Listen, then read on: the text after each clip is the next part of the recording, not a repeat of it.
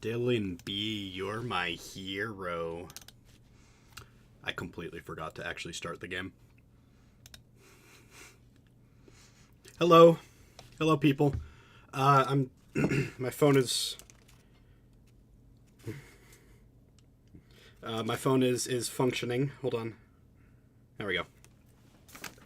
It wasn't functioning a second ago. It is functioning now, so I can have chat without that. Now we have to sit here. I should actually probably put us on camera only. Am I on camera? Yeah, we're on camera only. Cool. So you guys don't see my secret, super secret Steam stuff. Hello! Hi! I just finished showering. Hold on. I'm gonna close this.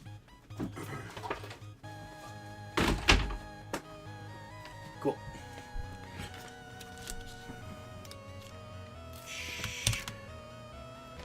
Hello! What's good? What's happening? What's up? Why is it windowed right now? I don't know. Need to throw this away. Okay, kind of scuffed. I honestly thought I was going to be done with what I was doing a lot faster. I just finished work. So that's why I'm in kind of a hurry. That's why I have my Rancheritos burrito just kind of here. You're just going to have to deal with that, sorry. I don't have a fork, though. Andrew, why do you need a burrito or a fork for a burrito? It's complicated.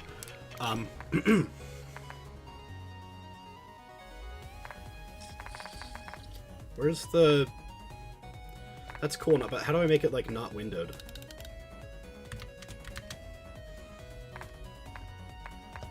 Is that a thing I can do? Oh, it's right here. Display full screen, there we go. Cool. Hi. So, I wanted to do this, like, right after work. Also, I think I need to turn this volume down. If...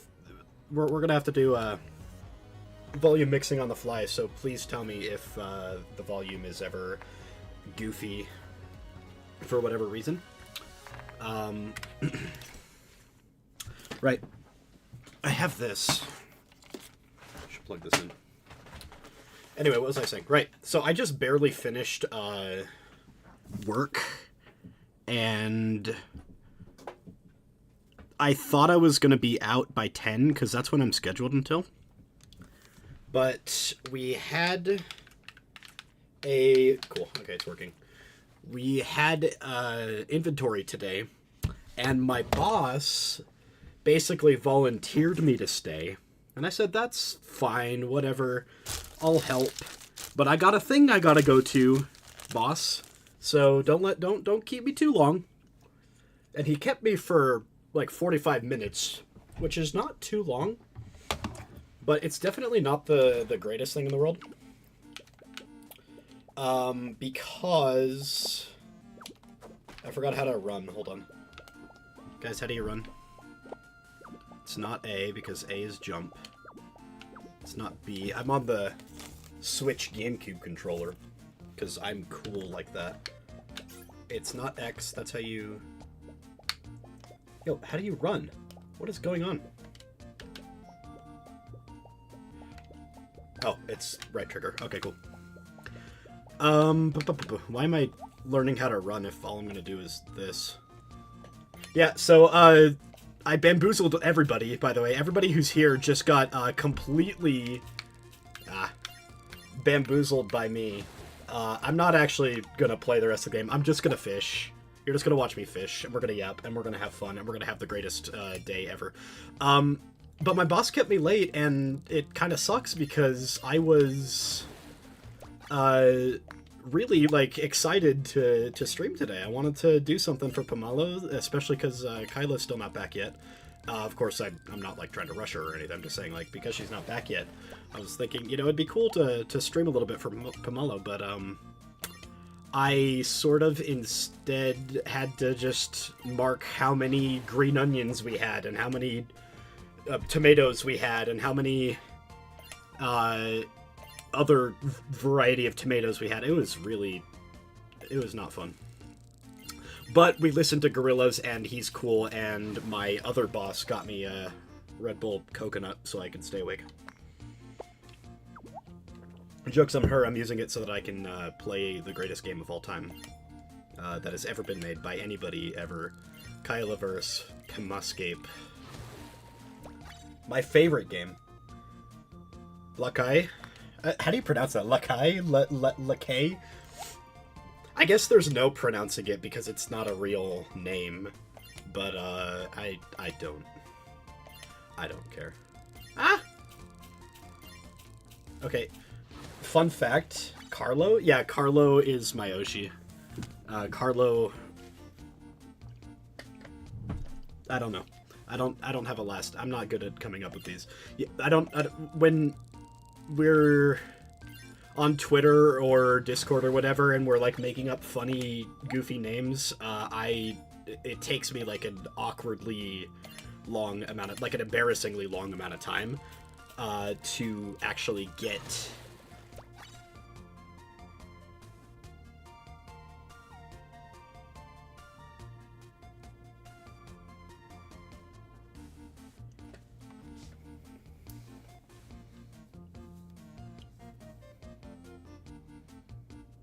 to come up with a name, to come up with something funny.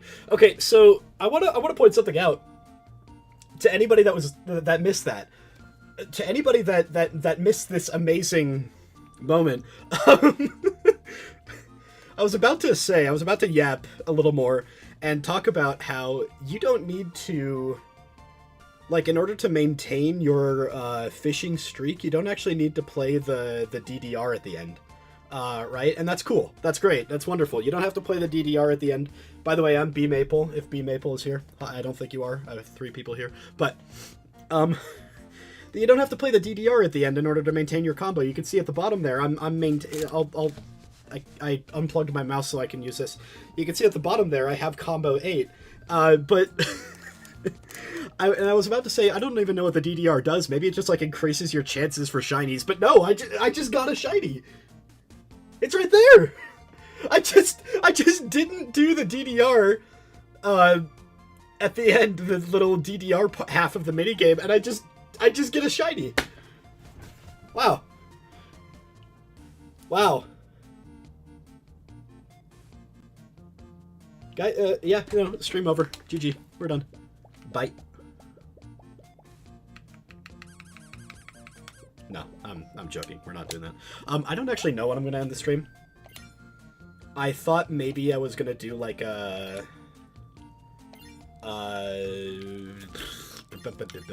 was I gonna do?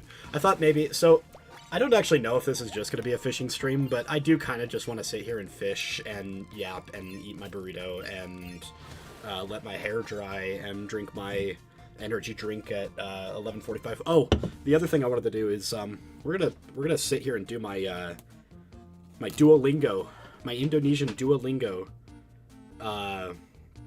for the day. Let's get us to camera mode so I can pull up the chat without it being chatception. We're gonna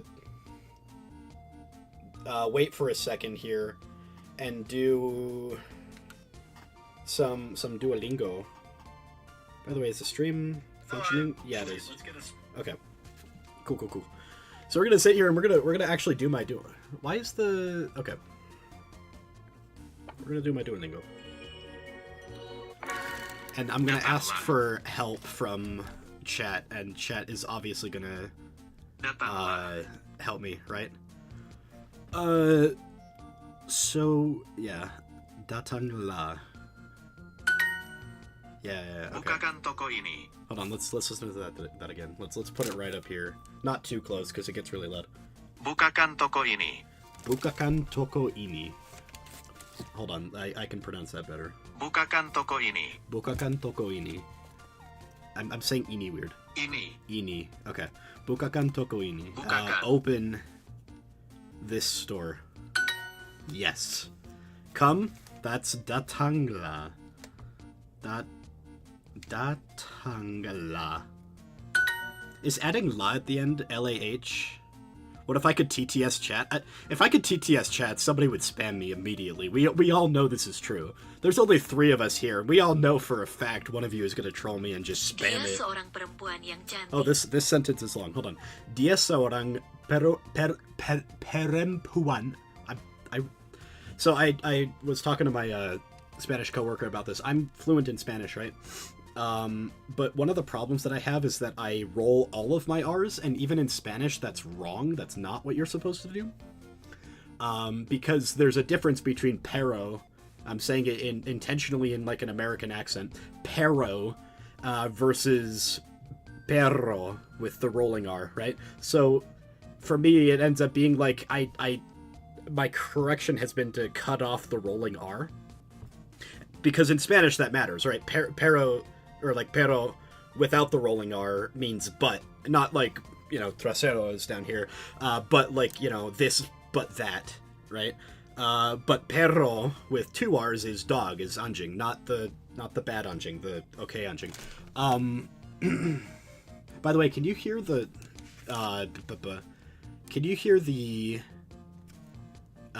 background music? Tell me in chat if you can hear the background music. Anyway, but my problem with Indonesia, or rather, let's be entirely clear. It's a good thing that I know Spanish and that I'm fluent, because this is gonna sound weird out of context, but the like Mexican Spanish accent that I picked up, and according at least to Senate, who might or might not be in chat right now, the Indonesian accent I am currently picking up. You can hear it? Okay, good. The Indonesian accent, and how's the volume? Is the volume okay? Like, can you hear me well, compared to the, game volume, whatever? Like, please let me know if the mixing is good. Anyway. But, according to Senate, when he was helping me translate for a video, that I was doing in Indonesian, he said that my accent was, like, okay, and you know, not bad, and I'm happy about that. I'm actually pretty ecstatic. It's good? Okay, good. But I was... Thank you for letting me know. Okay. But he said, like, your accent is fine, it's understandable, it's not, you know, the best, but it's good.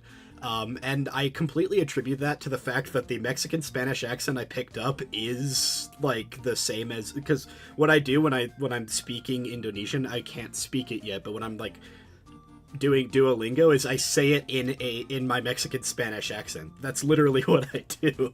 So when I'm trying to say this word, or this sentence, it's dia seorang perempuan yang cantik.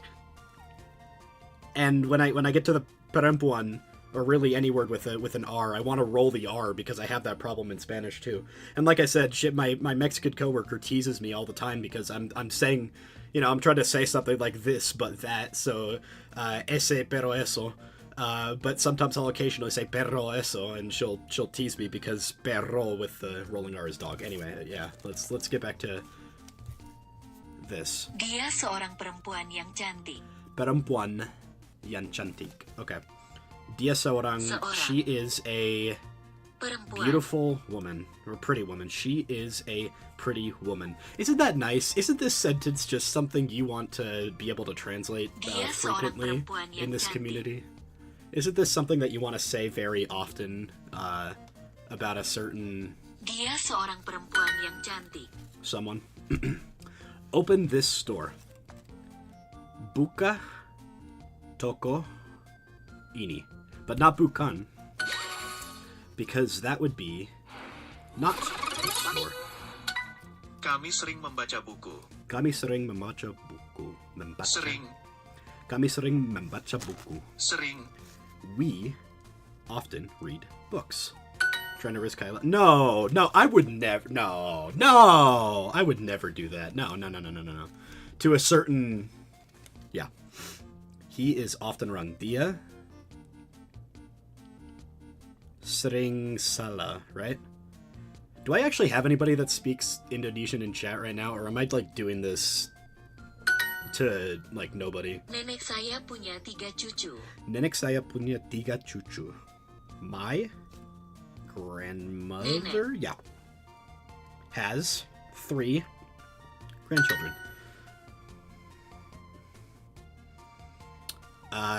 Dia. I know this one. Dia adalah perempuan. It's the same sentence. Dia adalah perempuan yang cantik. Cantik. Okay. Dia punya 10 orang cucu. Dia punya seorang what? Dia punya 10 orang cucu. 10 orang. Dia punya 10 orang cucu. Is he saying chuchu? Yeah, chuchu. I did say chuchu. Thank you. Okay. I appreciate it. Thank you. Ini kakekku. Ini kakekku. This is Kakekku. my grandfather. My grandmother, nenek saya, sedih ketika kakek saya meninggal. That's very sad. That's very sad to hear. Nenek saya sedih ketika... Hold on. Nenek saya sedih ketika kakek saya meninggal. It's my grandmother was sad when my grandfather Di died. mana adik kalian? I Di mean, mana adik? I guess if you're gonna teach death, you might as well teach sad Di too. man adik? Di mana adik kalian? Adik. Where is your younger sibling? Where is your younger sibling? Go. My mother has 2 younger siblings. Ibu saya punya 2 adik. By the way, one of the options was just flat out terima Suami kasih saya punya banyak, kakak like dan the whole sentence. Terima kasih banyak. Just the whole last sentence. That's funny. Suami saya punya Suami saya punya kakak dan adik. kakak. Oh, we're done. Cool. All right, let's go back to the game. Boom. Boom. Boom. Let's actually bring back up the chat on my phone now. I did in fact say choo-choo. Because apparently choo-choo, but just like see you, is the word for grandchild.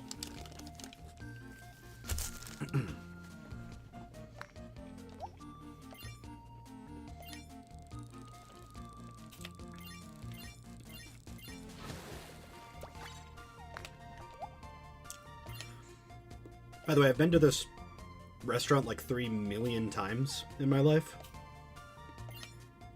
And I keep forgetting how big their burritos are. And I don't actually eat a lot throughout the day. I know. Big, massive, fat dude sitting here saying that he doesn't eat a lot, but it's true. I eat like 1 meal a day. And I already had that meal like 6 hours ago, but I have medicine that I need to take with... I messed that up. I have medicine that I need to take with fat. It's fat-soluble medicine. So I have to eat something, and not just something at all, but something fatty every night around this time, so I can take that medicine. But there's a problem. And that's that I also have GERD. So, as soon as I'm... Acid reflux for you Americans. So, as soon as I eat this burrito at this time of night, being 11:56 p.m. Mountain Standard Time, we have the problem where I'm eating something fatty before I go to sleep, and I also have GERD. So, it's like... Excuse me. So it's like, I have to take this medicine, so I have to eat, but also I have to sleep, and it's hard to sleep when your stomach is in a lot of pain. I don't even want to do this DDR part, man. When your stomach is in pain from the food that you just ate. So I have to eat the food, but also I have to not eat the food. So it's like a really bad catch-22. It's like the worst possible catch-22. Burrito, go, oh no. I mean, let's be honest.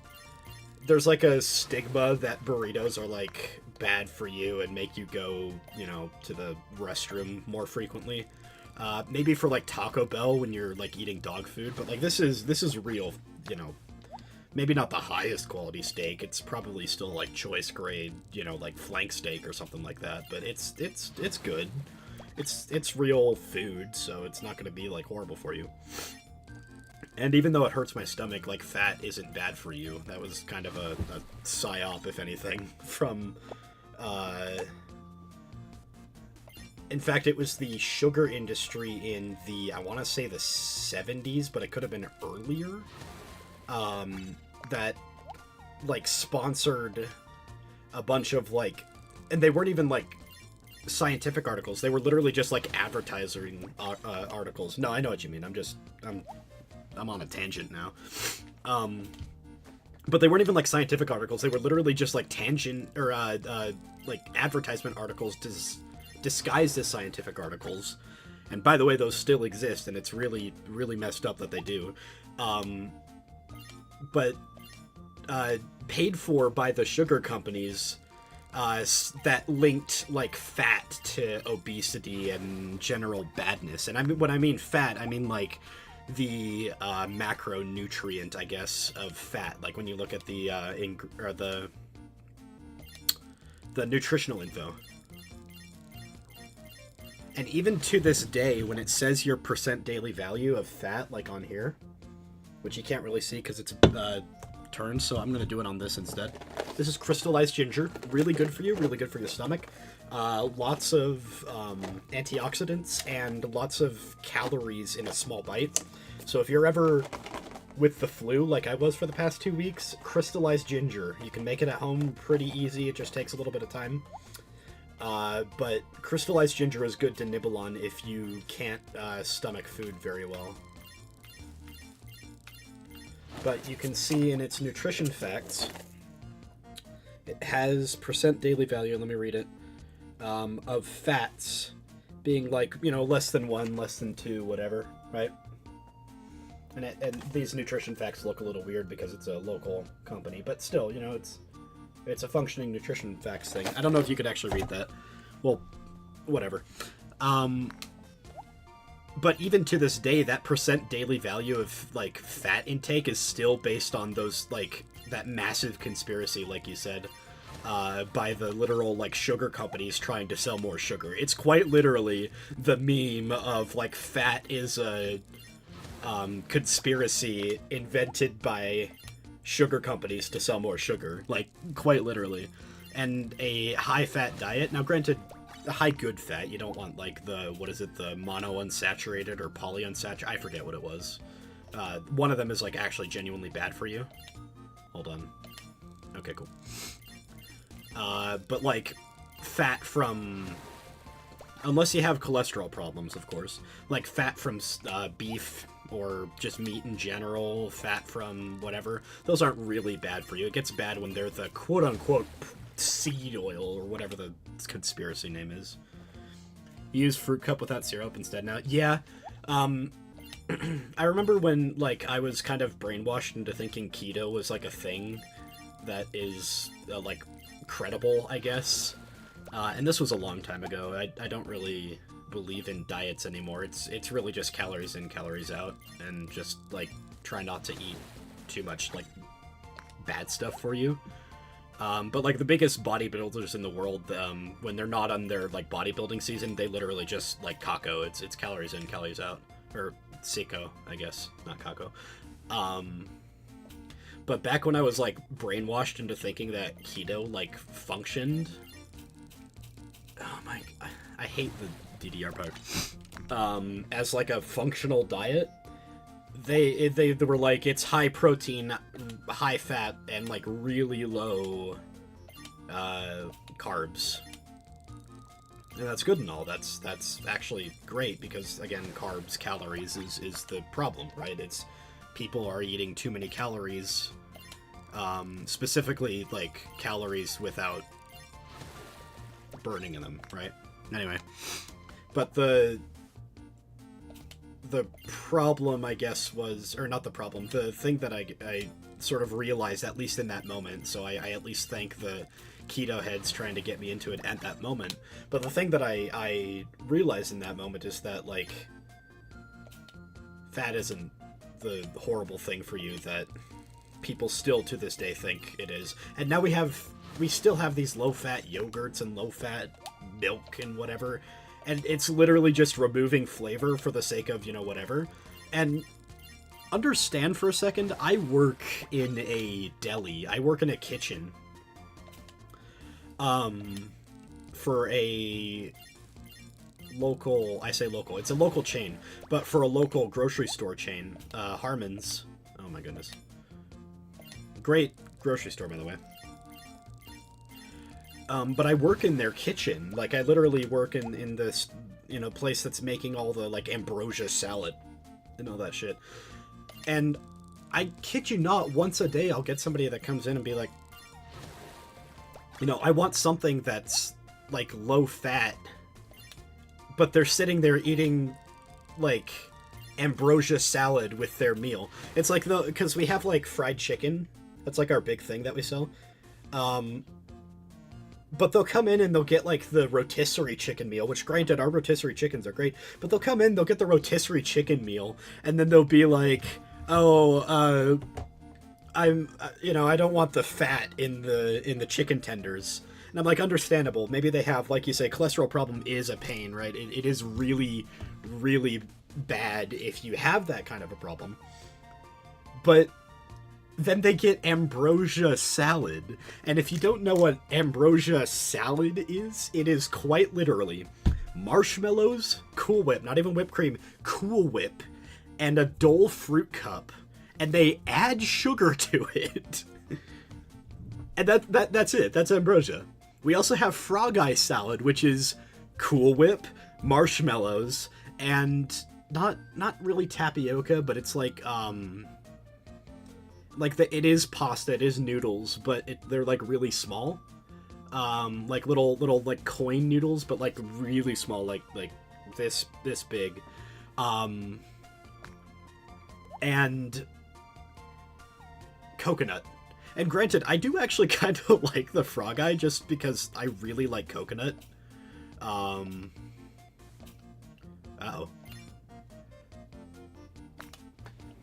We lost the streak, boys and girls. It's over. No, we keep going. But, like, I like, Frog Eye is my guilty pleasure, even though the name is incredibly stupid, and I'd actually probably prefer to eat real Frog Eyes. But, yeah, it sounds fine, but the problem is, they're called salads at our store, and officially they're called salads. It's ambrosia salad, and again, ambrosia is marshmallows, Cool Whip, and a Dole fruit cup. Like, is that really a salad, bro? Chicken without salad type. No, like, like, chicken without nutrients types. They're getting, like, chicken and ambrosia salad. But the part that really pisses me off is when they come in and they say, like, oh, I'm on a diet, and then they get, like, potato logs and a roll. And they're like, I want to get a roll instead of a cookie. You know? Because I'm on a diet. And I'm like, bro, you're getting chicken covered in carbs and fried, and then you're getting potatoes covered in carbs and fried, and then you're getting carbs on the side. It's whatever. Hi, Senate. How are you? I was talking about you earlier. You missed it. I was gassing you up, calling you the coolest guy, coolest Pomalo, actually, like guaranteed 100%. Anybody that wants to be cool has to be at least like half as cool as Senate. That's what I was saying, right, guys? That's exactly what I was talking about. Of course, he can go back and check for himself. He can you know, rewind the stream. I have replay on and find that for himself and find out that I'm lying right now. I am a massive liar. I'm a big fat 6'3", 260-pound liar. Or what is that in? What is? I could never be that cool. Nah, you're there. Don't worry. You're like 75% as cool as him. It's just like that last 25%. That's the hurdle. That's like the hard part. What was I looking up? What was I looking up? All right. 260 lbs to kilograms. 118. So 190 centimeters, 118. Yeah, 18. 118 kilos. Liar. That's me. Big, and 190 centimeters. Fat, 119 kilos. Liar. You try? That's good. My recent thing, when somebody says I'm cool, my recent thing is I say, yeah, I know, I try too hard. And that always gets a chuckle. And then I cry because it's true. My aunt actually got on my ass a couple months ago. She doesn't like that I'm, like, brutally honest. When somebody... Because in American English, and understand, this is an American thing, this is not actually an international thing, but in American English, when somebody says, how are you, the expected answer is either nothing or good, right? They're not actually asking how you are. What they're... It's like a greeting. It's essentially identical to saying hello. And instead of saying hello back, you could say good, or you can ignore it, right? And it still, like, functions. That's American English. Side tangent about that is that if you go to, like, Germany or something and you say, how are you? Their response is exactly how they are. And my aunt, who, fun fact, lived in Germany for quite a while, got on my ass a while ago because I started just being brutally honest. When somebody would ask how I am, I wouldn't, like, go into some tangent because that's cringe. Nobody needs to know, like, great detail about my personal life. But I at least say, like, you know, if I'm tired, I'll say tired. If I'm grumpy, I'll say grumpy. If I'm literally, like, sad, I'll say a little sad right now. And every single time they ask what's wrong, and I say, oh, just, you know, you asked how I am, and that's how I am. But she got on me because she didn't like that I was constantly saying, or when she said, like, how are you, I would say tired. Because that became my default. Like, how are you? I'm tired. And she didn't like that, and she even got me a shirt. I don't know if I have it in here or if it's up. I'm pretty sure it's up in my dorm at school.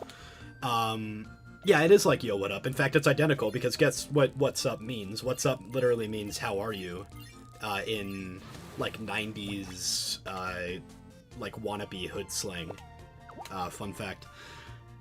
What up is what's up, which literally means how are you. So yeah. But I have a shirt that now says permanently tired up at my dorm in Ogden, and I'm about an hour away from that by car right now, so I'm not going to go grab it. But she was getting on my ass, like, you can't say that to people. You can't put the burden of, like, conversation onto them. And I'm saying, I don't want the burden of conversation. They asked how I am, and I'm giving them an answer. So she reconditioned me to just say good. Like every other American in America when somebody says how are you or what's up. Although when they say what's up, the correct answer is nothing much.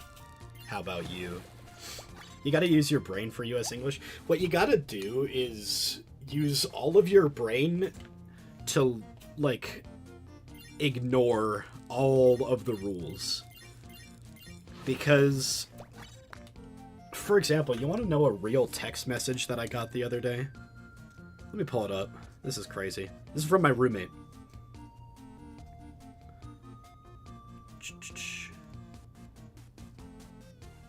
Here, I'll put myself under the bus too first.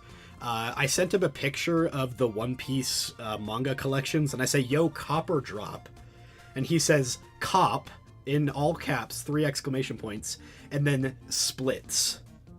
That's it. That's the entire conversation. Yo, copper drop, followed by cop splits. What does that mean? Okay, so copper drop. Copper drop is essentially, should I get this? Should I cop this? Cop means get. Or should I drop this? Not get this, right? Drop, like dropping a TV show that you don't like anymore, like when the anime just kind of becomes like self-insert fan service, you drop the anime, right? So it's the same sort of idea. Should I cop this One Piece manga set, like box set, or should I drop this? His response is cop, obviously saying I should cop it, I should get it, and then splits. And what he meant by splits is we should split this. Usually they mean 50-50, but like we should split the price on this for split ownership. So that was the entire conversation. I didn't even buy it. I did not even buy them. I literally, like, it was almost because like now we're at level 2 of this grammatical analysis, where the entire conversation was ironic. The entire conversation was, I'm not copying, or like I am 100% dropping this, but I'm saying to you, should I cop this? That's the conversation. It's like 112% irony, copper drop. So there's your like lesson in grammar for the day. What is going on? Why are all the fish on the ground right now? By the way, is my backpack full or something? Yo, what's going on here? Maybe it's full? Is that normal? Yo, did I discover a bug like 3,000 years after the game came out? Let's go find out.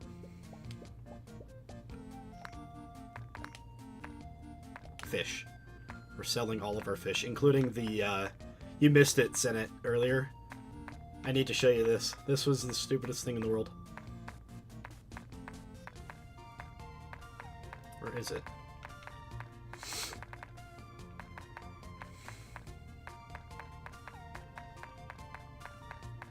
So I was talking, I was about to talk about how that little DDR minigame at the end, here it is.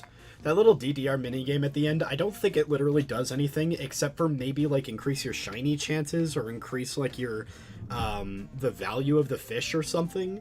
But right as I was about to say that I think it like increases your shiny chances, so I'm just not gonna do it, I literally got the shiny manta ray here. So yeah, there you go.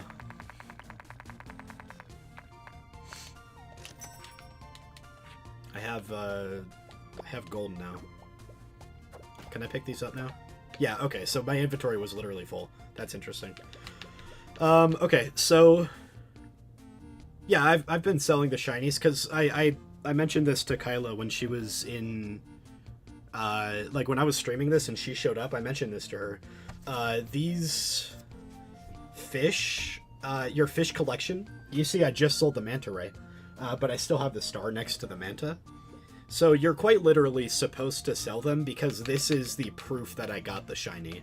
So essentially, there's like there's no hold on, throat hurting. There's no like reason to keep the shinies because here it is. You have the shiny. It's there. It's sitting there on my screen. So yeah, I think the correct move is to just always sell them. Also because money is important for a couple of things. Like there's a lot of hats you can buy worth money, and then I guess that's actually it.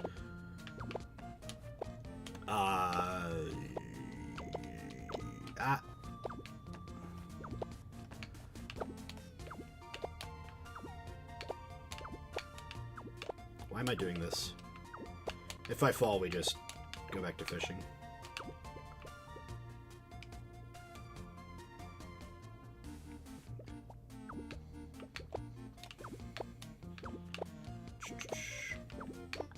But yeah, there's no real reason to like keep the shiny fish aside from like owning it because you already have like the proof of purchase, so to speak.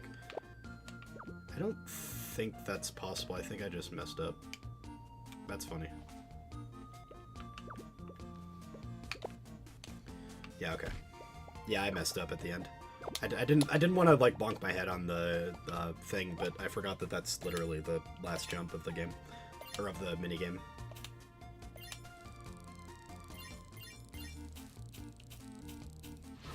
Yeah, like again, I don't like that DDR thing, but I also don't like just like ignoring it. So, before we do anything, we need to pay respects to a certain somebody. Everyone pay your respects right now. While I take a bite of my burrito that's fallen out onto the parchment paper.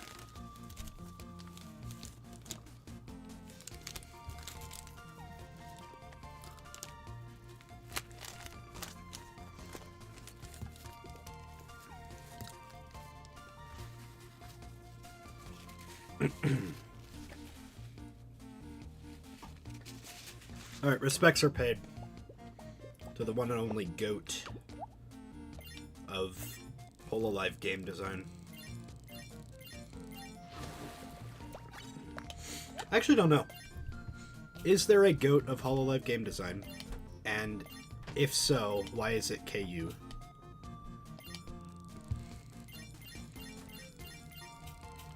Maybe I should play Holocure on stream. Hey, Blue L. Nice. I don't think I've actually ever played Holocure on stream, but also I'm not a streamer, so that's not necessarily required anyway.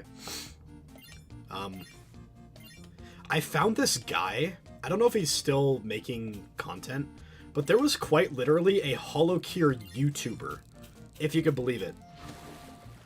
I kid you not. Wow, 2 Blue L's, okay. That was actually, like, really fast. So this Holocure streamer, like, quite literally, or not streamer, maybe he's a streamer, but he's quite literally a Holocure content creator. Like, he was making guides for all of the talents, all of their best weapon combos, all of their best whatever. I don't know if there's a Holo versus Robo content creator, but it should be Shadow Sky. Quite frankly, I don't know if he's here right now. I don't know if he's like sitting in the rafters lurking, but it should be Shadow Sky. He knows so much. Have you guys like watched his? I guess he has made content on it because like, have you watched his videos? He knows what he's talking about. It's interesting. Like, talented artist, and he's like really good at the Hololive Plants vs Zombies game. Like, that's crazy. He's actually really talented like that, and you should go check him out. Link not in the description because I'm too lazy to do that. Holocure is addicting, especially the grinding for achievement part. Yeah, I mean, I wish that this game had achievements. I actually had this idea. I'm not going to do this, so I'm fully willing to admit this. I wanted to speedrun this game. This game. Pemascape. Pemascape. I still don't know how to pronounce that. I wanted to get into speedrunning this. And so that's why I was like making such a big deal about it on Twitter and like linking the guy who like had the world record. I don't know if he still does, but I'm pretty sure he does. I like watched, I even like went to his channel, I subscribed, I commented, I liked it. Like I was really, excited. And I wanted to kind of like speedrun this game as well.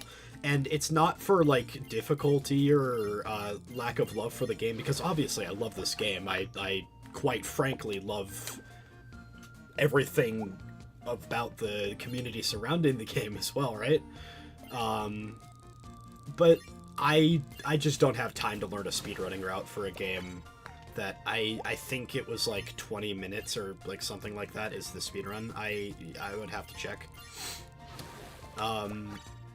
But I decided I quite literally like don't have the ability to like learn the routing and then practice it and optimize it and like start trying to do, implement my own strategies and become like a leading speedrunner for this game. And again, as much as I love Kaela, like as much as I would want to support her in that really like weird and niche way, because I love watching speedrunners and I love watching speedruns, I don't think I could do that with my school schedule, and especially with my league schedule. Like, it was quite literally the choice in my head was, do I want to practice league while I'm here at Weber State University, like, with literal pros, which I'll talk about in a second, but, like, do I want to practice while I have pros in the room with me, or do I want to practice speedrunning this game?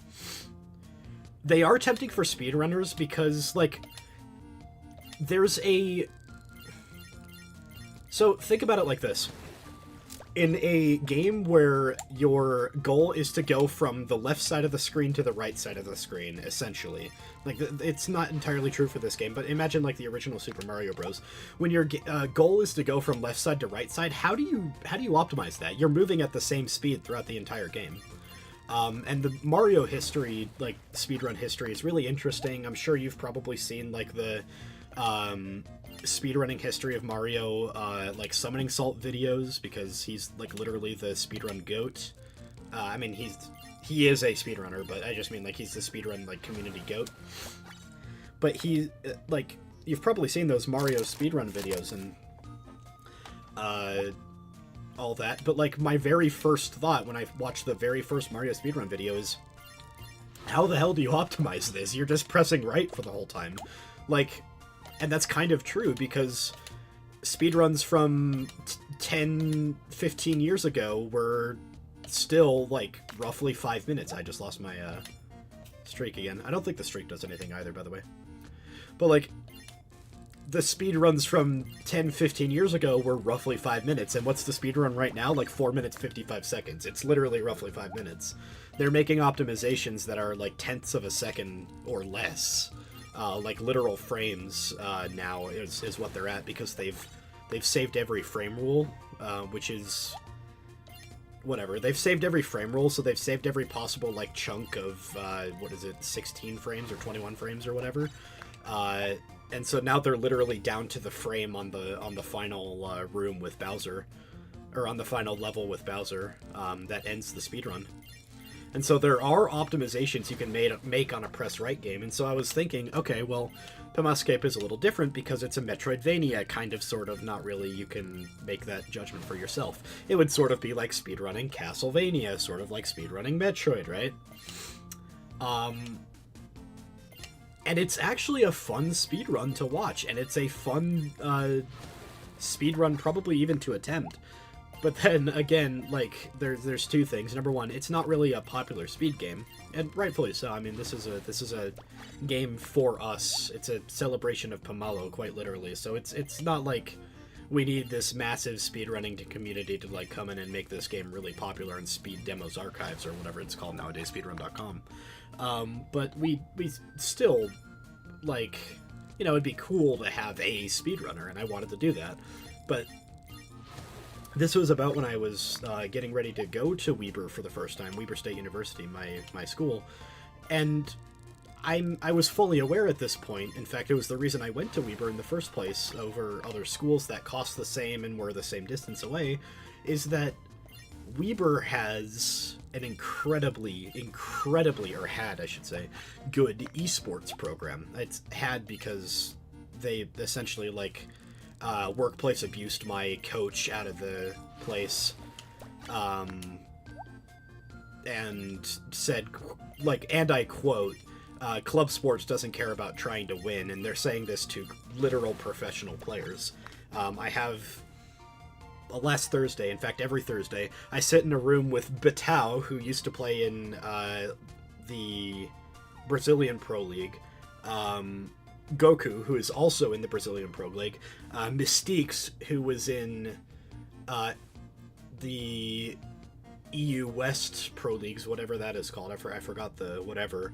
U13, who's being scouted by multiple professional teams and is in, like, multiple discords with, like, Coach Rogue and, like, Coach Beck, or Bach, Coach Bach and all that stuff. Like, he's quite literally, like, the like, upcoming jungler in the, like, behind the scenes professional scene. Like, he's being scouted constantly. He's my personal coach in the role, by the way. And then Sendy, who's also challenger. I don't know if he's planning on going pro, but he's their team captain. He's like, big on the, like, esports program as well, just as a program. And, like, literally 3 pros, 2 challenger, or I mean, they're all challengers, but 3 pros, 2 other challengers.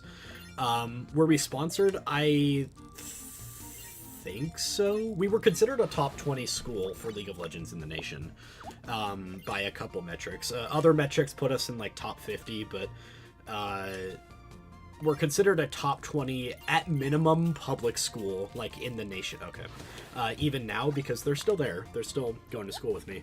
But a lot of them aren't planning on coming back in the fall because they have moved the focus away from professional scouting, from getting sponsorships, from, like, growing the program as a professional program and making it into a club program.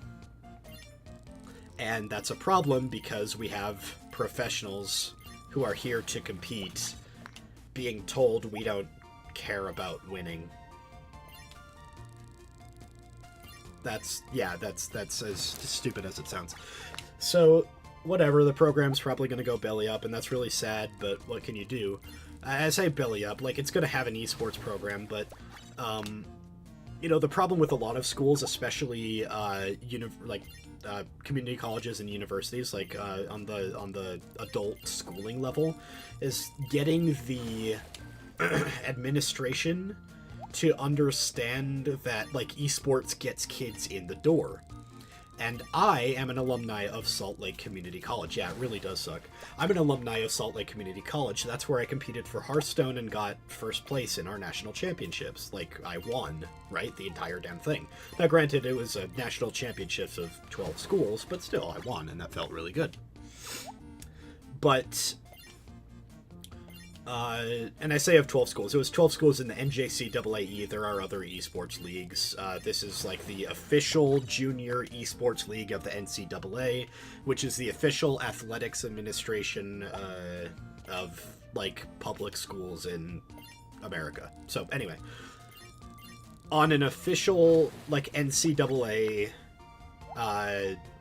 database somewhere in the world is my name, and the game is Hearthstone Heroes of Warcraft. Sorry, they took away the Heroes of Warcraft tag. The Hearthstone, the digital card game. That's cool. But their problem for as long as I was there, and it was resolved while I was there, but their problem for as long as I was there is getting the dean and the administration of the sports programs to accept esports as a, in their case, sport, but in general as a club that gets kids in the door, that gets kids to go from high school to college, or to go back to college, or whatever, that gets people, I say kids, but students, that gets students into Slick, that gets students into the school, and specifically their school. And Coach Sosa is the GOAT of all coaches, because he actually got the school, in my time being there, to recognize esports as something that's worth investing in, because it gets students to go to school. And, again, more importantly, it gets students to go to their school. Because why would you go to UVU? Why would you go to Dixie State if you could instead go play League of Legends, or Hearthstone, or Rocket League, or Valorant, or fucking Mario Kart? Pardon my French. Literal, like, Mario Kart 1v1s, not even like party mode, Mario Kart, or multiplayer mode. Mario Kart 1v1s is an option, and by attending for one semester and showing even just a modicum of interest, you get a full tuition waiver. My college was free over there at Slick. Community college, granted, but it was free because I played Hearthstone. It should be accepted. Oh, okay, hold on. Chess isn't accepted as a sport, and I've been convinced that esports needs to be put into its own category, given the same treatment as sports, like 100%, or at least as much as possible. There is some limitations and like logistics and sponsorships, and the fact that most people watch esports through Twitch means that it's like naturally less. Oh, this is my first time catching a Pomelo. Look at him. There he is. He looks so sad. I should sell him. I'm gonna sell him and only him. Fish. He's a fish. Alright, I sold him. Only the Pomelo has been sold. But there's like logistical problems with the fact that most people watch esports through streams, and the fact that streams make less money than commercial broadcasts on television. On I don't know if it's still satellite, but I grew up calling it satellite and cable television, so, you know, satellite or cable. Because those have advertisers, and they have the television networks, and they have 8,000 other things. Lucky Pomelo now with Mama. You know what? You've convinced me. I need to make that Pomelo's life miserable. He's now covered in fish. Yeah. He now has to share the attention with this pile of fish that's been dumped on top of him. And again, I think esports deserves its own recognition, but at the end of the day, it should be treated like a sport. but something adjacent, the same way that chess is. Younger kids would jump on like fish. No, and absolutely, and that's what it is. That's what happened at Salt Lake Community College, where, again, Salt Lake Community College with Jeff Sosa was trying to convince the dean, was trying to convince the, especially sports faculty, that esports should be taken seriously. And that it should be taken seriously, specifically, like I said, as a way to get kids in the door, get kids going to school, get kids going to their school.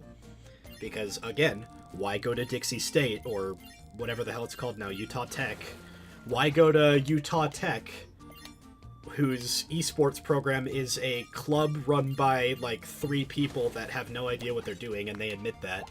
Or go to Salt Lake Community College, where you get free computer lab access, you get a full tuition waiver after just 1 semester of being in the program, you get, all this other stuff, and all you really have to do is just attend school there and be a full-time student and have a C average or better.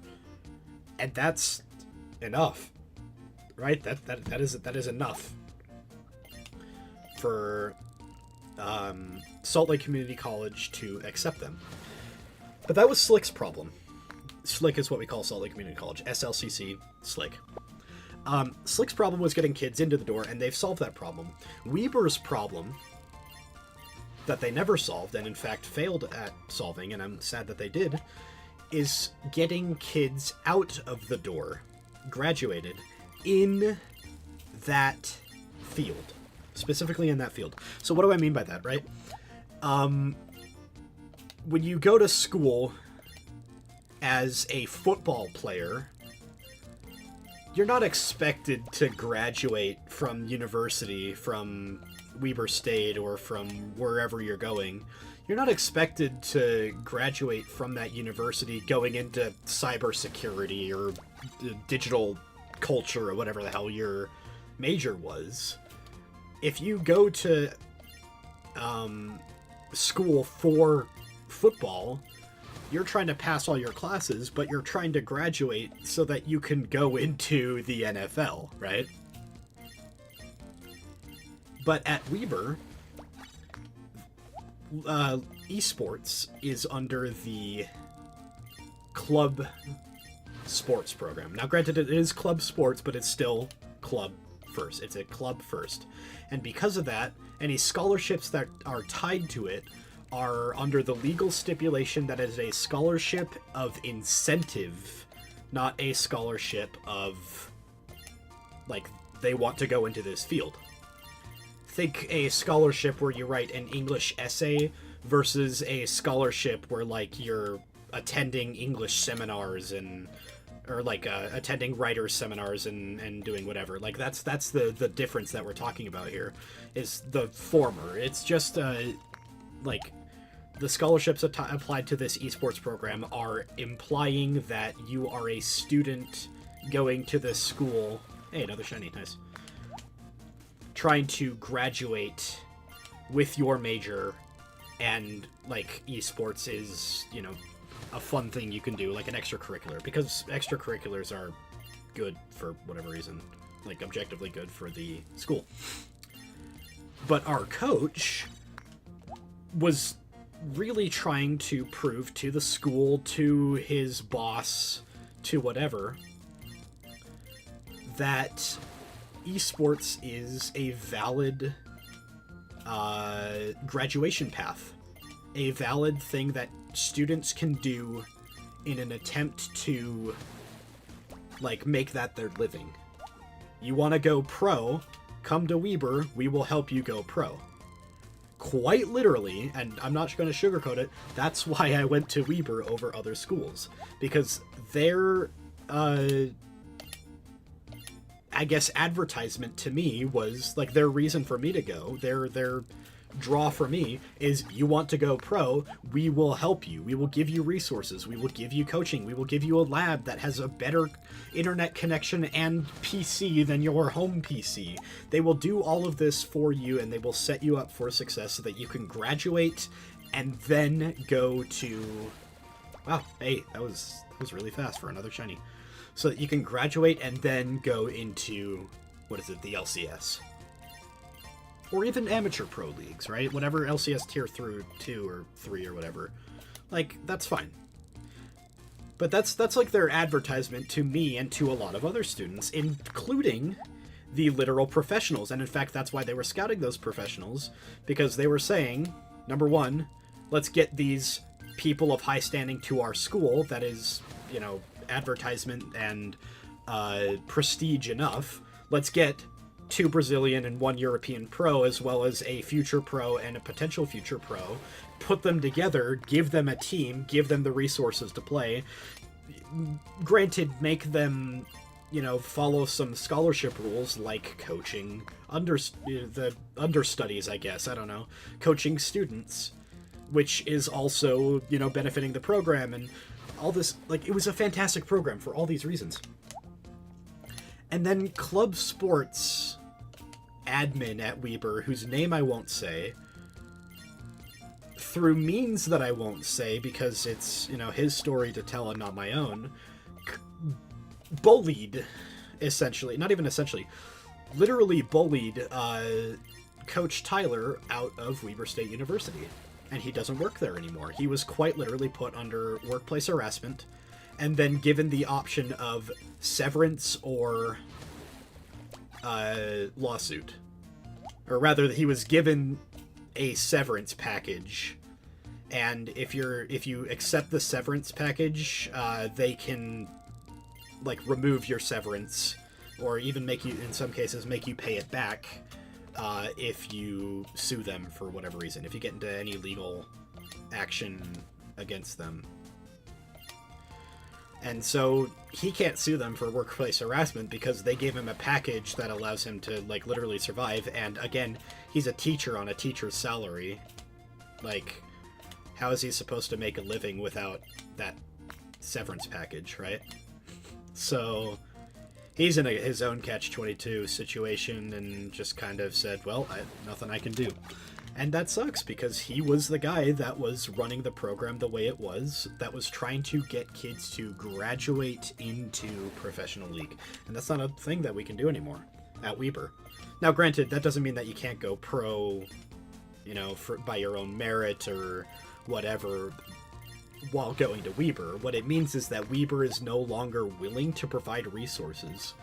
And you might say, okay, well, maybe he was going against the club sports director that, like, never wanted this to be a thing in the first place, because that's what she kept saying in the stupid town hall meeting that we had. She kept saying that was never our intention, but the problem is that they hired him for a position that didn't exist and said to him in the interview process, make up this position. And he quite literally said, I want this position to be esports, right? I want this position to be getting kids, adults, I guess, getting students, like, into esports. Not into Weber, not into their degrees, but into esports. And they said, we're on board. And that's the problem at Weber right now, and the reason that the program at Weber just doesn't exist anymore. And it's the unfortunate truth that, while I'm grateful for the time that I have here at Weber, and the connections that I made, the fact that I have on my friends list 5 professionals, right? The fact that I'm, you know, friends with these guys. I literally hang out with them every Thursday. After class, after my English class and before my math class, I have like a 5-hour period where I just go into the computer lab and they're all there. And then they're like sporadically there the other days of the week.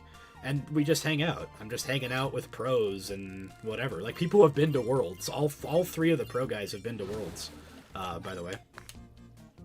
Maybe only 2 of them, but still, like, pros, right? And then I can, you know, it's cool that I can DM Twitter videos of, like, the new top lane quest.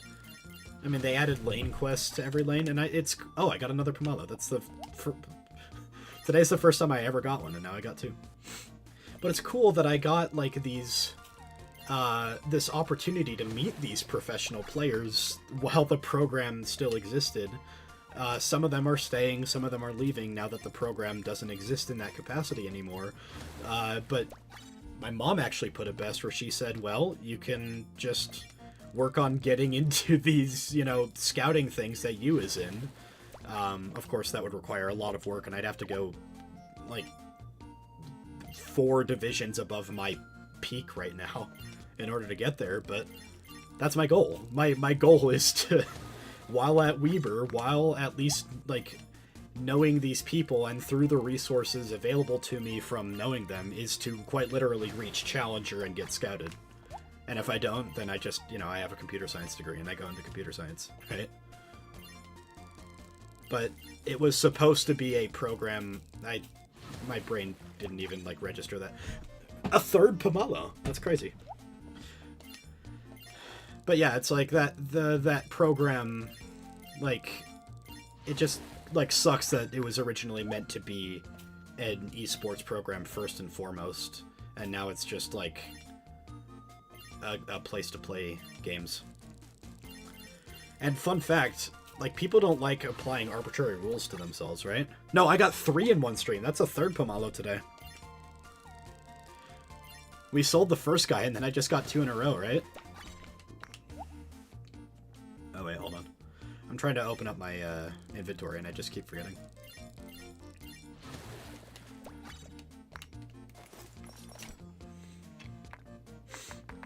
There's 1... Yeah, there's 2. 1, 2, and then we sold that guy earlier that we covered in fish later. Yeah. Anyway. It's really sad that, I don't know if you can get Golden Pomelo. I feel like somebody said, hello, Kylo. Pacifici? I don't know. I don't know when YouTube is going to fix the, like, names thing. I have the plugin on my, Google Chrome, but obviously I can't pull that up because I don't have my second monitor plugged in. But yeah, I got 3 Pomelo today. They're only worth, like, 90 gold, so I don't care. But also I just don't care anyway because I've essentially 100% of this game. I mean, I haven't gotten all the hats and weapons, so 100% I have not 100%ed, but I have completed this game. I don't know if anybody was here for the legendary moment when I assaulted Kaela with sorry, spoiler alert, Kylo's the final boss. When I assaulted Kaela with my Kaelinium brick and an entire full inventory with the healing item that gives the absolute most amount of healing that I grinded for. I want to clarify that I grinded for. I went out of my way to go to level 3, restart the level, like, go down a specific pathway, pick up the potion, reset the level, and do it all over again, so that I could get the materials for the Kaelinium brick and get the ancient potion. I'm sure it's found in other spots, but that's, like, the quickest from spawn spot that you can get ancient potions. And I did that until my inventory was filled with them, so that I could spam these 33 HP regeneration things, so that I could literally just, like, assault Kaela while she's trying to nap or something. I don't remember the lore of this game. I think that's the lore, right? She's taking a nap and we just, like, show up with bricks and start throwing them at her. I'm pretty sure that was the story in the cutscenes. Hold on, I have to send a link to my buddy. Anyway. Oh, he already found it. Wow, that's funny. Okay, so I have a friend who was busy up until right now. 11:57. Sorry, 12:57. 47. Also, I messed up my chain, so that's nice. But I have a friend who was busy and not at his phone for quite a while. But he usually comes and watches my streams. He doesn't chat or anything, but he's probably here right now. Hello to that friend. And I get a message from him based on something unrelated. Hey, second golden shrimp today.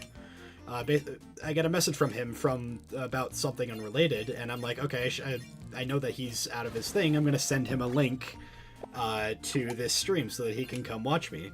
And then I go to the group chat, And I find out he already found me. He said rare midnight algorithm poll.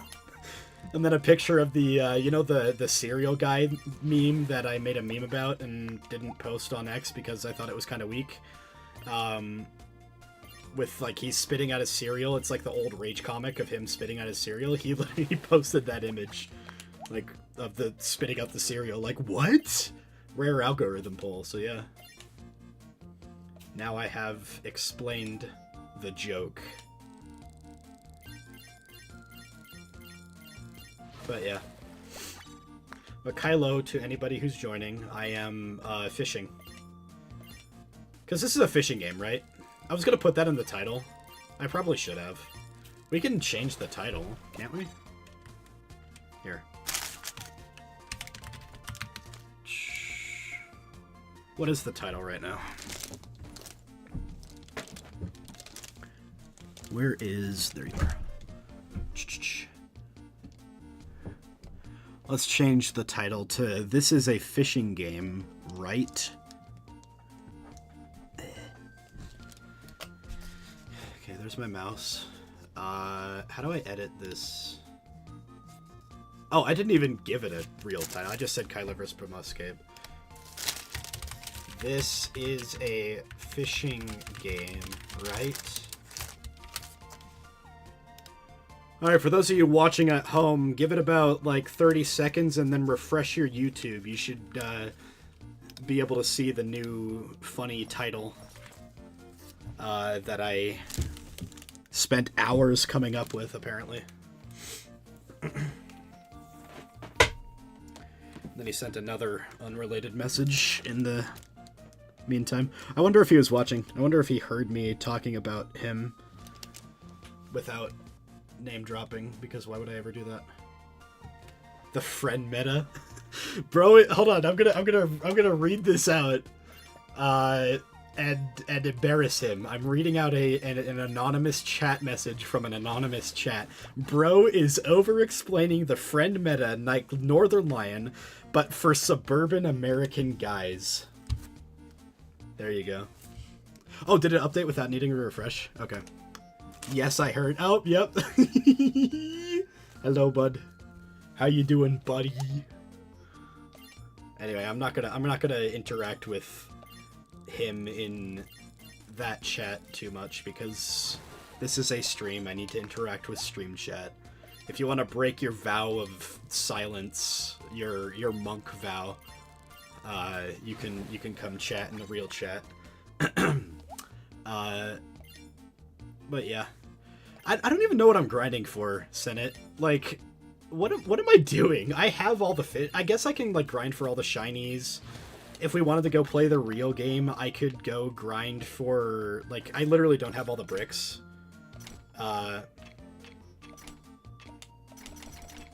Wait, I do. Oh, never mind. I don't have all the hats though. I could go grind for the hats. I don't know how you get them, but you know I could go do that. I could go do whatever, but I was just gonna fish. Like, this isn't even really like a collection log stream. This isn't like a for fun, like playing through the boss fight again stream. This is oh, right. Sorry, Facecam, thank you. Sorry. I don't have my stream like playing, so I didn't see that I was on camera mode the whole time. Let's bring this back up. I have all the bricks. I don't have all the hats. Yeah, there are hats. Did you play this game? Thank you for letting me know, by the way, Pacifici, man. I'm just grinding for grinding's sake because I enjoy grinding, I guess. I don't even really... We're gonna put gotcha on my head. I mean, I do enjoy grinding. My favorite game of all time is, like, World of Warcraft Vanilla, like the grindiest version of Warcraft. Granted, it's, like, one of the least grindy of the, like, old-school, really grindy MMOs, like Star Wars Galaxies, or, like, RuneScape. Old-school RuneScape, I guess. Or any of those. But, you know, it's still a grindy game, and I enjoy it because I can, like, just sit down for 14 hours in a day and just like do quests and get gold and just have a blast while watching YouTube or whatever. And frankly, that's what I'd be doing right now if I wasn't streaming, is pacify. Oh, it's not pacificy, it's Pacific CY.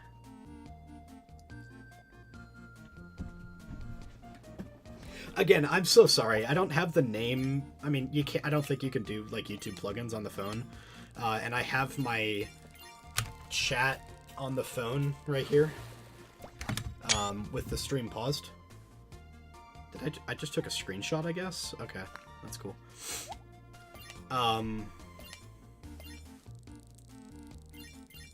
I just hit my keyboard. Anyway, but I have the chat on my phone because I don't want to plug in my second monitor, and in fact, I have to restart my computer when I plug in my second monitor because it is a drawing tablet. I wonder if I can get into the... Yeah, I can because it's not plugged in. It's an art tablet monitor that I basically only use for Dungeons & Dragons maps now. But yeah, all I see is the ats because if we were on mobile, or sorry, on the second monitor, we could see names with the plugin that I have, because I have the plugin that puts names in chat again. But we don't have that, and it's very sad. But I know Senate, I actually don't know if Anzu has a different name, but I know you exist. And I know B. Dylan is Dylan B, but I don't know if he's still here. But that's because I recognize when... there's like a couple times where you like super chatted and Kyla always says the name and she says Dylan B. And she says Senate. She doesn't say Senate, she says Senate. I love her accent. I'm sorry, I love her accent. I can't actually replicate it. My friend can, actually, and it's kind of spooky sometimes how well... Hello, Dylan. It's actually kind of spooky how well he can replicate her accent sometimes, and then he literally just tells me, I'm just doing like my bad, like, TF2 roleplay days, like, Russian accent, and I'm like, oh, okay. So, I guess if you want to do a Kyla accent, you just have to do, like, a really bad Russian accent, from people who I've never interacted with, from middle schoolers specifically, who have never interacted with anybody from the country of Russia. But anyway, I can't actually, like, replicate her accent, and it sucks because sometimes I really want to, like, quote her, but in my head I hear her voice perfectly, and then, like, I just can't, like, contort my mouth into the right shape to make the noises that she does. It's a very sad thing indeed when you can't impersonate Hiroshi. And that is why I will never cosplay as Kyla, and that's a lie. If I could cosplay as anyone, it would be Kyla. Or Louis. I was actually really close to buying a Louis cosplay once, like, random lore drop. But that's because I was looking for cosplays... How do I say this sensitively? I was looking for cosplays that didn't have a lot of revealing skin. And it's not because I am self-conscious, although I am a bit, I'm not gonna lie. But it's not because I'm self-conscious, but for... I'll just say it, for religious reasons. I was looking for a cosplay that didn't have too much revealing skin. But take a second on your own time, ladies and gentlemen, to go to the, like, Hololive official talent page and, like, genuinely try to look for outfits that have, at least, at bare minimum, a short sleeve shirt that doesn't show tummy, doesn't show too much chest, and, like, shorts that go down to the knee. That is the bare minimum I'm saying to look for, right? That is the bare minimum to look for. Okay, I do need to be a little bit quiet because my aunt and uncle are now in bed, so we might actually be close to ending the stream. I don't want to do that, but I forgot that people live here and need to sleep. Anyway, I would hate to end the stream so quickly, man. That sucks. But anyway, that's what I was looking for as a bare minimum. So genuinely, like, go and try and find at least a base outfit. It's a little easier when you get to the side outfits, but like try your best to go look for a base outfit of any talent where at bare minimum they don't show tummy, they don't show too much chest, they don't like it's short sleeved at least, so like, you know, down to the a little bit above the elbow and like a little bit above the knee shorts. It's actually hard. Even Kyla doesn't have that. She's got her midriff, right? Original form Kyla did. She had the skin tight dress, right? But like, you can't find that with like most of them. Frankly, it's genuinely like harder than it looks. So that's why I was going to cosplay as Louis, because Louis's outfit is in fact not like it has zero skin showing. So there was a point in time where I was planning on like actually buying a Louis cosplay. It was also a point where my friends and I were planning on just buying cosplays anyway, and then I think they just like didn't even get Hololive cosplays at the end of the day, and then we didn't end up going to the thing that we were going to go to together in cosplay. So you know, I think we could keep the stream going. I don't think we need to end it soon. Like I said. We might have to, just so long as I say a little quieter. So, if you guys need me louder, sorry, you're just gonna have to turn up the volume. And if you can't turn up the volume, sucks to be you. Yeah. I can't lie, when I heard another Indo VTuber, I thought they were Russian. Yeah, again, it's like... It's sort of like what I was saying at the beginning of the stream, where when I'm trying to speak Indonesian... I literally, like, and maybe this is only because it's my only exposure to another language, but I literally just speak Indonesian in my Mexican Spanish accent. Like, okay, here, I'm gonna do something. I don't like showing off language. Like, I kind of hate it when my mom says, like, oh, speak Spanish for me, because I don't really know what to say. But I'm just gonna start, like, reading chat and trying to, like, translate it into Spanish. And then I'm gonna just like say random sentences in Indonesian. So we're gonna start it like that. Mi nombre es Pacific CY, LOL, LOL. Solo estoy viendo. Oh, sí, solo viendo el art symbol. Probablemente no es un beneficio. I don't remember. I don't actually know that word. That's interesting. Probablemente no es bueno. Es el mismo para mí, pero en texto de Japón, texto japonés, no puedo mentir, cuando escuché a Michi Mochibi, otro VTuber de Indonesia, they even say Indonesia. I guess I don't actually know what they say in what they call Indonesia in Indonesian. Kylo, Captain Black, ¿cómo estás? ¿Todo está bien? ¿Estás bloqueando a mí? ¿Quién estás bloqueando hoy? ¿Estás bloqueando a... ¿Con quién te vi? ¿Con quién te vi hoy? Había otra VTuber que con quien estabas bloqueando hoy, pero no recuerdo quién fue. Ay, pues se me olvidó, lo siento. Pues puedes bloquear a mí. Captain Bullock, you can Bullock to me. That's totally fine. Anyway, I don't have... Yeah, here, just give me, like, sentences to say in Indonesian, and I'll say them in Indonesian. Because, like I said, it's, like... My accent in Spanish is quite literally my accent, like, that I use for Indonesian, because I just, like, don't, I guess, have too much exposure to a real Indonesian accent. And I want to point something out here. Everybody I've heard that speaks Indonesian, like Indonesian is their first language, every single person I've heard does not sound like Kyla's accent. Have you noticed that? I don't think there's a universal accent for Indonesia, obviously, but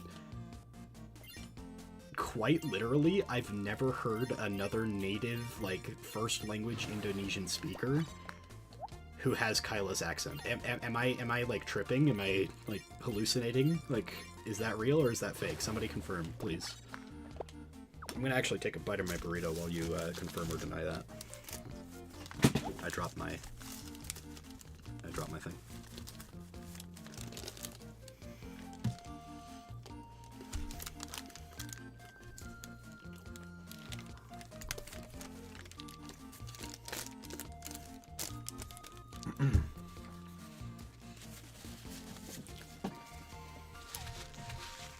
It probably depends. That's what I was thinking.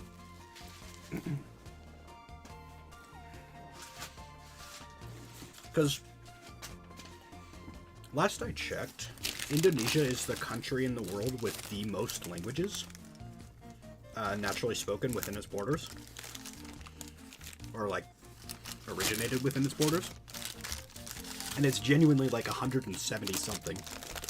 I like that. I'm Indo and my family doesn't have an accent, at least that I can tell. Yeah, I mean, that's fair. And again, I don't think there's like a universal Indonesian accent. I think it would be foolish to think that, actually. Let me grab the bag real quick.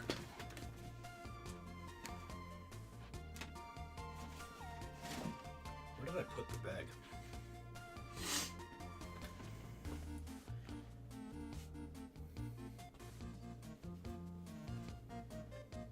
Did I throw it away? No. I probably wouldn't grab it out of the trash can anything anyway, but I had a bag and now it's just gone. Anyway, so I know for a fact that Indonesia has a wide variety of languages, and your language of origin tends to be part of where you get your accent from. I'm not even attempting this DDR. I got another Pomelo! Holy Senate, look. It's another one. And so for that reason, I could totally understand if Kaela, you know, grew up with a different one of those sub-languages, those... I guess most languages call them dialects, because that's how similar they are. Last I heard, I'm not an expert on the Indonesian language. This is just from, like, Wikipedia searching at 3 a.m., like, a year ago. But... yeah, fourth Pomelo, that's crazy. So I'm thinking to myself, maybe, like, that's where she gets her different accent from. Or, we also know that she knows Mandarin, so maybe she's, like, maybe she has, like, a secret hidden, like, stint in, like, China or something, and, like, in her formative, like, language formative years, and maybe she has had, like, a Chinese accent this whole time, and I just don't know, because, again, I don't know the Indonesian accents, and I don't know how they are supposed to sound. I don't have an Indonesian dialect coach, you know? Each island has its own regional language, and since in ancient times we were basically a bunch of island tribe with differing language and cultures, yeah. And, like, for that reason, like I said, it's genuinely like 173 languages or something, like, just within Indonesia alone. That's really fascinating. You guys are the country with the most languages in your borders, like natural-born languages. And that is really cool.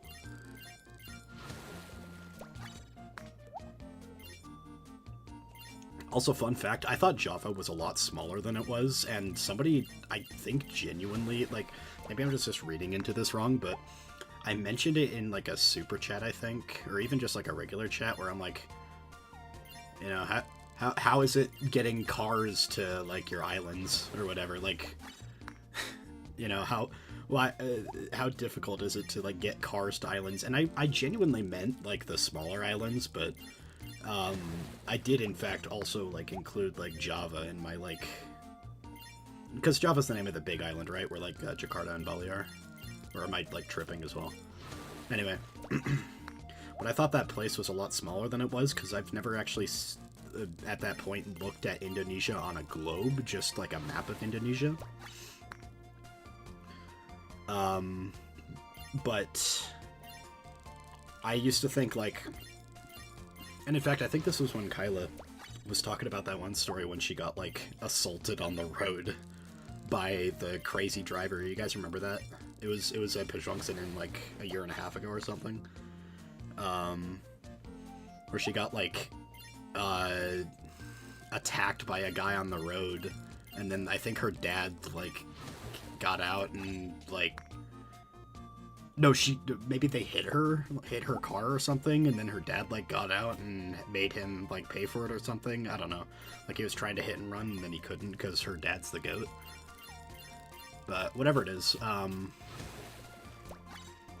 I remember I was, and that was the context that, you know, I'm talking about cars in Java, but I specifically meant, like, the smaller islands, right? Like, you know, how is it getting a car to one of the smaller Indonesian islands out there? And I think, and maybe I'm just reading into this wrong, but I think somebody replied and they sounded like genuinely, at least their tone of voice to me, sounded genuinely, like, upset. Like I was some, American, you know, ignorantly imperializing their, like, the ability to own a car. Like, you Americans think you're so self-righteous, only you guys can own cars or something like that. And I'm probably just remembering it wrong too, because it probably wasn't that bad. It was probably genuinely just like, yeah, no, we have cars, just don't be ignorant. But I thought, like, their writing was, like, genuinely rude, and I felt really bad. But I also just tend to feel really bad about things that I say or do sometimes, like, or rather the way that people might perceive it. Actually, here's a lore drop. One of my biggest fears is that I'll say something on Twitter or in stream, or especially if I'm, like, playing games. Like, if Kaela has voice chat on, like she often does, and she's playing games with members or with Pamalo in general. Yeah, I messed up. I have this fear that I'll say something, and that one of you guys who English is your second language, and this is, you know, nothing against you, but one of you guys where English is your second language, hey, another shiny, might misinterpret it and get, like, genuinely offended. And it's a real fear that I will offend somebody through, like, a misinterpretation of something that I said just by nature of, you know, the fact that I'm English and I'm speaking English to a mostly Indonesian audience. And so if that ever happens, please understand, I literally never mean to offend anybody, or even just, like, I don't, like, I hardly ever even, like, mean to offend anybody, like, as a joke. I might tease somebody, but at least with Pamalo, I try not to.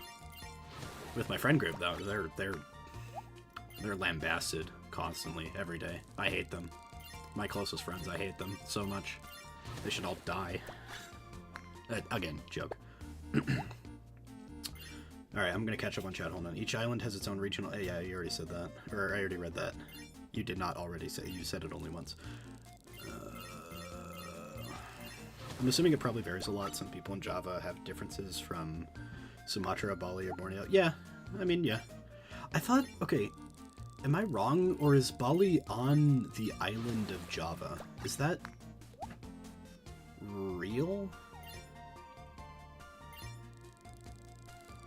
But yeah, if you're a new Pamalo Pacific, I highly recommend, this is gonna sound weird, and I really do, like, to anybody who's new, recommend this. Go back and just, like, pull up a random Pajungsen and just, like, listen to her yap. One of the newer Pajungsen, I know she hasn't done it in a while, but, like, one of the more new Pajungsenins where instead of, like, the mental health ones, although those are good too, but just, like, just yap with, or, like, listen to her yap about, like, random stuff that goes on. Yap about her parents' cats that used to be her cats when she lived with them. Listen to her yap about, like, the delivery driver. Listen to her yap about the electrician, or, like, the one time that the water guy, like, the random water guy was, like, trying to rizz her up or something. I don't remember if that was actually what was happening, but, like, there's just a random water guy who started to try and, like, talk to her while she was like waiting for her mom at the nail salon or something like that. Like, just go listen to her random stories, because that's where you get a lot of her character. Like, I always recommend to people, Pashong's and yeah, bring a blanket. You'll be there for a while and they'll be comfy.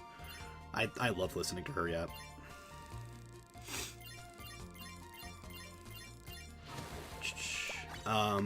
Yeah, Papa Ella. Also, don't go too far back, because there was a time, I legit forget this sometimes. I know other Pomelo don't, and they hashtag will always remember, right? But there was a time where she had, like, this, character lore for, like, her VTuber character, where she had Mama Ella and Papa Ella and Bro Ella, like she does now, but she also had, and Grandma Ella, but she also had, like, Omella. You guys remember Omella? He was, like, the uncle, or something like that, and then there was, like, Neighbor Ella, and I think they were even in on one of the, like, Pomalo Day or anniversary streams or something. This was the origin of Chiquilla. Am I saying that right? Chiquilla? Chiquilla? Something like that. But this was, like, the origin of her before they gave her, like, an actual model. Yeah. Oh, it was her brother then and dad that tracked the guy down. Thank you. I'm glad you remembered. Fairies and Roro ship. What the hell is a Roro ship?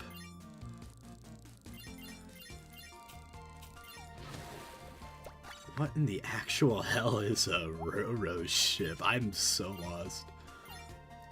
I actually think, I could be wrong, and I'm not going to check this. You guys can check it yourself. I think if you Google Omella, you actually find the art of Omella from that stream.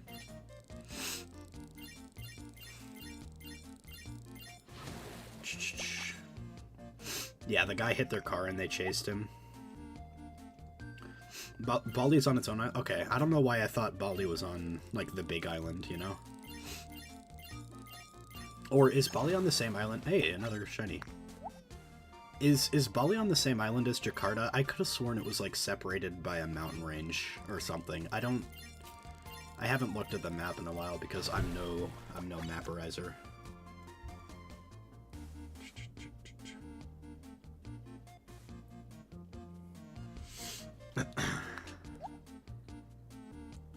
Okay, hold on. I'm still catching up on chat. I'm small enough with a slow enough chat that I can read every single chat message and just kind of catch up. Denpasar? Is it Denpasar or is it Denpasar? Like, where's the accent? That's the other thing. In English, I know where the accent is in every word because it's English. In Spanish, I know where it is because it's always in the same spot unless they have the accent in the word, right? It's always the second to last syllable or something like that. I don't actually know. It's vibes. Another shiny. But like in Spanish, I can read a word that I've never read before and pronounce it flawlessly. In English, about half the time. And that's because Spanish is a more phonetic language than English. And I know that Indonesian is a phonetic language, which means that every letter has one sound. Or at least most of the time. Maybe when they're not using loan words, but I know that Indonesian is a phonetic language, but I don't know the phonetic rules, and I don't know how phonetic, if that makes sense. So what I mean by that is, I don't know if the accent is in the same spot in every word the way that it is in Spanish, because in Spanish it is quite literally, the accent is in the same spot in every word unless it has a written accent. But I know Indonesian doesn't have written accents, so I don't know where the accent is in any given word. And I know that it does something a lot of Asian languages do, which is it shortens syllables. So like, gozaimasu in Japanese, gozaimasu, ohayo gozaimasu. Nobody says gozaimasu, right? They cut off the u at the end. But that is part of the syllable. It is ohayo gozaimasu. It's 5 syllables, right? Gozaimasu. But nobody says gozaimasu, or even just a faster like gozaimasu, right? They say gozaimasu, right? Almost 100% of the time. And maybe I could be wrong. I don't understand like exactly how it works, but a lot of Asian languages do that, where they shorten. Hey, another pomelo. Look at that, Senate. We're catching a lot of them today. I guess it helps that we've been fishing for an hour and a half. But I know that Indonesian does that too, and I don't have an example right now. But it's not like literally shortening the word, like for slang. It is like shortening specific syllables. And so, because of that reason, hey, another shiny. Nice. I'm getting a lot of shinies this last like 15 minutes. But for that reason, like, I don't know how much or how phonetic Indonesian is, because I don't know where the accent is. I don't know. Oh! 2 in a row! 2 in a row! We did it! Anyway, sorry, I'm yapping about, like, language nerd stuff, and I'm not even a language nerd. I'm just, like, saying what I've, like, learned as a bilingual already in trying to learn Indonesian.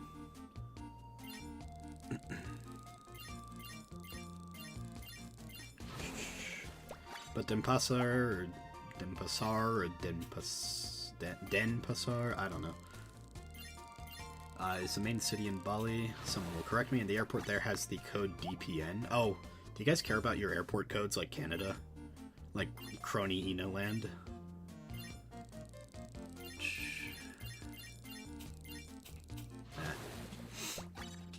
Yeah, I don't know if you, like, know this, or if you even have this, but Canada has, like, a weird amount of, like, national pride in their airports. To the point where one of the greatest songs by the greatest Canadian rock band and one of the absolute greatest bands to ever exist, Rush, is literally named, and the rhythm to the intro and outro, another Pomalo!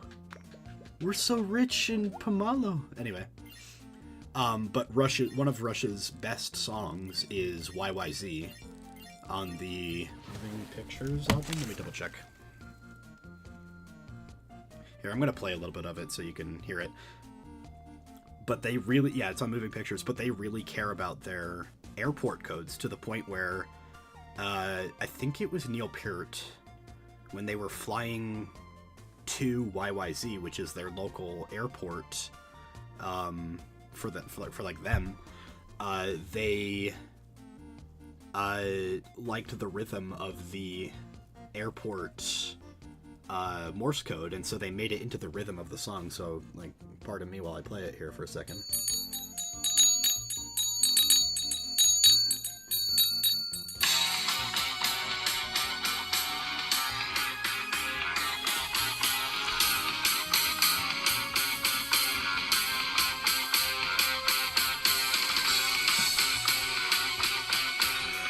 I love that song. That intro's in 5/4, by the way, to anybody who cares to know time signatures. It is in the time signature from... It's Toronto? Okay, good to know. So they're flying either into or out of the Toronto airport, and I think they're, like, in the middle of recording for Moving Pictures, and they're like, yeah, I love this rhythm. And they make a song that starts with that rhythm, and it's an entirely instrumental song. Highly recommend giving it a listen. It's pretty long, so I'm not going to play it all. I think it's actually my favorite Rush song. It used to be Tom Sawyer, but now it's YYZ. Because I have a massive soft spot for... what's the word I'm looking for? For instrumental songs done by non-instrumental bands. My favorite Metallica song is Orion. Also highly recommend Orion, like the Greek guy. But that's because Orion is written like a classical piece with metal instrumentation, and that's intentional. Orion is literally written as a classical, like, Bach, I guess closer to like a Mozart concerto, but with metal guitar and drums as the instrumentation. And you can hear that especially in the overall B section, where they quite literally play what sounds like a... In fact, I want to pull up that B section because you're gonna listen to this. Orion.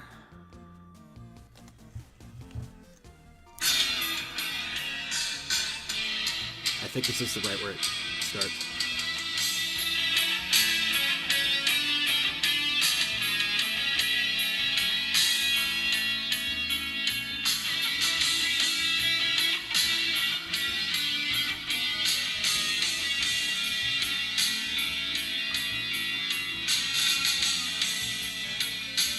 Yeah, I mean, literally. In fact, that's not even my favorite part. Hold on. That's not even my favorite,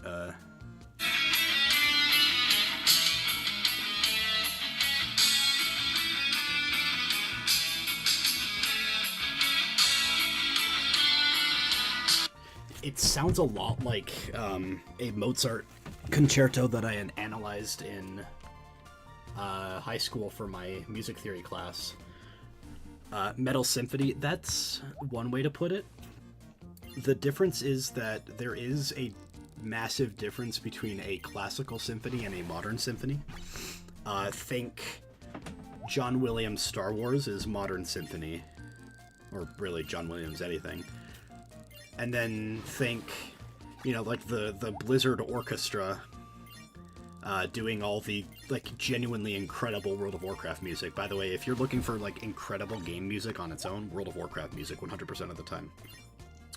Some of my actual genuine favorite songs are there. But World of Warcraft, you know, Blizzard's Warcraft Symphony, John Williams, or even just regular modern, like, actual, I don't know any real, I'm too nerdy to know any, like game nerdy to know any, like, real music coming out of the symphony scene in the last, like, 100 years, but then go listen to Mozart and listen to Orion, and they sound the same. I forget which one it is that we analyzed in class, and I wish I did, because it might have even been Bach or something. But it prominently features the oboe, and I remember that. And the oboe is, I think, in the B section, or in, like, the A-B section. Like, the B section of the A section. And it was... It's like, I genuinely get that oboe solo, or that oboe duo, I guess. It's not even an oboe duo, it's an oboe, and I think, like, a clarinet or something, and they duo. And I get that stuck in my head all the time, and I wish I could remember which one it was because I love it so much. But it's just like,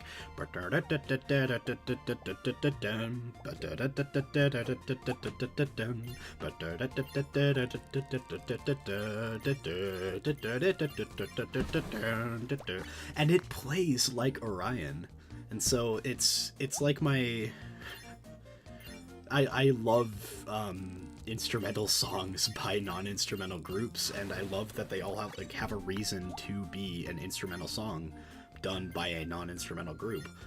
And that was Orion's point, is that it was written like a classical song, but specifically in a way that gave everybody in the band a solo. It was originally supposed to just give their bassist a solo on on guitar. So their bassist was originally supposed to play, and I think he wrote all of them. He wrote them with the intention of playing them all, but then it became an 8-minute, like, song, and it's really hard to solo for 8 minutes. And I wish I remember his name, because he passed away, and the lead singer of Metallica, after their bassist passed away, he tattooed the notes to one of these solos in Orion onto himself in memoriam, and I think that was, like, really nice, you know? Tattooing the notes of a song that he wrote for the band, you know, like, not even their most popular song. It's literally just an instrumental, and a lot of people are turned off by instrumentals for whatever reason, but the story of Orion is just, like, fascinating. Like, seriously, go pull up the Wikipedia page and just, like, read it. It's insanely cool. But yeah, YYZ is I don't want to say Rush's Orion, but it is its own song. It plays like a rock song, so it's not some classical whatever. It's not a rock 80s, what would that be, 80s rock symphony. 80s, I think they're technically prog rock, so, you know, Eat Your Heart Out, Dream Theater, you wouldn't exist if it wasn't for Rush, but, like, also, I don't know. Did I really say Dream Theater is, like, the most prog band I can think of? They were the first prog band I could think of. Dream Theater. Hold on, I need a correction. Yo, invisible person, I'm looking at general chat now. What's, like, just name a prog band. I'm gonna just shout out a random prog band. Just anybody. It could be prog metal, but just, like, prog rock is the overarching genre. I don't know if he's even, like, here or can hear me or anything.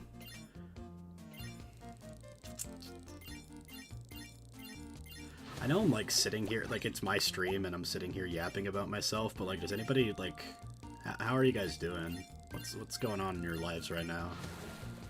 Be a little parasocial with me. Tell me your entire life story if you want. I don't care. I like learning about other people.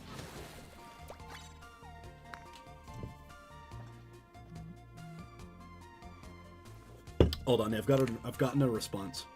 Dream Theater is prog. Okay, good to know. I mean, I know that they're prog, but, like, I'm teasing myself for that being my first reaction. Also, bud, I have live replay on, so I think you're, like, a whole minute behind. You can catch up by clicking on the live, or on mobile you can just tap on the live button. I think to catch up in not live, you have to just, like, skip forward, like, with the right arrow key, or, like, put yourself on 2x speed until it catches up. Yeah, sorry, I'm not a Hololive VTuber. I don't play or stream with live replay turned off. I wonder why they do that. I'm sure there's a reason why they do that. Maybe it's like, maybe somebody's having PTSD from, like, the pre-Hollow-EN days, when there was a lot of, I don't want to say a lot of but I feel like all the major controversy that I can think of that's happened with talents, I've, like, heard from, like, Hololive history videos, and that they happened all before Myth debuted, you know? But the reason I bring that up is because I'm certain that a lot of the rules that they have that might seem weird, like no live replay, like where you can rewind the stream while it's live, I'm sure part of the reason they have that has to do with something that happened. You write weird thoughts on X, basically on time learning. Time learning? Eno is your go-to for Yen. I was a relatively big human before Kaela.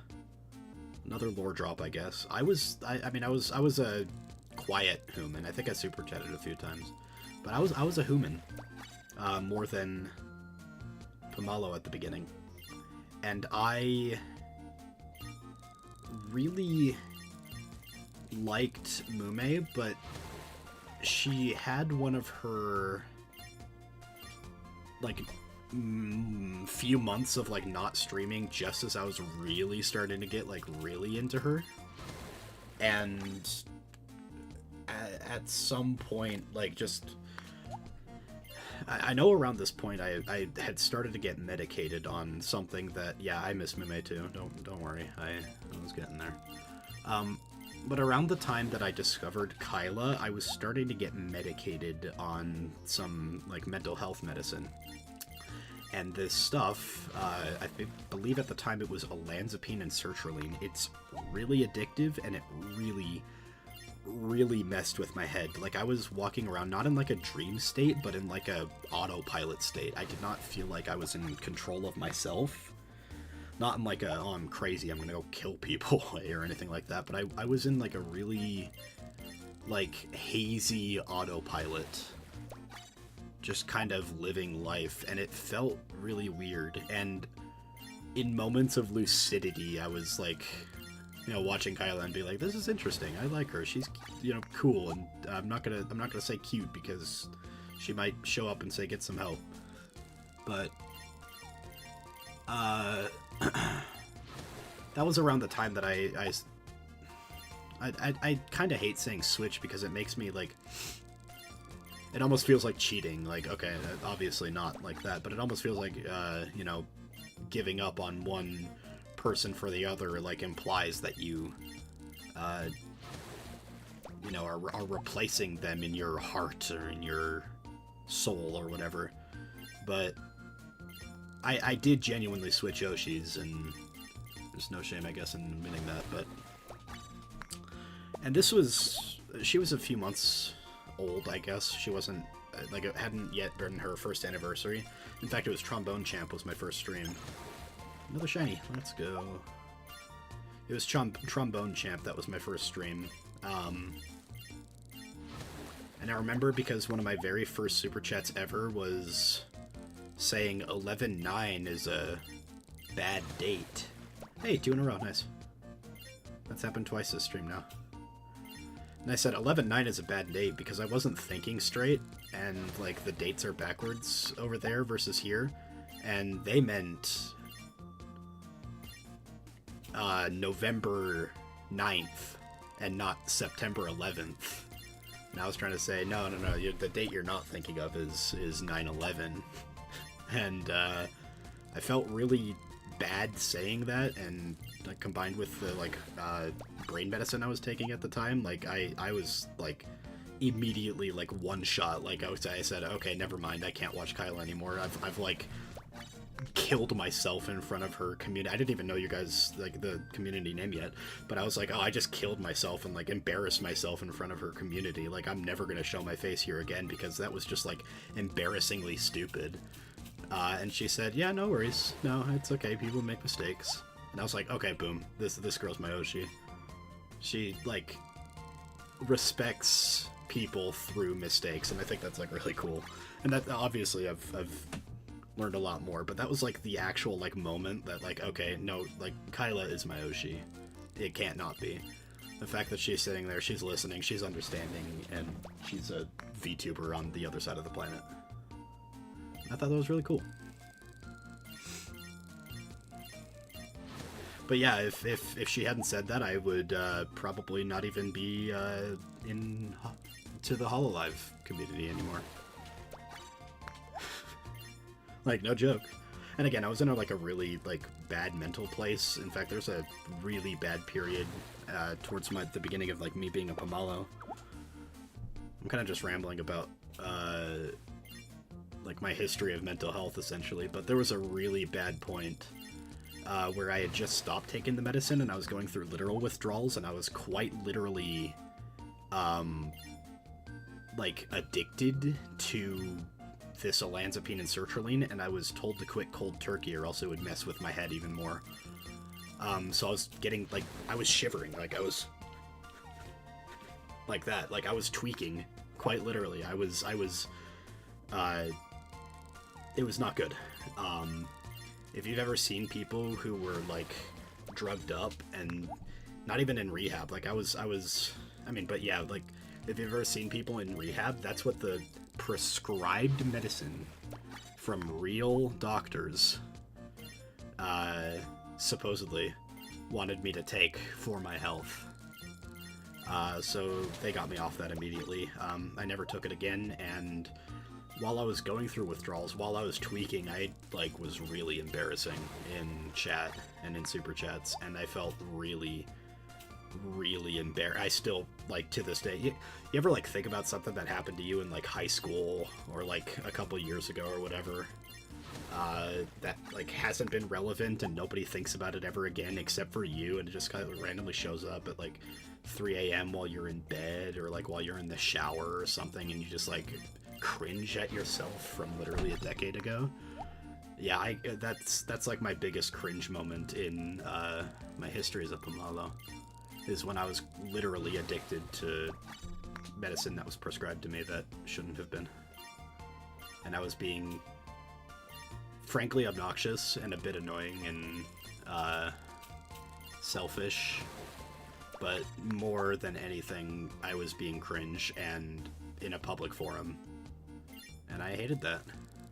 And I never wanted to do that again. All my mistakes will haunt me for the rest of my life. Yeah. Hello, Satu. Welcome.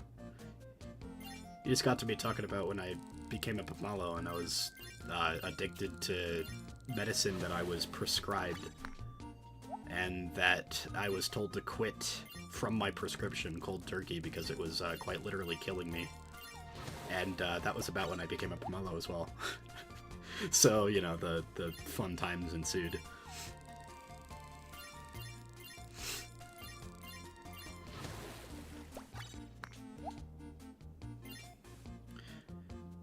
That's interesting. I feel like most people who get into VTubers and Hololive Pacific get them in the reverse order. Like, they get into the Hololive first because it's such a big, community, or maybe Phase Connect, or maybe even like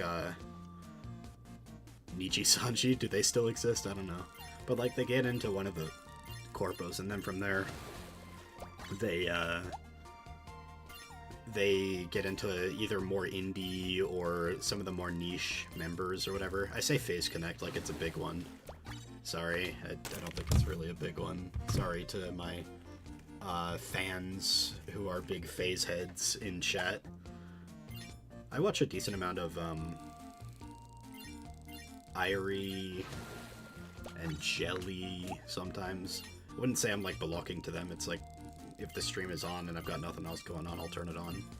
I'm not like major fans and supporting and whatever. I think I said like happy birthday to Irie on her birthday. I could be wrong. Kyla saved a lot of us back then. Yeah. Scarla is the only Niji I'm still subscribed to after the whole Kurosanji drama that I don't really understand or pretend to understand.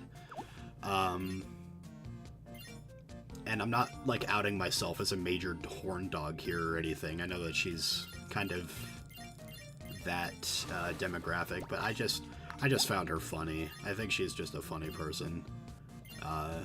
Fun to listen. She reads a lot of chat, so it's, like, fun to talk to as well. Jelly is cute. Jelly is a gremlin. Jelly is... Sometimes you need people with no filter.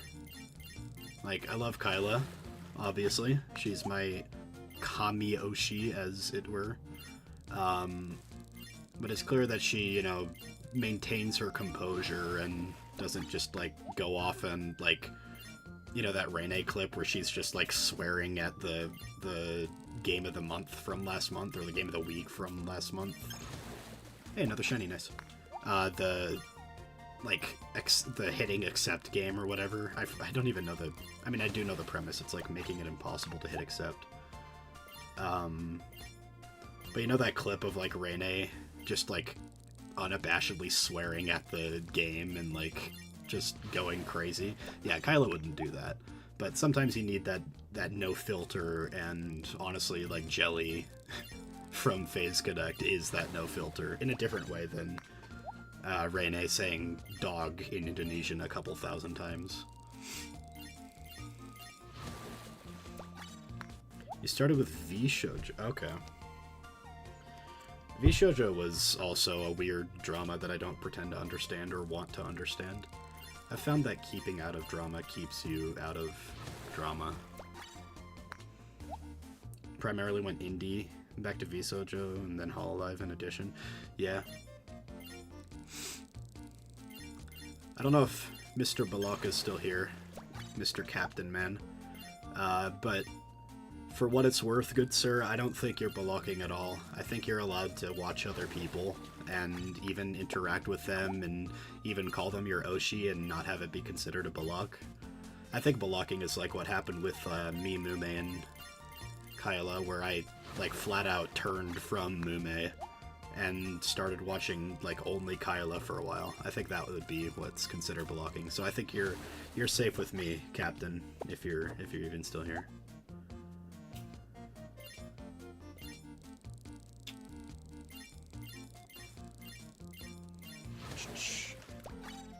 Hold on, I'm scrolling up. Brain at 3 a.m. Yeah.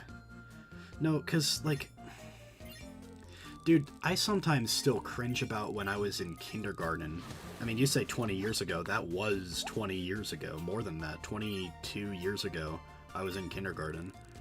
At Adler Park Elementary School in Libertyville, Illinois. I'm just, like, random name drop, I guess. I don't know. I felt like saying it. Where I said to some random guy... I don't even think he was my friend. I think I just said it to him. And I said, hey, I'm gonna marry this girl named Riley someday. I didn't say this girl. I just said Riley. I'm gonna marry Riley someday. And bro immediately turns to Riley, who was close by. And we were in an assembly. Just immediately turns to Riley. By the way, I haven't seen Riley since I was in kindergarten. So, you know, how did that turn out?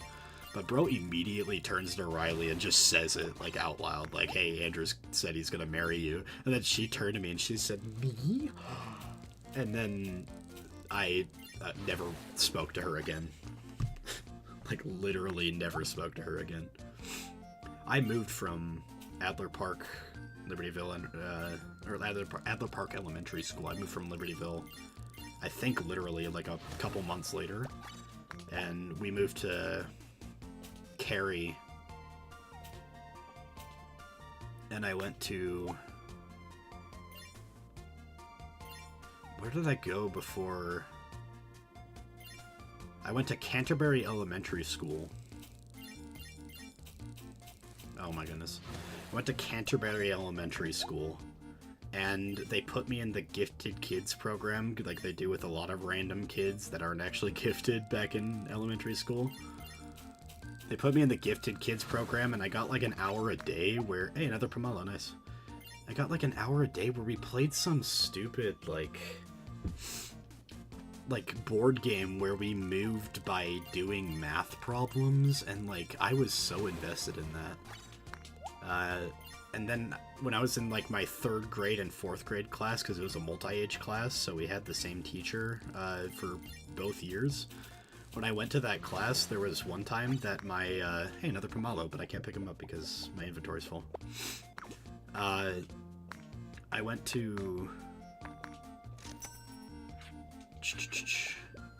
There was another time that, like, or there was a time that I was, like, waiting for the bus to go home, and just, like, randomly my teacher walked up to me and, like, grabbed my hand and said, you have to stand next to me. And I wondered what the hell was going on. And it turns out that my dad, who, context, my parents are divorced, and he didn't have custody. My dad showed up and walked into the school and tried to take me home early outside of visitation hours. So, quite literally, he was trying to legally kidnap me. Or rather, he was trying to, by the legal definition, kidnap me from school. And so they had Mrs. Hartwig, it was her name. They had Mrs. Hartwig, my teacher. What is going on? They had my Mrs. Hartwig, my teacher, like, quite literally, like, stand there and protect me and make sure that my dad didn't, like, walk up and whatever. Yeah, I almost got kidnapped by my own dad once. That's fun. I don't remember why he did it. I think it was a Tuesday or a Thursday, which is when our normal visitation was, but it was outside of the visitation hours, so he was trying to pick us up at, like, 2 or 3 or something, when we didn't meet him until 7. That was weird. Then I went to Hannah Beardsley Middle School before I moved to Arizona. And then I went to Arizona schools until I moved to Utah, and now I go to Weber State University. I've been in school for the past...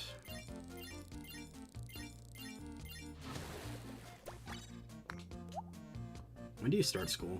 5 years old? And I'm 27? I've been in school, aside from a couple-year-long break, I guess. Yeah, it's 1:45 a.m. over here. I'm probably gonna keep going, frankly, but yeah. Go get some rest, bro. I have church in the morning. Why am I staying up so late? I don't know. I just feel like staying up.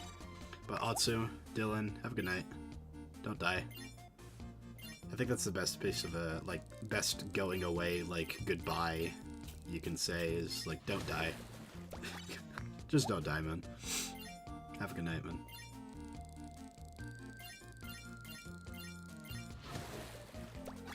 I've been in school in some capacity, aside from when I served my mission for the Mormon Church, for the past 22 years.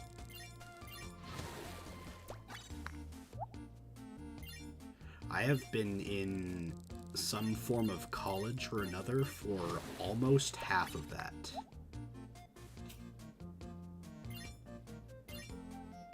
Man, I'm old. One of my bosses was born in 2005, and I'm like, I remember 2005. I remember those days. I have memories from before you were born. That shouldn't be possible. Now you're my boss.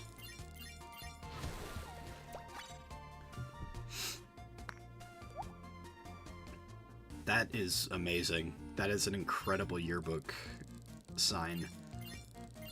Yo, there was this one time that this kid just, like, left his yearbook on the band room floor, and our yearbook cover had a hole in it for the 0 in fact, it was our senior year, so it was 2017. Some kid left his yearbook, and it had a hole for the 0 in the 20 of 2017. And I legit walk up with my pen and write inside the 0. And I don't even know this kid. And eventually I find that kid, and I say, hey, that was me, haha. And he's like, I was trying to not have people sign on that part of the cover. Or that part of the inside the book. Like, I didn't want that to happen. And I felt so bad, I offered to buy him a new one. He said, no, it's okay. But, like, our yearbooks were $70, dude. Like, I don't know where I was going to get that money. I was probably going to call my mom and say, hey, Mom, I call her Mama. Hey, Mama, I defiled some kid's yearbook. I need $70 to buy him a new one because I'm the horrible human being. Still, I don't even know who he was. Just some random guy. If you're old, I'm ancient, dude. We can be old together. You know who's old is Kyla. She's 70 years old, last I checked.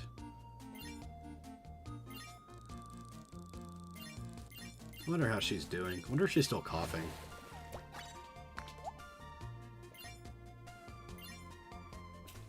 I don't know how much of, like, her break was specifically for the cough, but, like, I wonder if she's still coughing. Because having a persistent cough is not a good sign, but, like, she said she got tested and was okay, so it was just a weird cough.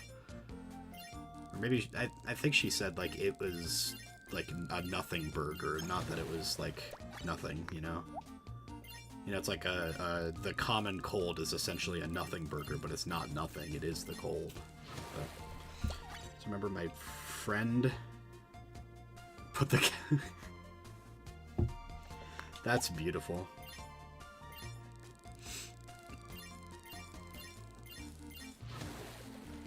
I do remember people were talking about Breaking Bad when I was in, like, high school.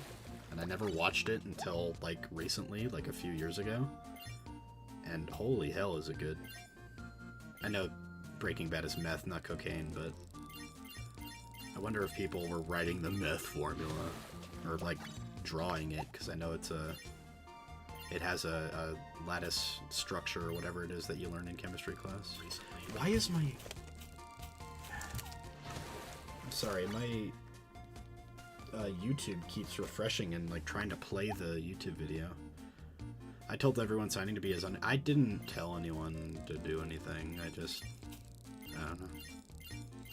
I had this big crush on this girl named Megan in my class, and I remember one time in one of our classes that we shared, we were at a table together. It was like one of those classes with tables, because it was a science class, and so if you have a lab, you have to sit around at the table. And I wanted to sign hers, but I didn't want it to look like I had a crush on her, even though I very obviously had a crush on her. So I asked everybody else at the table, but I don't even care about them, and I don't even remember their names. Just kind of felt stupid. I did a lot of stupid things in high school.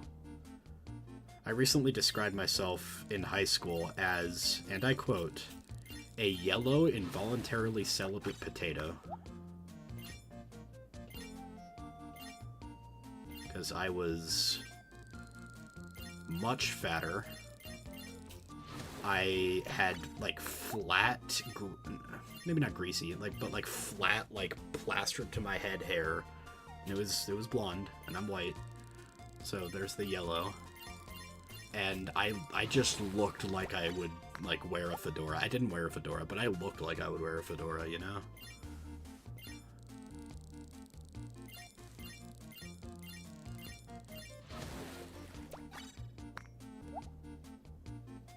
Fast food franchise.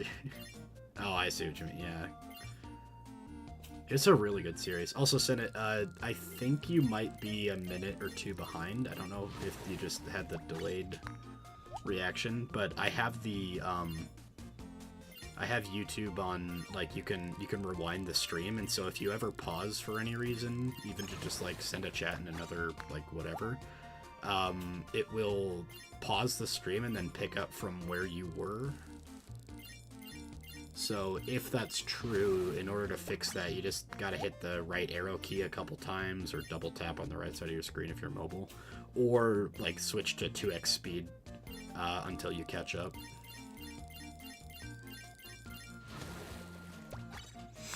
Unless that's not true, and I'm just, like, assuming that because, I don't know, I'm stupid.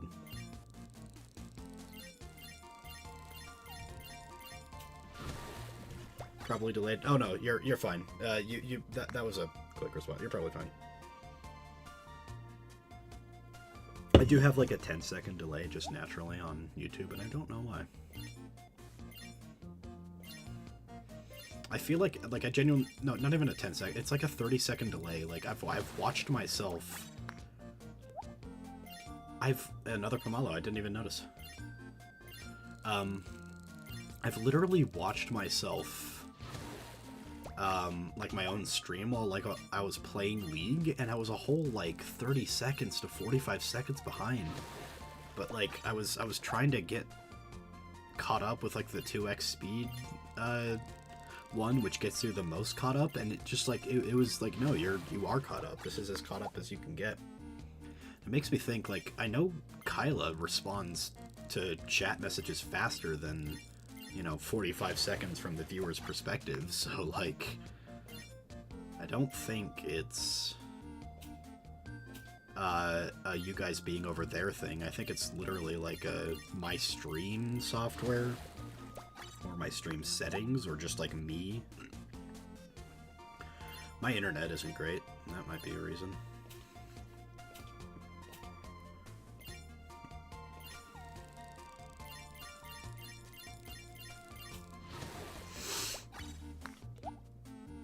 I'm sorry that it's buffering for you, man. Another Pomelo. But I'm sorry that it's buffering for you. I wish I could do literally anything for quality, but I am on some pretty gnarly Wi-Fi on my own, so couple that with whatever problems you might have on your end. And yeah, I'm sorry. I kind of like just sitting here yapping. Frankly, this is a lot more fun of a stream. Even though I love League, this is more fun of a stream than that time that I did 8 hours a day for 4 days straight, just like practicing on stream. And that's because I'm actually talking to chat, and in fact this is mostly a yapping stream and just like fishing on the side. But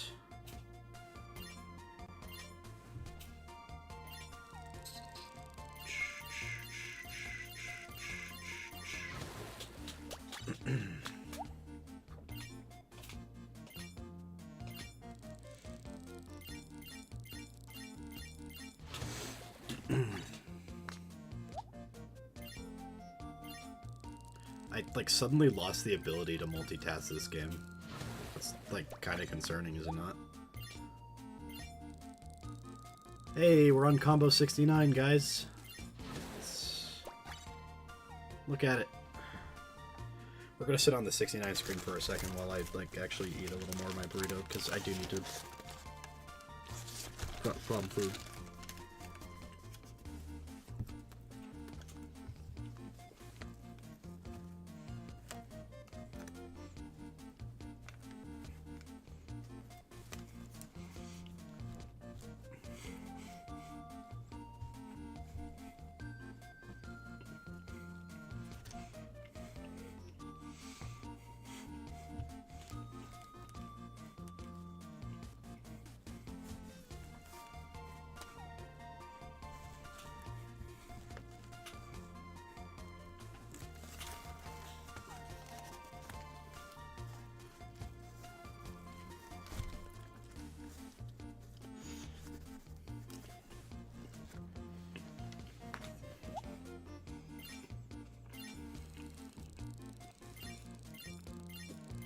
Yeah, I mean, this isn't a, excuse me, hold on.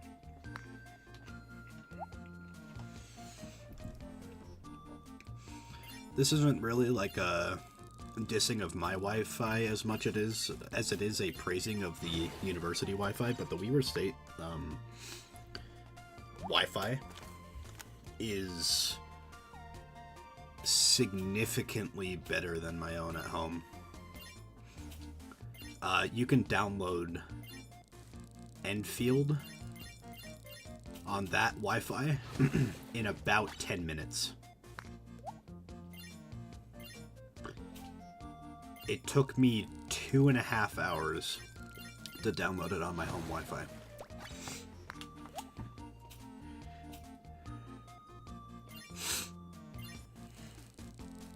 Oh yeah, I've been playing Arknights Enfield.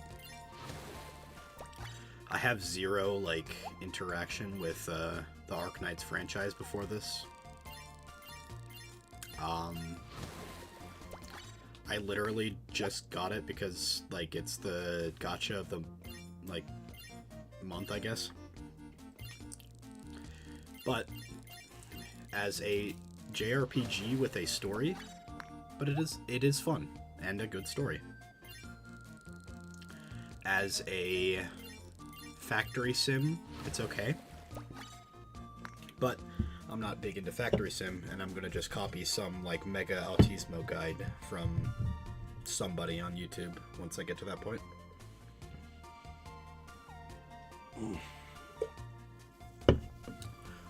As a gacha game, I hear it's better than most for like free to play and for value if you were to spend money and all that other stuff.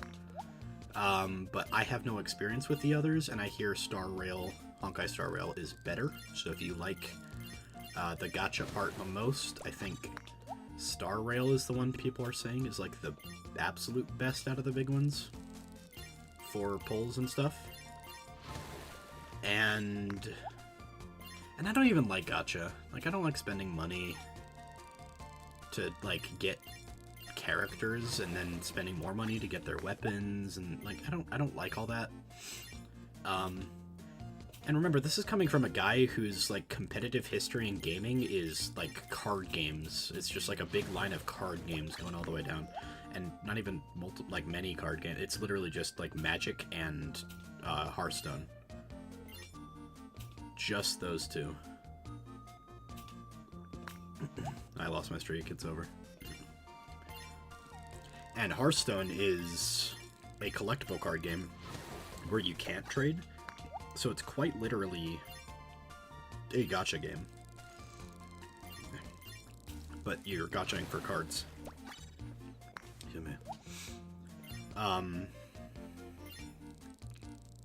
Because again, you can't trade them and they're not physical cards. Even then, Magic, like, if you ignore the trading part, all card games are really kind of just gacha games. Where you can... where, like, your premium currency is just US dollars or whatever currency you have, Indonesian rupiah or whatever. And so if you want to play Magic to a high level, you need to spend a lot of money. In the past, you could have done well enough spending, like, $500 on Modern. The Modern format, but, like, lately you have to spend more than $1,000 just to have, like, a competitively decent deck, and that's $1,000 US to play Magic the Gathering. Like, Magic used to be my favorite tabletop game, even over Dungeons and Dragons, and I used to think that it, by the merit of its rule set alone, should be maybe not on par with chess for its cultural significance, but at least like at the same like table as chess, as or for the sake of like sports that aren't sports that aren't physical. And it really upset me that Magic has been sort of shooting itself in the foot for the past 10 or so years. Some might say more, some might say less. I'm just going to say like roughly 10 years.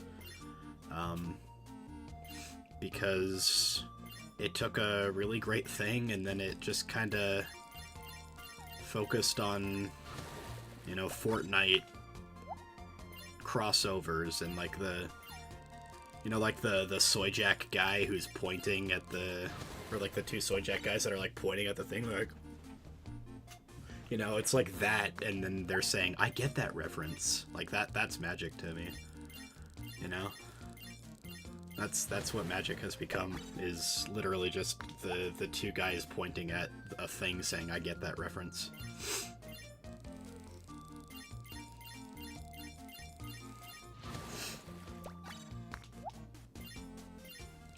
I mean, there's more problems with it too. Like, they design more around Commander, and they admit that they do that because it makes them money. But the problem is that if your consumer base is, like, less important to you than money, like, obviously you're a company, you have to make money, but if your consumer base is less important to you than money, then you aren't a, like, you as a consumer, you as a player of the game aren't protected.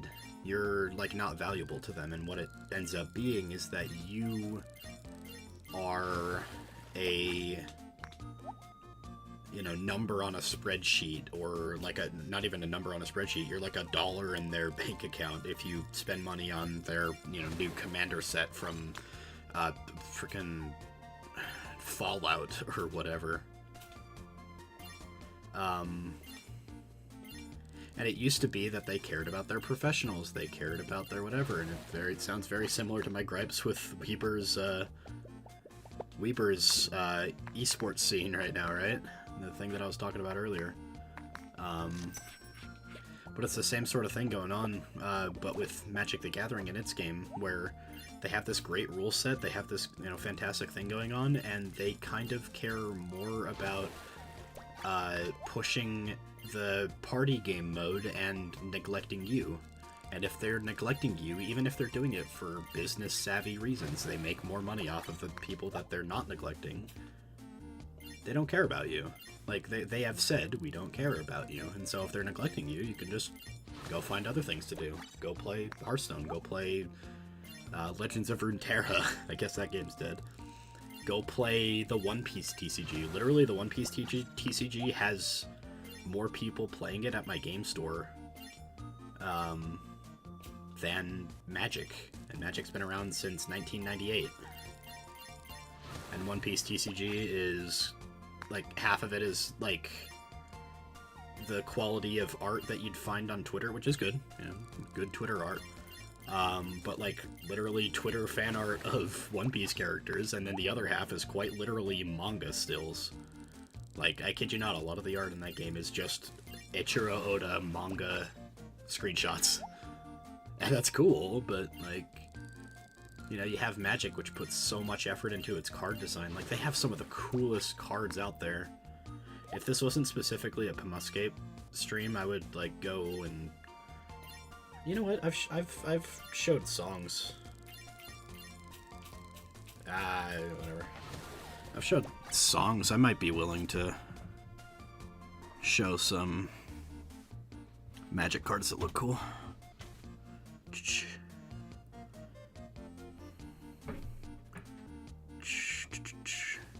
Nope, wrong one. My PC is under the table, so this is me blindly reaching and trying to find the chords.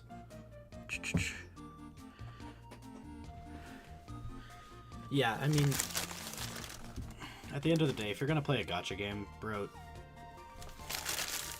I don't know. Hold on a second, actually. Do this first.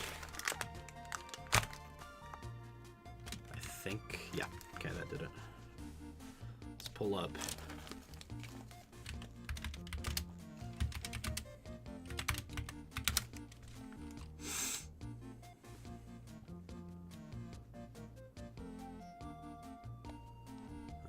This. Okay, here's one example. Ah.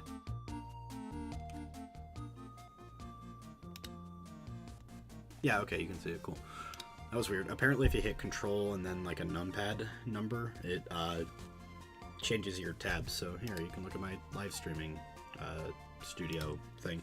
But yeah, you have like this card, the Prismatic Brute. Like, look how cool that art is. Or let's look at like the heavy metal. Granted, a lot of them are secret layer, but like, look at this. Look at these cards. These are real Magic cards you can play with. Like, that you can take to tournaments and stuff. Like, look how cool that is. Or, I think my favorite one.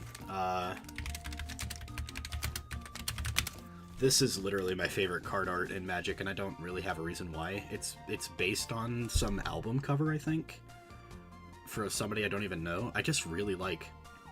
It's foil, so you can see, like, this is kind of how it looks, and it reflects the light beautifully. It looks genuinely like a gold ingot with, like, what is that, like, acid etching on it. Like, it like, in person, it looks fantastic.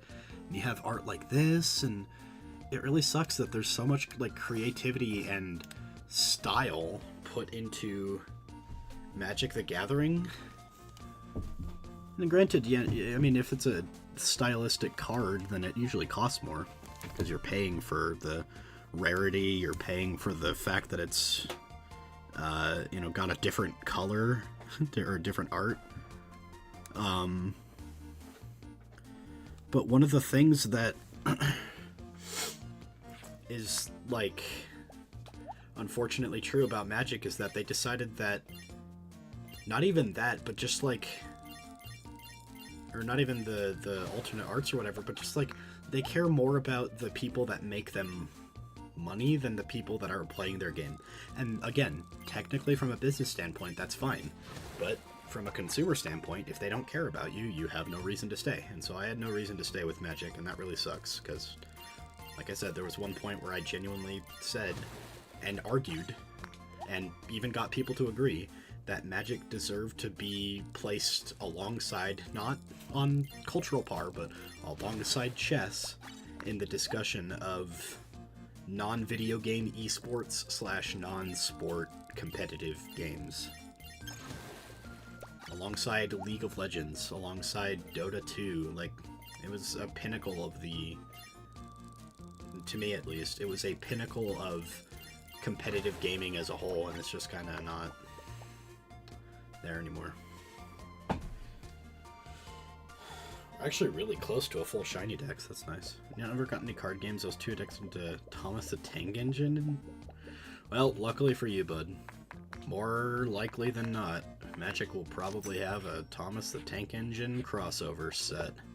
Not even a secret layer or, like, commander set. It's going to be literally, like, a crossover, like, 150 card set, like, draft legal, standard legal, and you're going to see Thomas the Tank Engine fighting Goku and SpongeBob on standard Magic the Gathering tables, where 10 years ago it used to be... What was 10 years ago? What year is it? 2026? So 10 years ago would have been, like, what, Tarkier?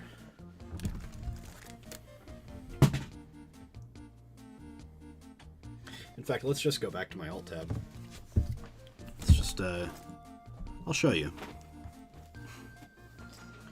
And understand, when I say standard, it means, like, one format, but a like, 60 card taken to tournaments, 60 card plus 15 card sideboard. Like, you take these cards to tournaments, you play with them, you, like, build strategies around the cards, you try to find whatever.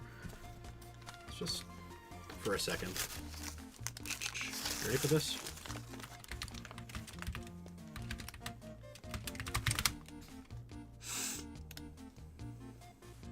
Okay, so this was Kaladesh.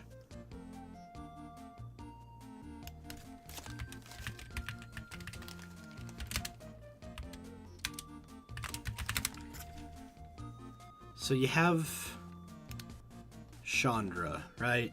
You have Sahili. You know, this was the set, but let's say, like, 2016 MTG standard meta. And you look at this, right? And it's Magic the Gathering, man. This is Magic. Okay, maybe not so much Oko. Oh, no, he's not even in 2016. Again, like, look at this.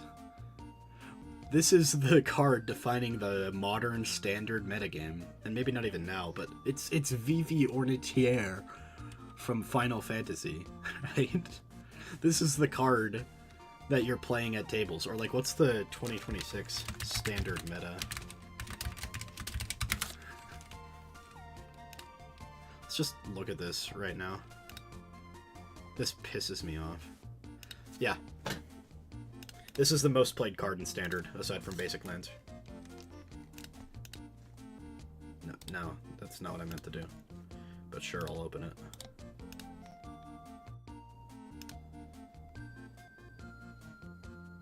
Why is it not opening? Okay, here we go. This. From Avatar: The Last Freaking Airbender. It's Gran.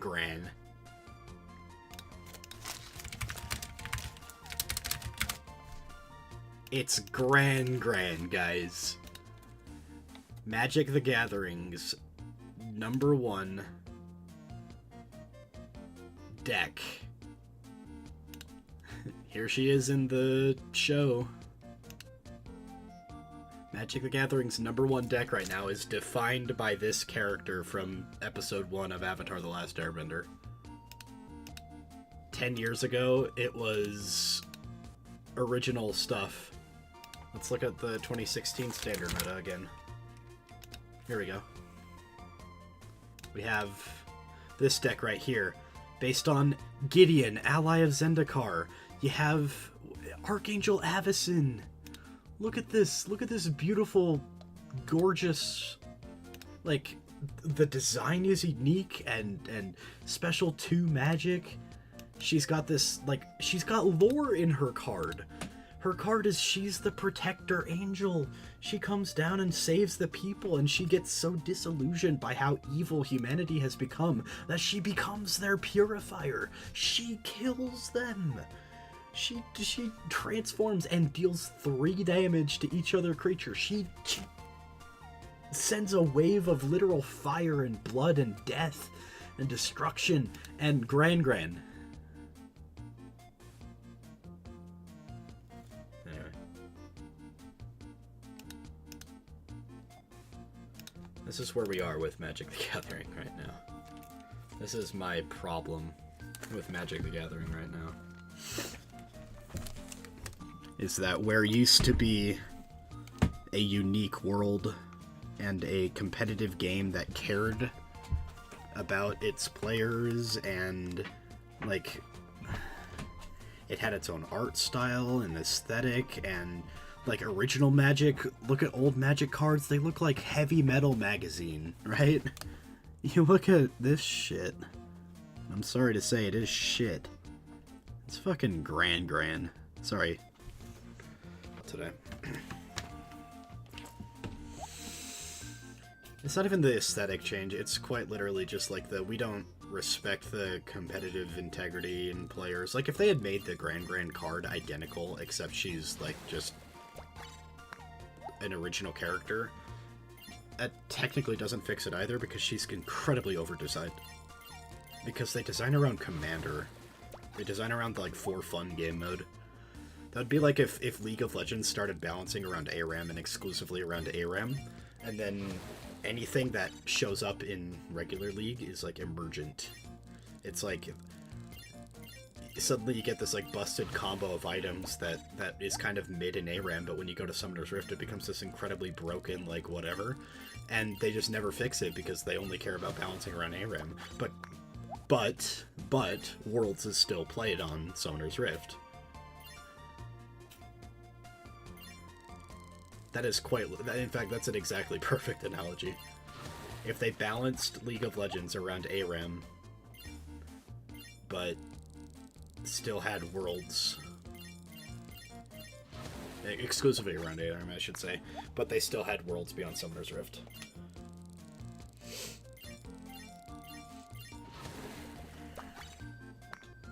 Sorry, I'm rambling about games. Back in my day, things didn't used to be the way they are now. Did you know we used to watch VHS tapes on our DVD VHS players? Whoa. Did you know we used to say "like a boss" unironically? Whoa.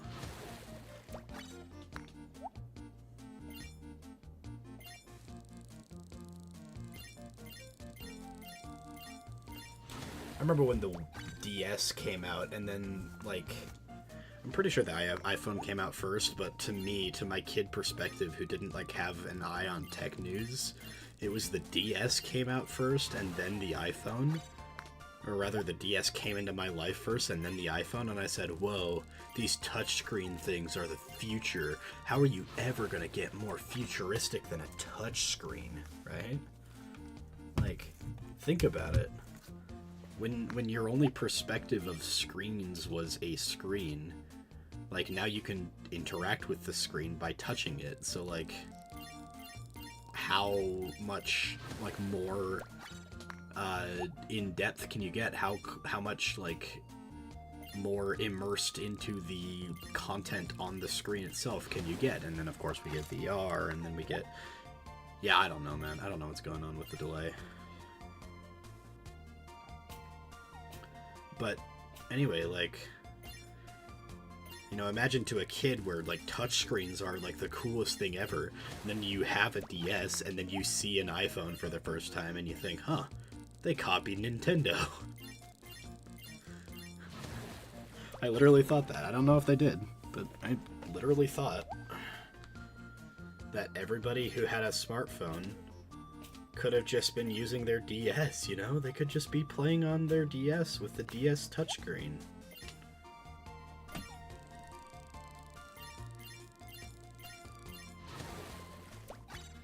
I remember when World of Warcraft was new, and I used to play it with my mom and my grandma and my aunt and my uncle and my little sister and my stepdad and my stepbrother and... Man... Yeah, we all played World of Warcraft. I remember there was one time I tried to set up, like, a family... Because we had a family guild. I tried to set up, like, an event where we all play hunters, and then we go out into the world and, like, tame animals, and whoever could tame the most animals wins. But, like, the game didn't support that, because quite literally you could only have, like, 6 animals total on a hunter. So I was quite literally like sending people on like a Heart Gold Soul Silver bug catching contest, except like you can only catch 6. It was really stupid. But everybody in my family showed up because, you know, I was a stupid little kid. You say you need to draw again. So if anybody saw my poll deciding what I should stream tonight, there were a couple options. One of them was designing Dungeons and Dragons encounters, because I'm starting my group back up and we're doing a new campaign. And this campaign is set in a low fantasy, early medieval setting, so it's supposed to feel like King Arthur era, so it's supposed to be like 300 AD, roughly, to like analogous to our time. And, you know, literally 200 years after, like, Rome, I think. I don't actually know the timeline, but 200 years after, like, Rome was big in the English Isles. And, you know, all the names I've been pulling from Old English and using the, like, Old English accents that they have, and, like, the ash, the AE, and the, like, they have 2 different ways to write the TH sound, and, like, neither of them are letters in the modern English language, so you just randomly see them.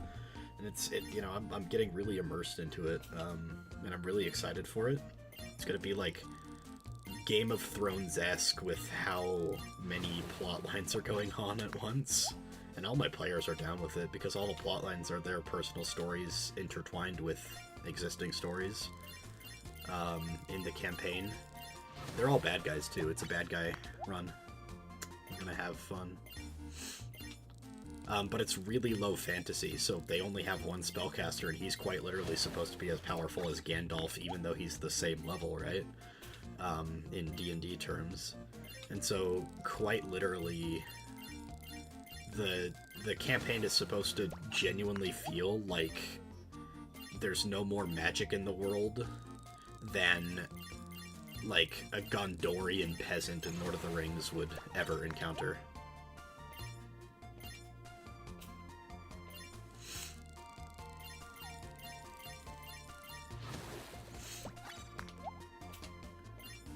Obviously, there's going to be, you know, magic occasionally. It's going to be really rare, and it's going to be really interesting to see how my players interact with it. But of course, I wanted to design some combat encounters, because if you don't have magic in the world, how do you make interesting combat encounters? A lot of times DMs will be like, okay, well, this guy has like a really weak, or a really weird, like, magical immunity to, like, certain things you can do, and so how are you supposed to work around that? You gotta come up with something. I can't really do that. I can't say he's got, like, a magical immunity to projectiles, but also has, like, a shield wall preventing you from reaching him, so how are you supposed to kill him if you can't shoot him from range and you can't reach him from melee? So instead I have to craft encounters based around, what I've discovered is that the best way to do this is to craft encounters as stories. You're designing your combat as a story that's unfolding around and including the players. So, one of my players is in chat right now, so I'm not gonna talk about it, the first encounter, but I have our first encounter planned out. And no matter how they react to the encounter, certain things will happen on every turn. And so as the encounter plays out, you know, they'll be interacting with the bad guy, and then suddenly the bad guy will do something that will, like, put a wrench in any, like, normal encounter where they just walk up to the bad guy and whack at them with their swords. And so that was one of the ideas for this stream, is that I was going to sit down and actually do some DM encounter making on stream. Another thing that I was planning on doing is working on my Bossa Nova cover of Dala by Kaelaverse that I literally haven't worked on since the last time I showed it on stream. I could play it, but I'm not going to. Or play the MIDI file at least. I can't play it on my piano yet. I also shouldn't play the piano because there are people asleep in my house. And then League. League was the last one. A lot of people voted for League. I don't know why. My League streams are, like, relatively unviewed compared to my other random streams. But I guess that's because, like, variety is the spice of life. But even here with what looks like 4 viewers, like, that's double what I had for, like, concurrently for, like, the entirety of my 8-hour practice streams. Granted, they were practice streams. They were not meant to be streams first. They were meant to be practice first and only interacting with chat while not in game, but yeah.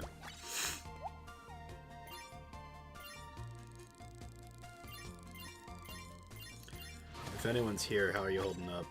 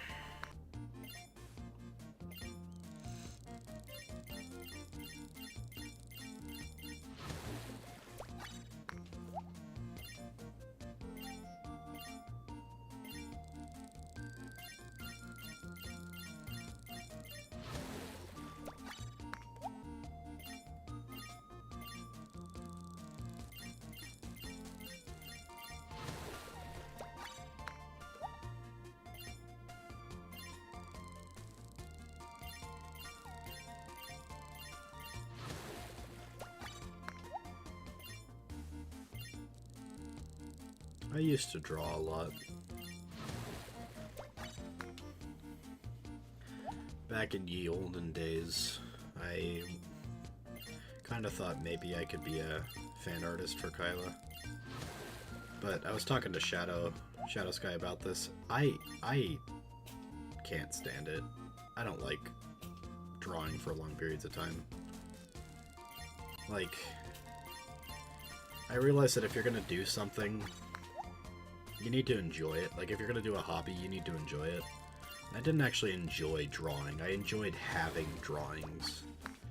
And interestingly enough, I think League of Legends, not even playing it, but practicing, like really sitting down, learning the intricacies of the game, has been the only time in my life that I've ever had a hobby where I enjoyed the learning and the practice process just as much as everything else.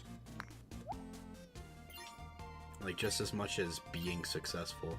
Because my problem with all the other hobbies I've ever had or wanted to have, drawing, playing the piano, writing music in general, writing at all, like writing on like books, is that when I would do them, it felt like a chore. I liked having them done, I liked sharing them with people, but it felt like a chore to do it. And that's not enough. And maybe for some people they disagree. Maybe for some people the feeling that they have when they complete it is enough to make them go through the chore, right? Maybe for some people, they might not enjoy drawing, but they enjoy the success and the improvement process enough that, you know, when the drawing is completed, they feel validated enough just by having made it. Not even by, like, upvote count or anything, but just by having made it, you know? But I never felt like that. Like, even when Kaela would occasionally like my art back when I drew, I never felt validated.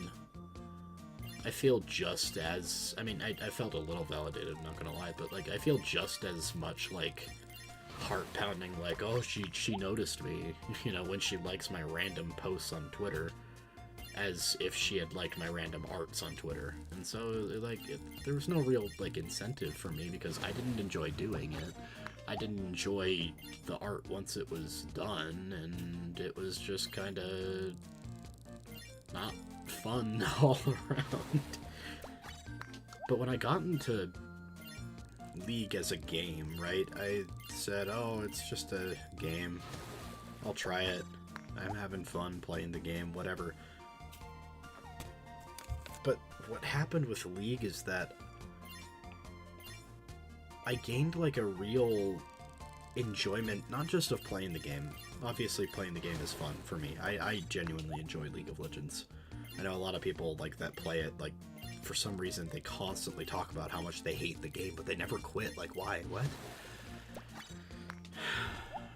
But for me, I'm playing League, right? And I'm not just playing, I'm practicing. I'm sitting down, taking notes. I'm, like, watching streams. I'm watching, clips. I'm watching, like, coaching videos. I'm watching Skill Capped and Pro Guides. I'm, you know, back when I still respected their, free videos as much as I don't do anymore. Like, I'm watching, I'm learning, I'm internalizing, like, I'm discovering the metagame, I'm making inferences myself and then cross-checking to see, like, okay, I think that it should be this way, is it this way? And, like, this is fun to me. I'm getting, like, I'm at this point in time getting a true enjoyment for, like, the game.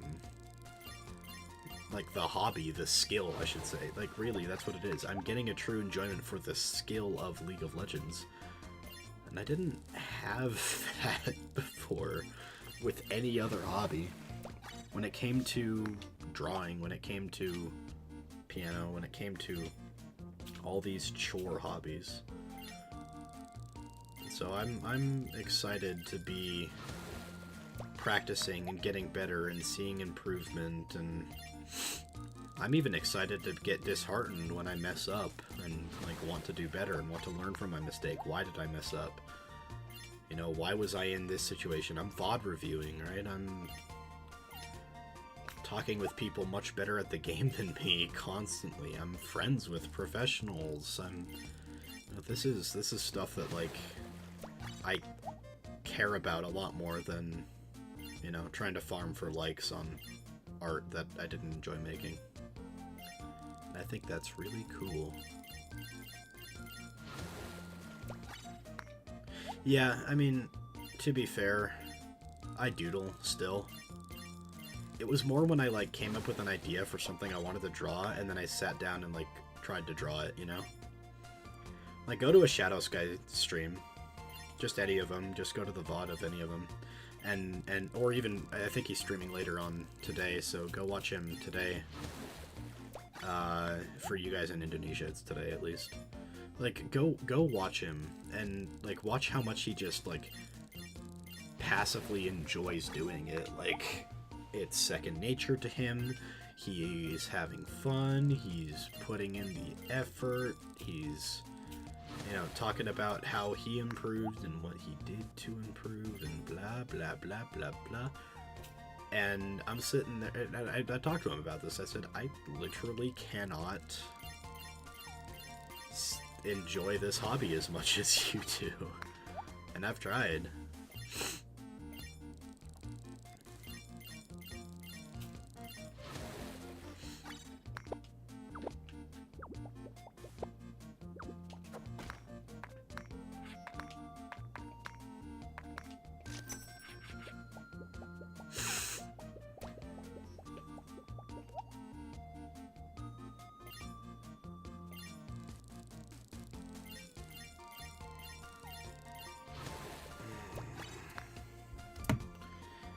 Second.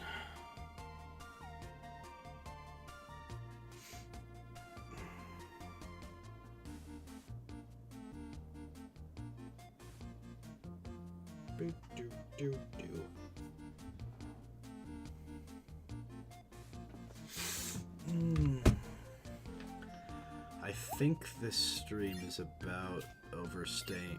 Not overstaying.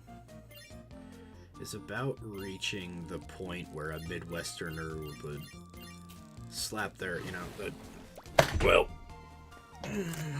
guess it's just about time to get out of here. Well, guess I better get going. You know?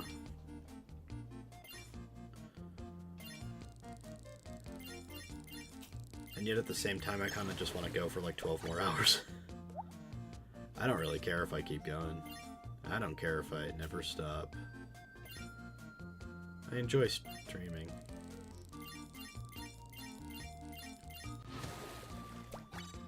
Getting close to 2 PST. Are you in PST? Huh. Unless you mean for me, because I am not in PST, I'm in MST. I am in Mountain Standard Time, living in the great state of Utah. Mormon Central. Station.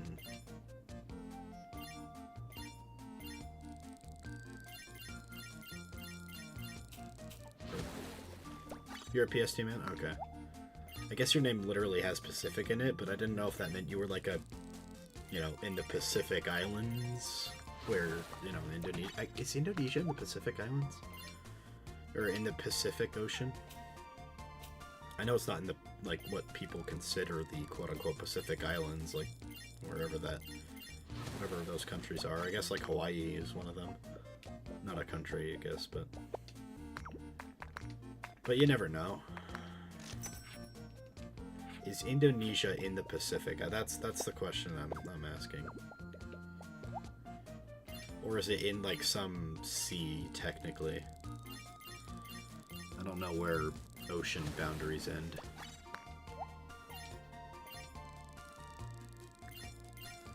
It's not like the sea suddenly turns a different shade of blue once you cross along the southern tip of South America from the Atlantic to the Pacific.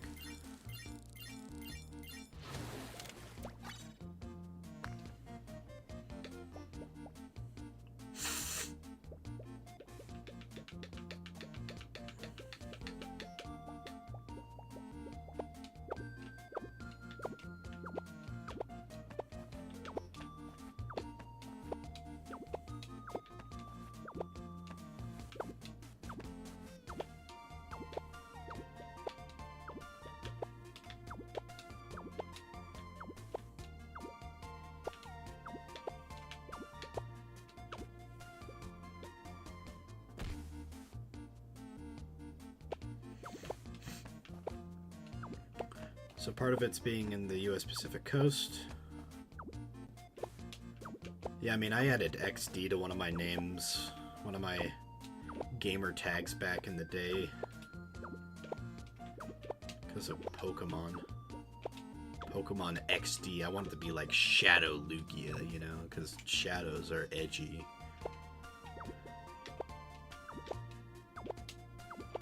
Remember, I was a blonde potato. Was the opposite of edgy.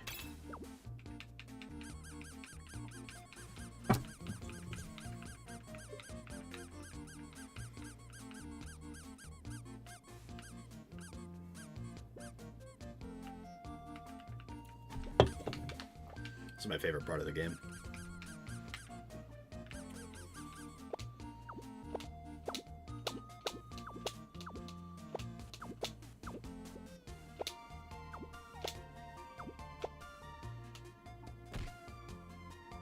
Also that.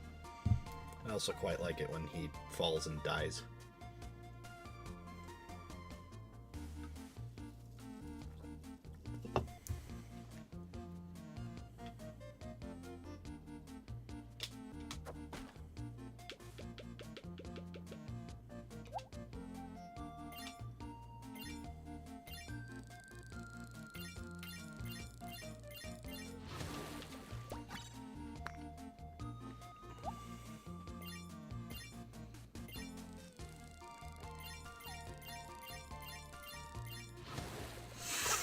The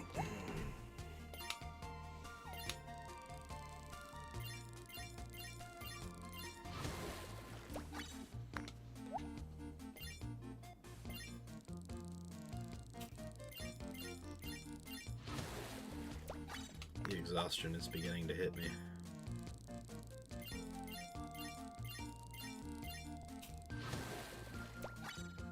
How long have I been streaming? Someone give me the time. If you can even hear me. How's the volume mixing now that I'm mumbling? Like, am I too quiet? Do I need to turn something down? Turn myself up?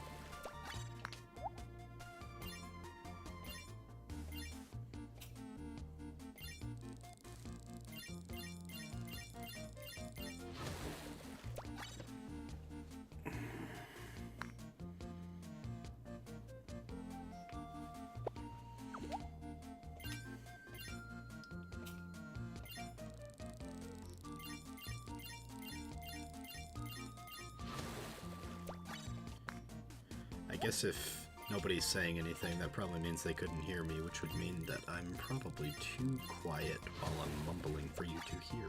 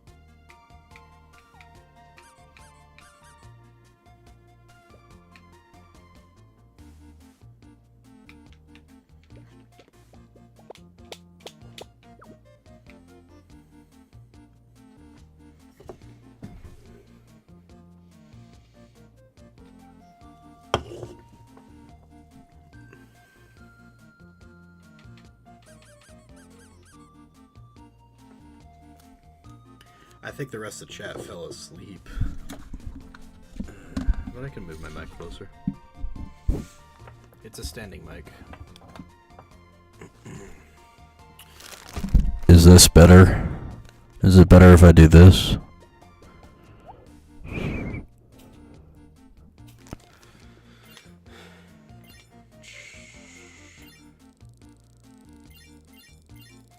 So being the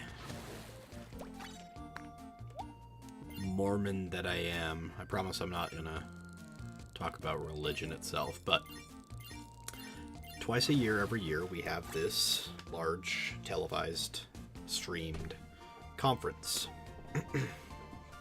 It's called our General Conference. It's essentially just like a mega church mass, but like not one of those with like rock stars or anything. It's basically just a mega church mass.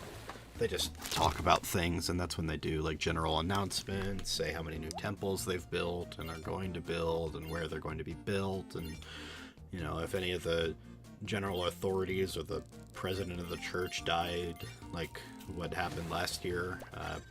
Rest in peace, Russell M. Nelson. That's when they would also officially do the sort of changing of the guard, etc., etc., etc. But usually it's just a big mess, right? And I could not, for the life of you, life of me, tell you why.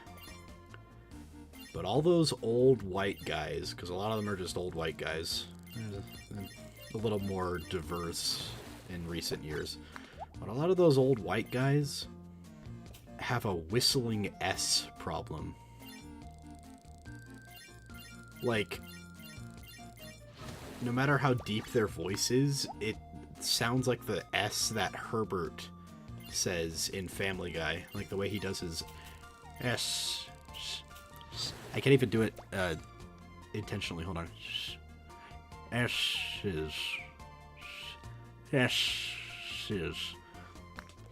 I don't know.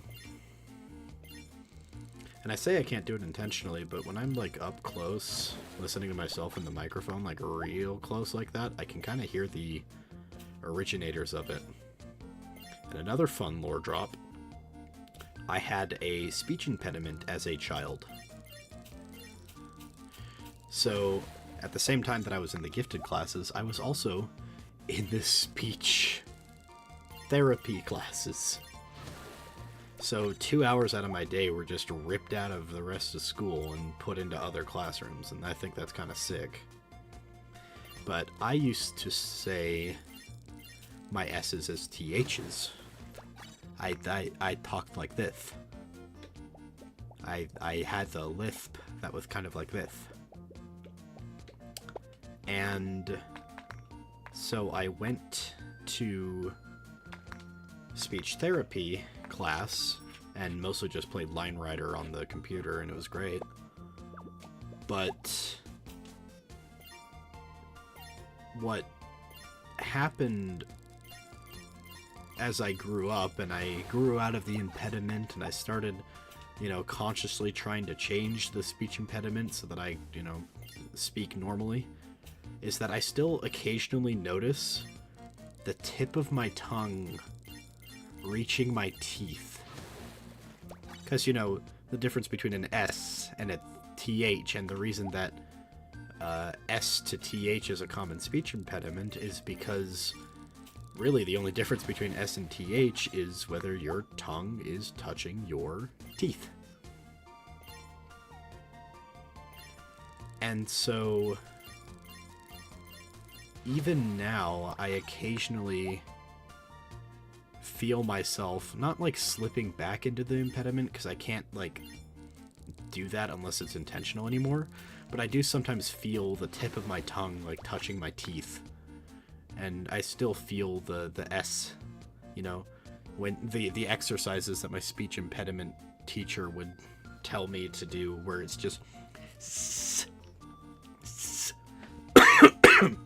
like just making the S sound by making sure my tongue wasn't touching my teeth. And I can sort of feel like my tongue touching it anyway, occasionally. And I wonder if that's where they get that in those general conference speakers that have their whistly S's. I wonder if it's just like a sort of overcompensation, like the gap between their tongue and teeth is just wide enough that, and shaped in a certain way, that they whistle now. Whistle. I don't know. Because sometimes I can kind of hear that whistle, like, starting in my voice. And it's the same, like, sound. And it feels in the same place inside of my mouth as the speech impediment used to be. I remember they literally said, it's speech therapy. It's speech therapy. Speech therapy. That was actually a good exercise for S to TH speech impediment people, is to just have them say speech therapy. Speech therapy, because it teaches you the difference between S and th. Speech therapy.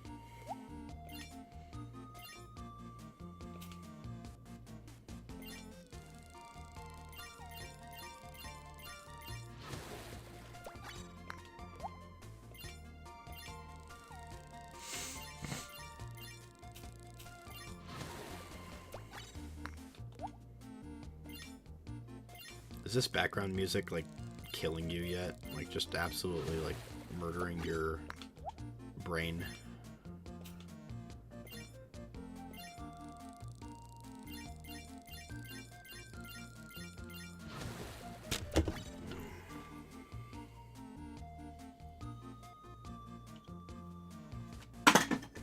I probably missed the garbage can.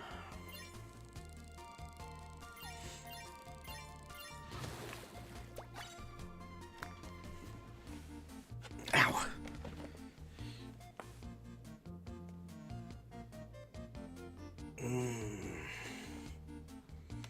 My back is hurting. I said that today to my coworker. I just said, "Oh, my back." She said, "You're so old." I said, "Dude, I'm 27. 27 is young." And then I cried a little on the inside.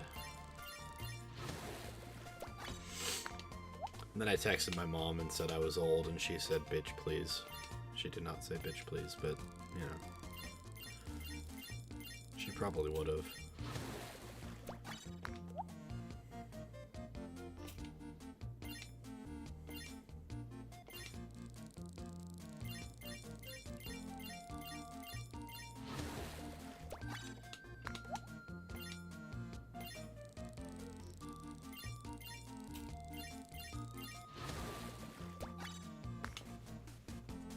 You're not even 20?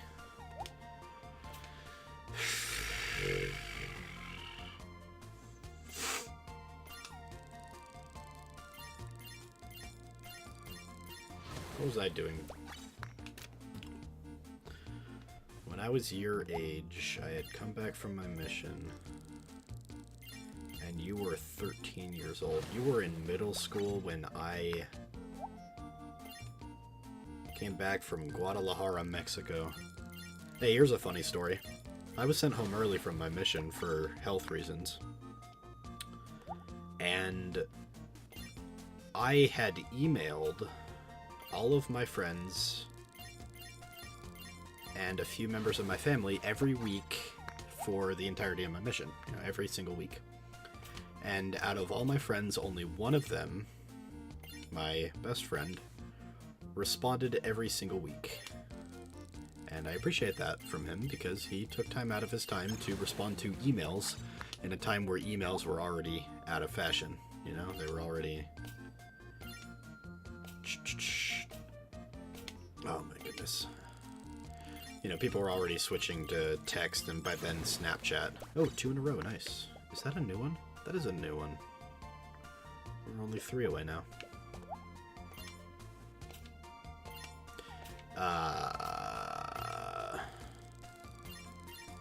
And so that was cool. He messaged me every week and whatever.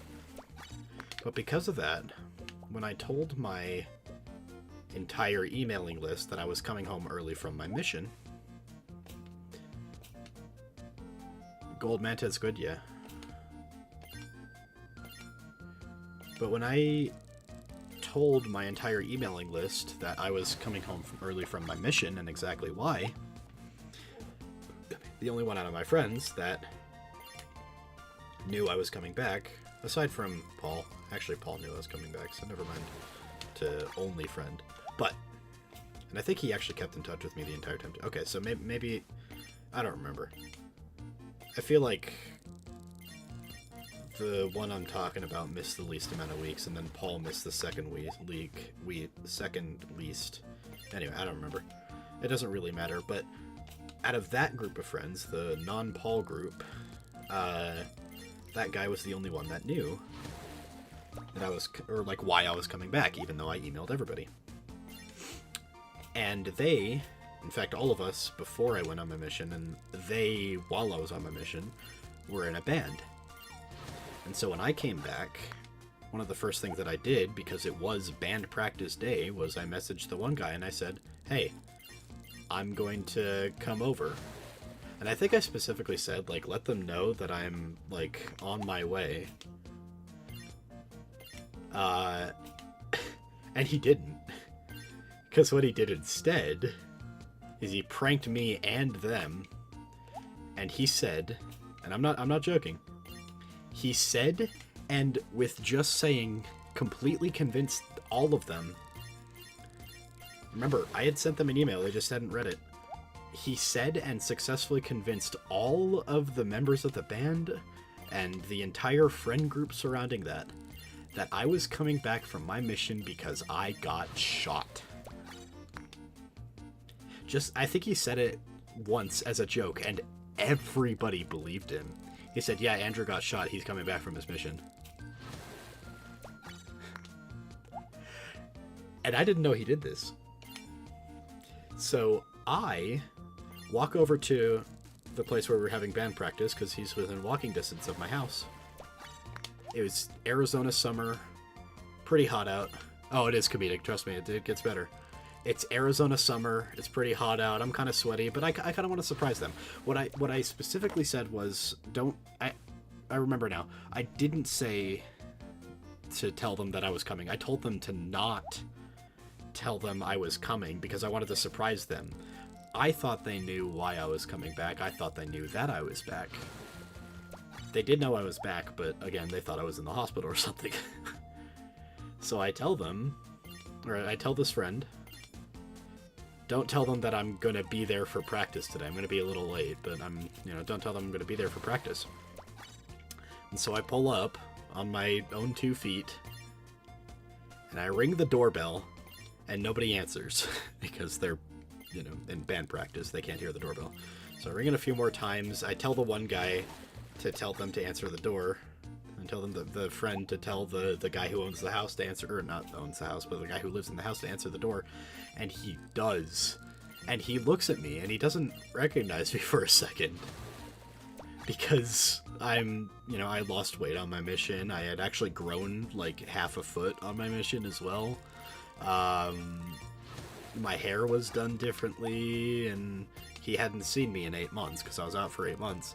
And he looks at me and gets this sudden look of realization, like his eyes go wide, and he says, "Andrew!" And he immediately tackles me in this massive hug.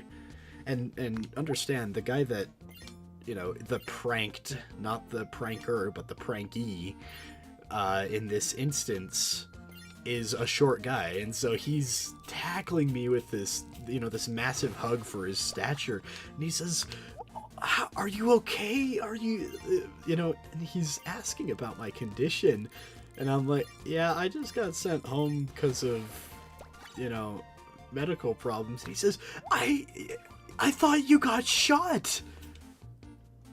I thought you got shot. And I hadn't heard this before. I was like, what the fuck do you mean? You thought I got shot? What? And he says, yeah, Caleb said you got shot. Oh, okay. So, yeah. They all thought I got shot. It was great. It was wonderful. It was beautiful. Except for the one guy.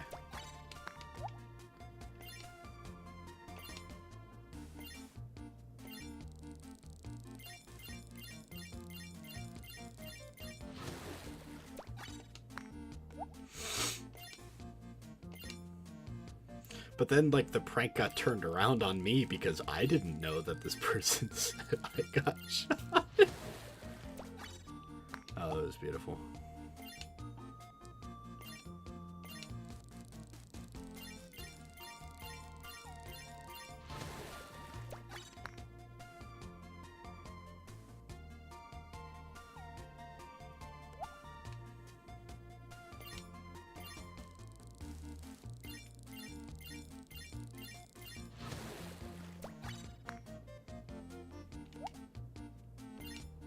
I'm sitting here with a burrito in front of me that I'm not going to finish, but I haven't, like, gotten up to just put it in the fridge yet.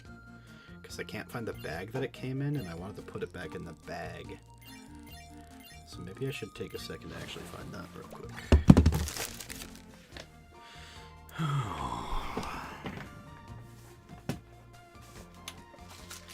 Oh, it was literally right here.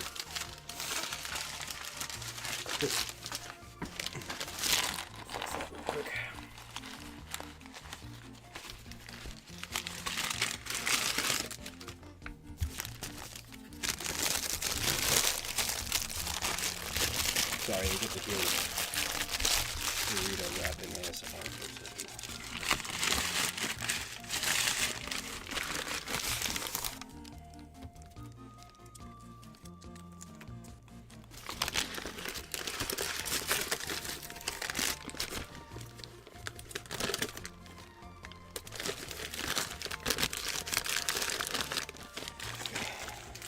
I'll be back.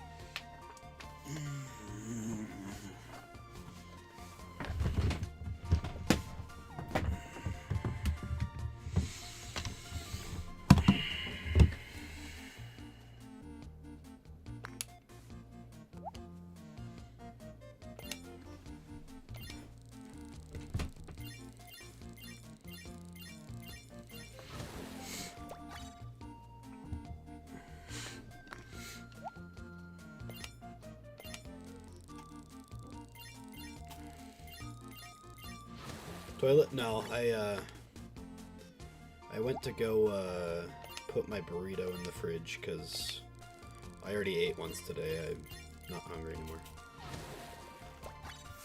I only got the burrito so I could take some. Just realized I should take that right now.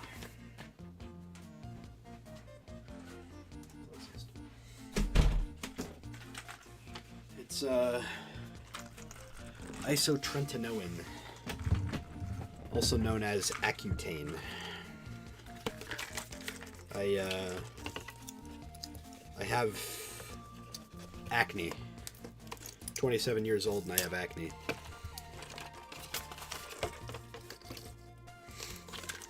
At some point in my mid-20s, I realized I don't think I should be having acne anymore. I was an incredibly late bloomer, let's say. I was incredibly late to the, well, let's just say, I had a really, really late puberty. Like, I didn't really start it until I was, like, 16 or later. But I figured 25 for acne is a bit old. So I finally got around to it a year later at 26. I'm still technically only 26. I turned 27 in April.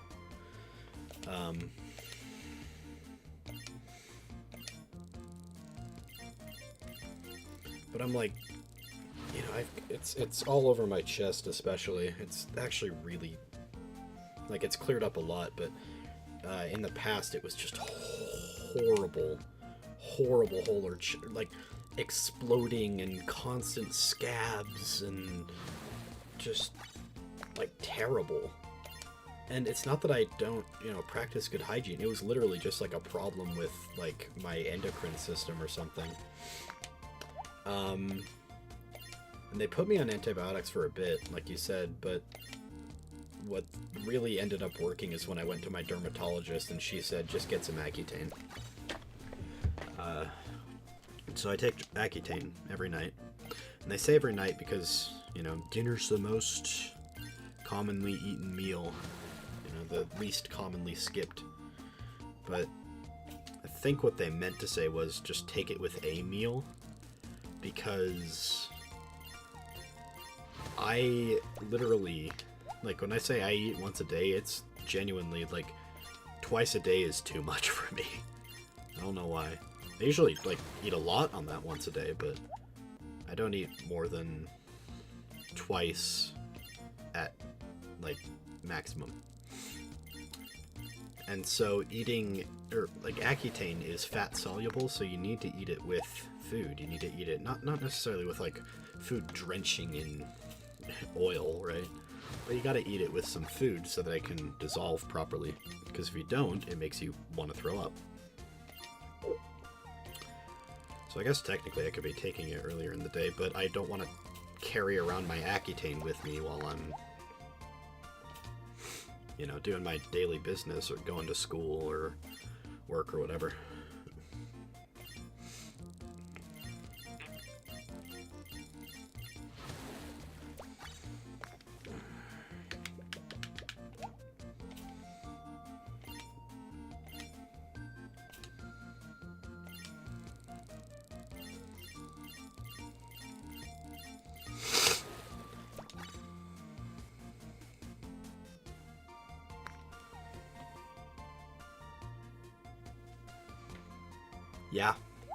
Yeah, that, when I first started taking Accutane, I decided to ignore the food part and just take it and deal with the vomit. And then, with GERD, there have been many nights where I've woken up choking on my own vomit. And that was one of them. Like choking, like coughing and whatever on regurgitated foodstuffs. Stomach acid. It's not good. Like literally drowning in stomach acid doesn't feel good.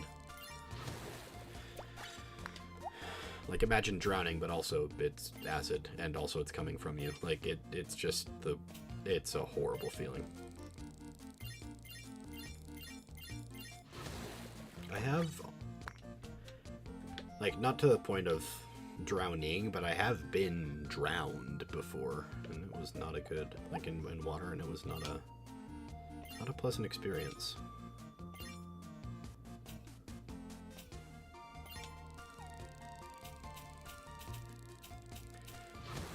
Keep healthy. Yeah, I try. Fun fact about drowning, and this is actually kind of a really scary fact. So there are people who can't feel pain. Like, it's a neurological disorder where they can't feel pain. And these people, their identities are generally protected because if you know, or if somebody knew that you don't feel pain, it's, like, really easy for them to abuse that. So legally, these people's identities are protected, kept secret, and whatever. And so if you ever find this documentary that I got this information from, you'll see that the people who can't feel pain, like, their faces are blurred out and their voices are distorted so that you can't attribute them as, like, part of the documentary thing. Well, in this documentary, and I think it was even like a Vsauce Minefield documentary, they were trying to describe pain to people who had never felt pain before. This is like trying to describe depth to somebody who's never seen before, or color to someone who's colorblind, right? How do you describe vision to somebody who's never had vision? And so it's the same idea. How do you describe pain to someone who's never felt pain? And what they did is they subjected them to controlled trials of inflicting them with pain. And aside from emotional pain, which is a different neurological feeling and therefore doesn't count, the only way that they could make people who neurologically can't feel pain was by drowning them. Yeah. So, in a weird metaphysical way, drowning is the most painful thing that could happen to someone, because it is so uniquely painful that it hurts even people who can't feel pain. And I think that that's really fascinating. I believe suffocation is included in that. It's like drowning, suffocation, etc. But it's not being able to breathe. But like even the choking they felt. And I think that's like really like morbidly fascinating.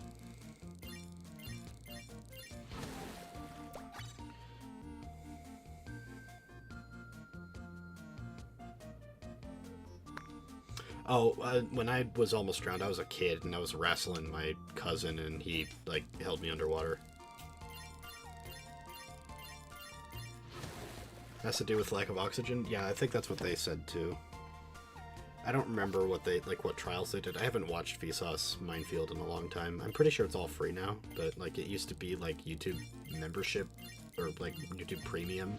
What did they call it back then? YouTube Red? Yeah, because it was a YouTube Red series.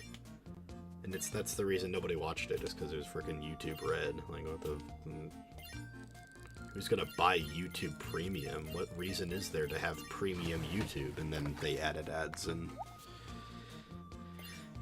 Now, YouTube and... Not even Spotify... Like, I think if you're gonna own a membership for anything, and, like... Like, if you're okay with pirating, which I'm personally not, but that's just me. But if you're okay with pirating, I still think, like, you should have a YouTube membership. Like, a premium membership. Because it's hard to like find pirated YouTube videos, and like the ad-free experience is just so much better. I guess if you only watch on desktop, it doesn't matter, just get an ad blocker, but I like only watch on my phone, so like getting an ad blocker for the phone is significantly harder and usually requires piracy in and of itself. So I say just like bite the bullet, pay the $5 and get YouTube Premium.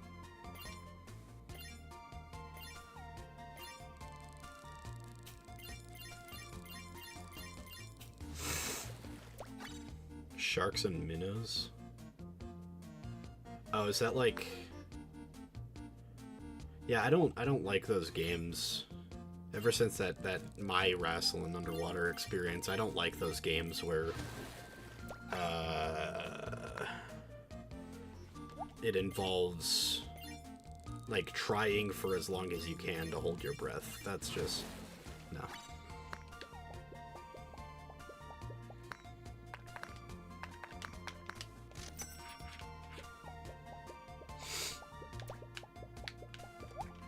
I kind of want to keep the stream going until Kyla shows up, if she ever does, but I also kind of don't think she ever will show up. That makes me feel kind of sad, but I've said this before, we don't stream so that Kyla shows up, but we're happy if she does.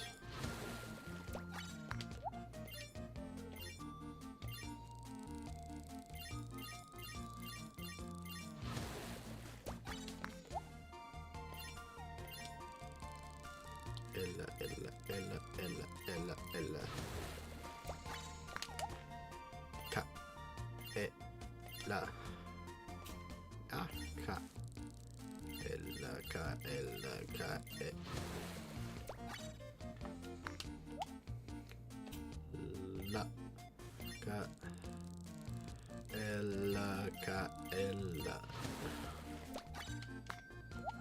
Her name's weird. I don't know if you were around for this specific, but she won Minecraft Streamer of the Year 2024, I think. Whatever year she got the full netherite beacon, she showed up on like the Minecraft subreddit. She showed up like on like a bunch of like collectors blogs and forums and communities and whatever. Like, she was known for Minecraft by a lot of people for a long time, which is kind of fascinating because she's not at all a Minecraft streamer. She's very much a variety streamer. And in fact, she loves indie games more than Minecraft, and really only kind of just decided to do that netherite beacon like just for the hell of it, right? But yeah, she was like, she won Minecraft VTuber of the Year, or was it Minecraft VTuber or Minecraft Streamer? Whatever the case, when the person like announced either that she was, no, they announced that she won. When they announced that she won, they got up and I will never forget this pronunciation. It was Kayla Kovalskaya. Kayla Kovalskaya. How do you get Kovalskaya? Like, Kayla, I understand. How in the freaking freak do you get Kayla Kovalskaya?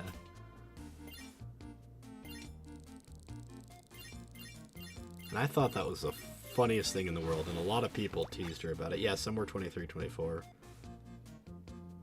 Was it Minecraft VTuber, not Minecraft Streamer? That's a little less... I don't want to say a little less prestigious, but that's a little less, like, universal.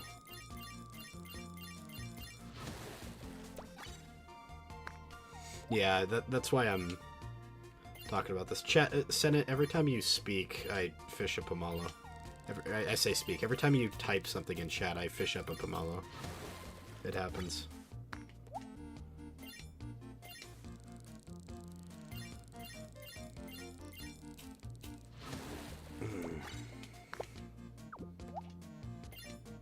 But yeah, the Kayla Kovalskaya, just like, out of the many ways she has been teased by Pomalo, that certainly was one of them.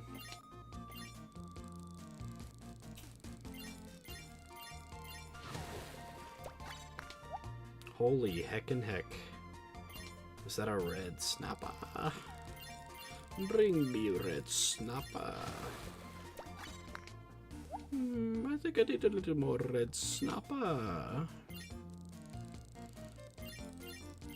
That video came out before you were born, Pacific. Just... wow.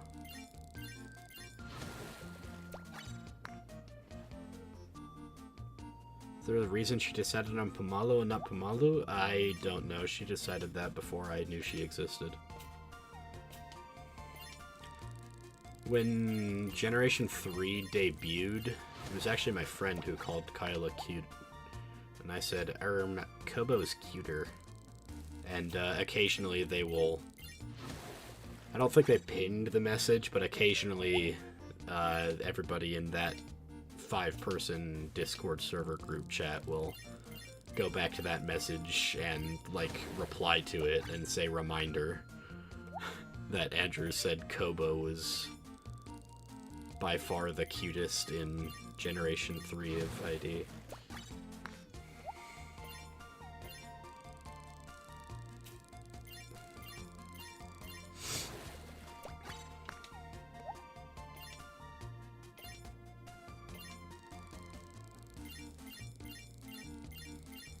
And again, I wasn't a Pumalo until a few months into her existence. She was still in the quiet talking Kyla phase. She kind of warmed up to streaming and to Pumalo and to Hololive. Like, it took her a while. Like, go back and watch some of her early streams. She is so different. It genuinely feels like now she talks louder, higher pitched, she's more expressive, more bubbly, more... And in fact, Get Some Help wasn't even there in the beginning. Get Some Help came from... I think genuinely it was somebody's super chat saying, like, the Stop It, Get Some Help meme. The Michael Jordan with McDonald's breakfast... or whatever. Don't do drugs. And if you're doing drugs, stop it. Get some help. I've never watched that advertisement, but I've watched the JonTron video that shows that advertisement probably 8 million times. Because JonTron, Jake and Amir, and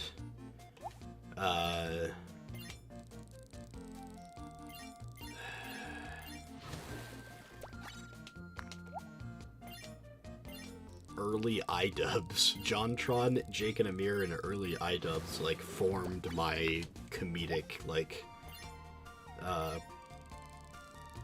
persona, my, sense of humor. That's the word I'm looking for. Person who said Kyla Q probably had... No, again, like, she literally hadn't started saying get some help by then. In my defense, calling Kyla cute is wrong.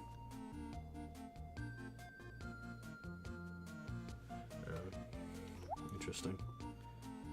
Yeah, that's another thing about phonetic languages. Is that if they don't use the sound, they don't use the letter.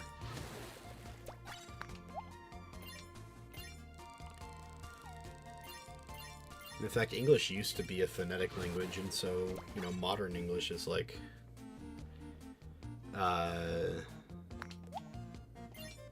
not phonetic because it borrowed so much from French. In fact, that's the reason why we in English have different words for the animal and the meat of the animal for a lot of them. So, like, cow and beef, pig and pork, lamb and... I think actually they say lamb. But you know what I mean? And the reason for that is because the word for the meat comes from French. And I don't know French, but I know another Romantic language, which is Spanish, and so, you know, pork in the Romantic languages is something similar to puerco right? Puerco.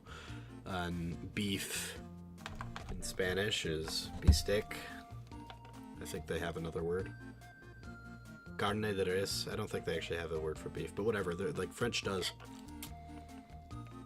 And so the reason that we have those two different words is because the word for the meat came from the French, because the French, Normans, were royalty in England for a large period of time in the late first millennium and early second.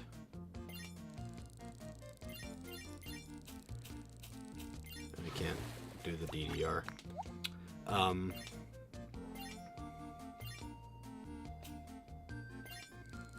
Yeah.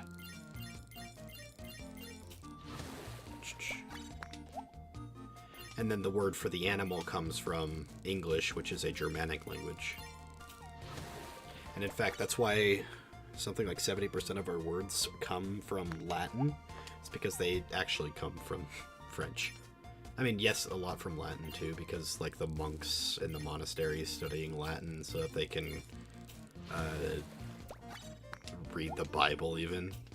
Although the first translation outside of Latin of the Bible was in English, and it was done in the late 300s at the behest of King Alfred the Great, who is one of my many royal ancestors. I'm related to like all of European royalty, or Western European royalty. But so is like most people. If you go back far enough, they're related to like either a third or a half of everybody.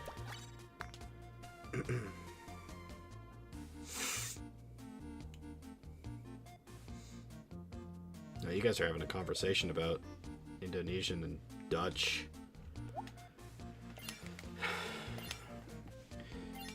You know, all my Wikipedia searching, and I've never actually figured out, like... And I don't want to say figured out. I was told early on to not really, like, ask about Indonesian history, especially, like, on stream, because it's, like, a sensitive historical subject, I guess. I think I remember getting shut down in the, like, the Pomala Discord. Like, don't ask about that. Like, even in general chat, and I was like, okay, well, never mind, sorry. And for some reason, I've just, like, never Wikipedia'd it, because either I'm not curious enough, or I, like, genuinely don't want to, like, touch upon something sensitive. But, I don't know, I think learning history is always relevant and good. And I don't need to know it now, but... all I know is that the Dutch kind of sucked, but that's kind of the reason you have a centralized Bahasa Indonesia, is because of the Dutch. And that's why a lot of their words and language grammar comes from Dutch.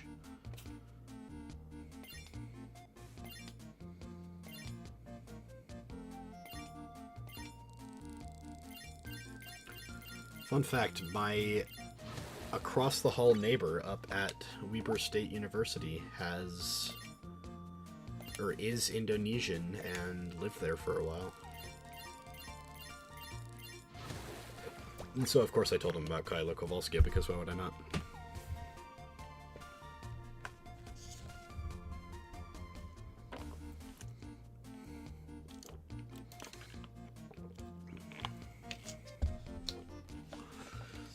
Honestly, my, like, obsession... my obsession with history has sort of, been... like, sorry, I should rephrase that. My historical obsessions have been, like, really early medieval English, and I don't think I could tell you why.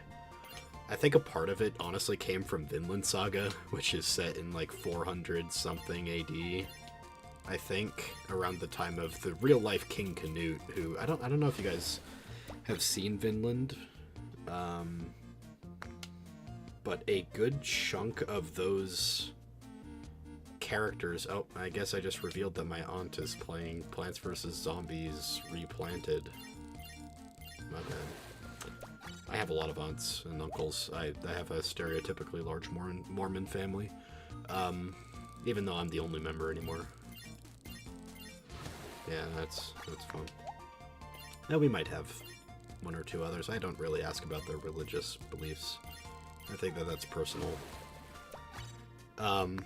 Yeah, I feel like everybody, and for most people, it ends up being like World War II or Cold War or whatever. Like, you know, the occasional World War One. I think World War One is more fascinating. I have this I don't know if it'll ever be a D&D campaign or if I ever got into making games or like whatever, but I have a lot of cool story ideas in my head, and it's mostly centered around world building, but I have this idea, and I've had it forever, and it's just a, like, fantasy World War One. Like, imagine Tanya the Evil, but it's in World War One,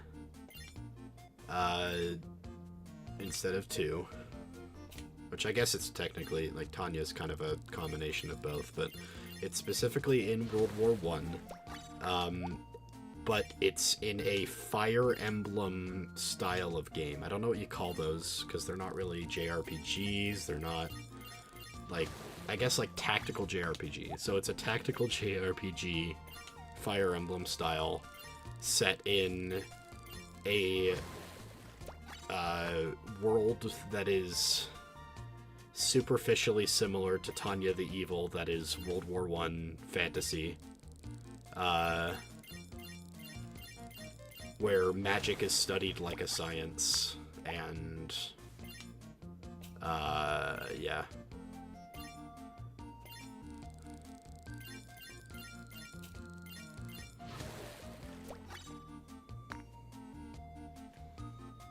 Arguably worse? Oh no, it's not arguable, dude. I'm gonna nip that in the bud right now. It's not arguable. It was significantly worse. Trenches, the trenches alone claimed more victims than, like, most battles, frankly.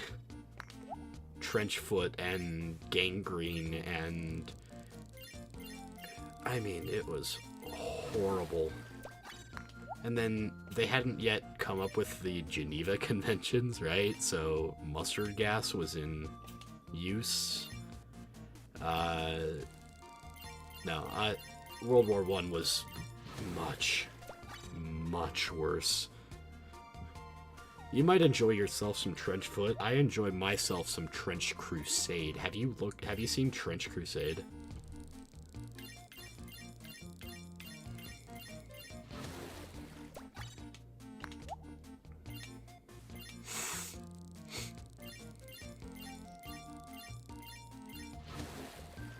Because if you like World War One, gun jams, yeah. Because that's the other thing is, World War One is the awkward in between period where they didn't know how to conduct war with guns. Because guns were new enough that, like, what do you do?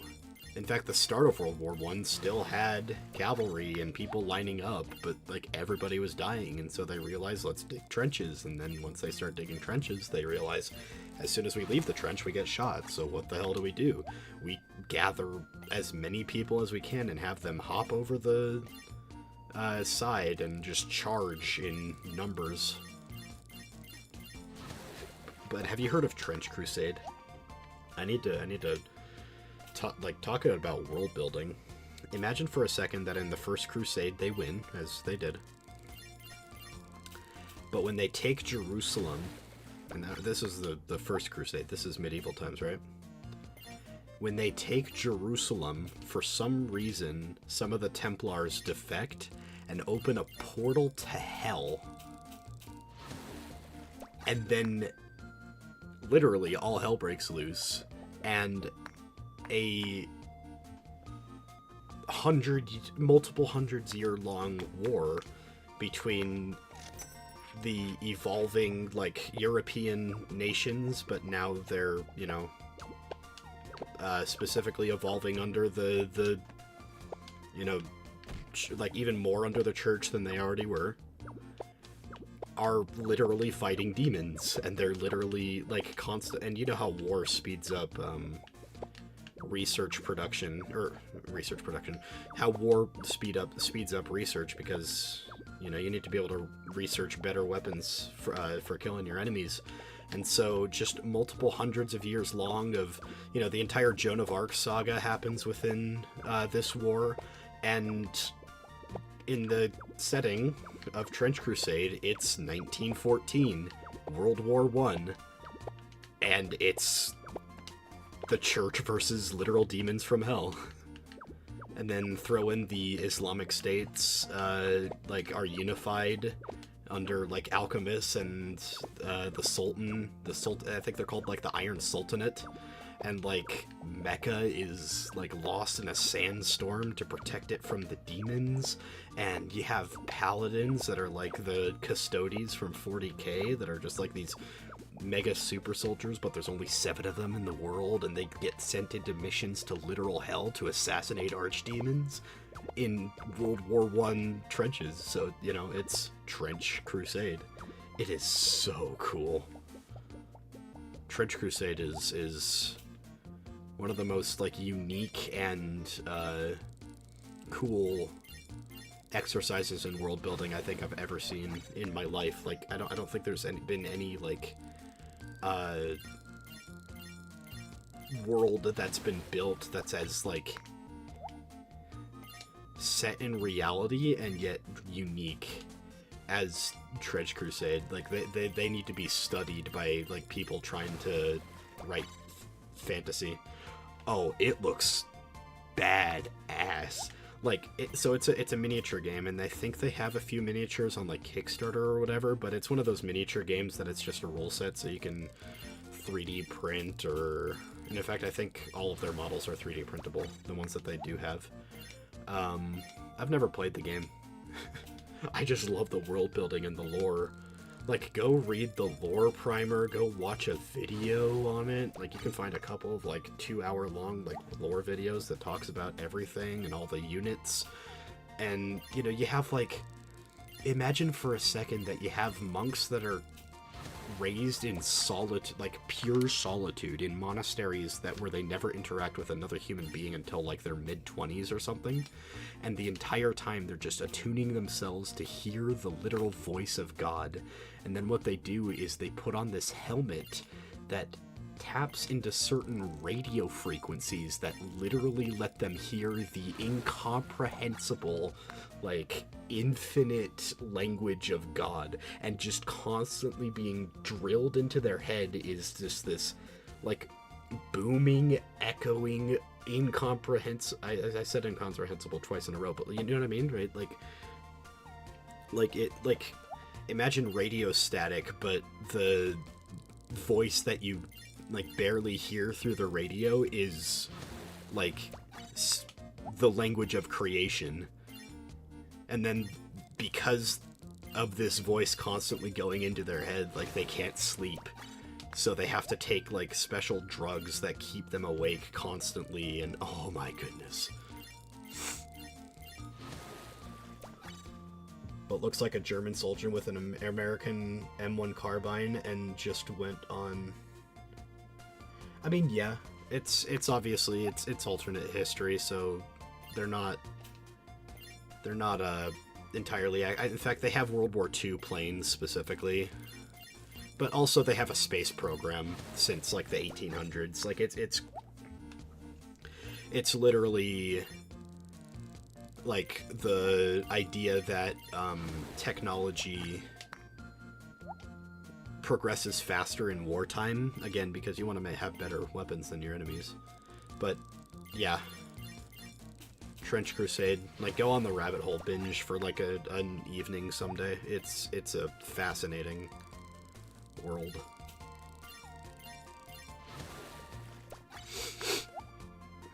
They have this cult of demons, so they are demons living in hell, and they are a cult of, like, I think they're literally called, like, the Cult of the Door or something, and it's literally just one archdemon a long-ass time ago found a door in hell, and he can't open the door, and Nobody in hell knows where it came from, not even the oldest entities, not like Satan himself. It's just a door. And what is this door? Where does it lead? And so they like become like obsessed with this door and what's on the other side and this like madness. And nobody knows if the other side is like outside of the universe or if it's like that world or this like world's version of like the Cthulhu mythos, or if it's gonna be just like mega hell, or you know, what's below hell. And they like go mad and become like obsessed with like augmenting and changing their bodies, and because of it, it's like it's so cool.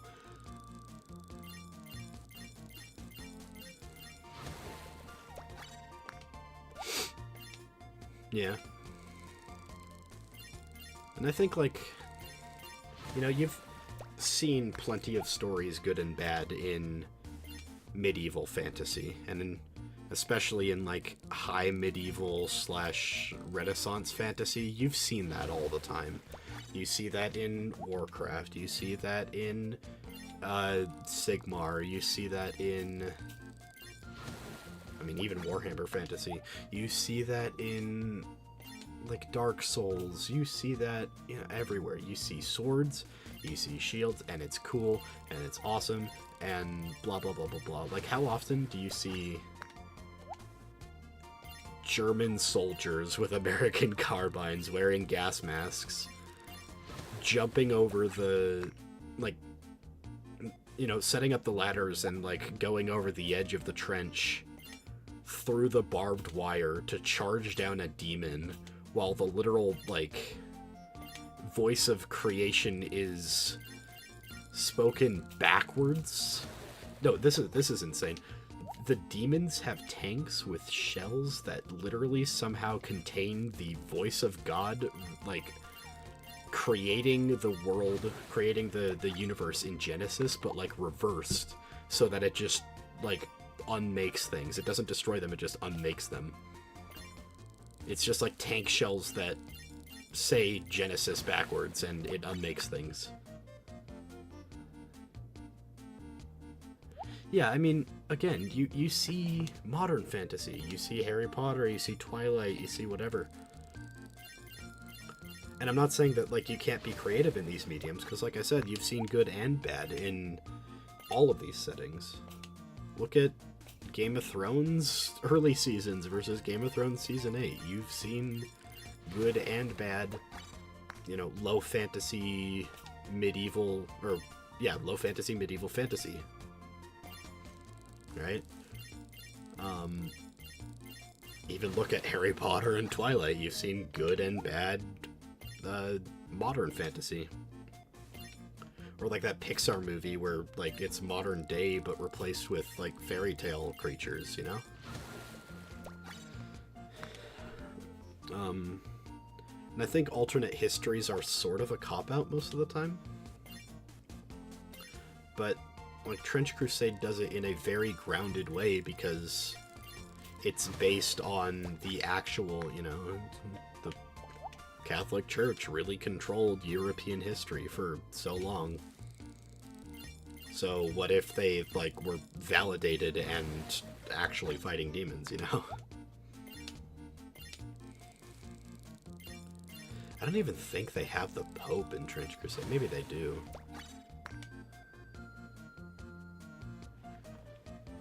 You got an extra 6 years of research to do. Yeah.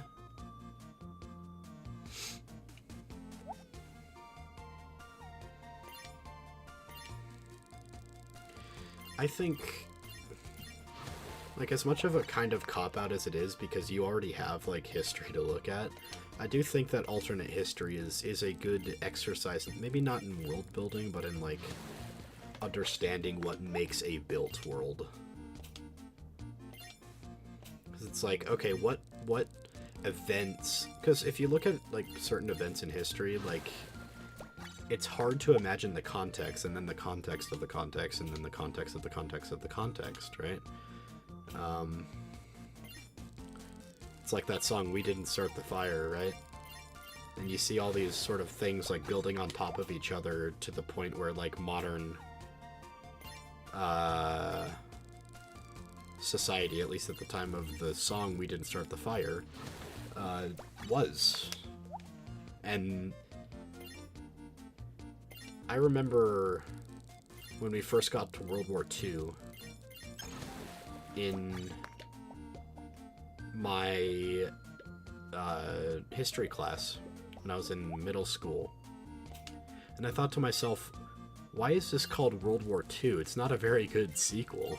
I mean, aside from the countries being roughly allied with each other, like, there's no common narrative. Like, nothing that happened in World War I caused World War II. Like, this is what I thought. Obviously, that was wrong. But I was thinking to myself, like, come on, guys. Like, this isn't...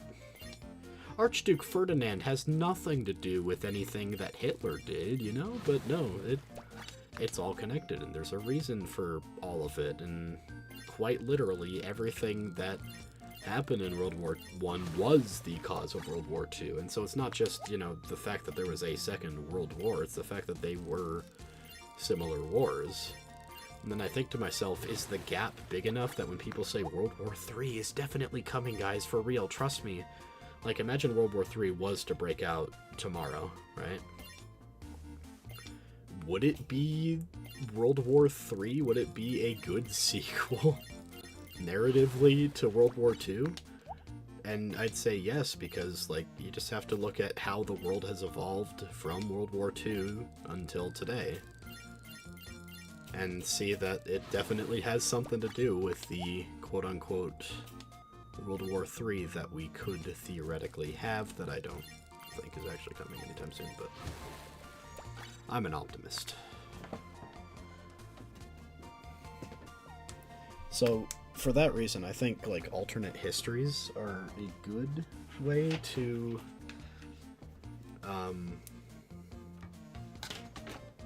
study world building, because it is the literal building of our world, and then how it would change if certain things changed.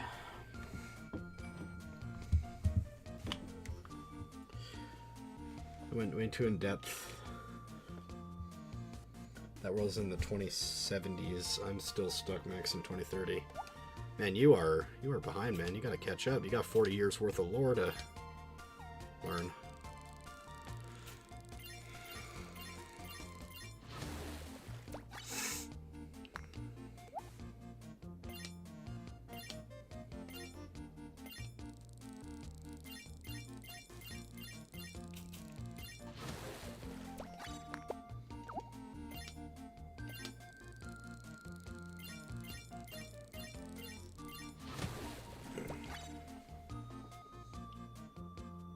Back hurts.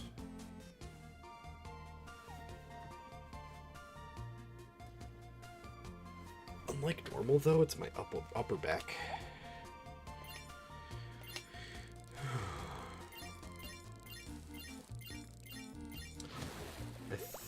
Civilian life.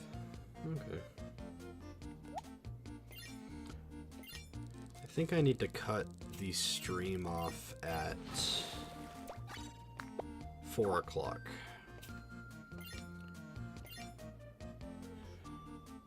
That's gonna be in 13 minutes. So if anybody has anything they want to talk about for 13 minutes, I'm more than happy to indulge. For anybody that hasn't said hi in a while, wants to say hi, I like knowing that I'm entertaining people enough that they stay awake and alive.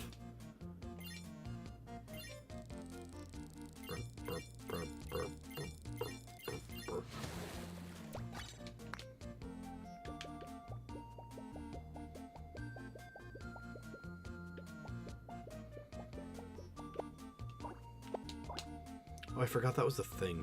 I've never used this movement tech. I think there's like some reason for it, but it's like as soon as you hit the ground, you lose momentum. Maybe it's like a...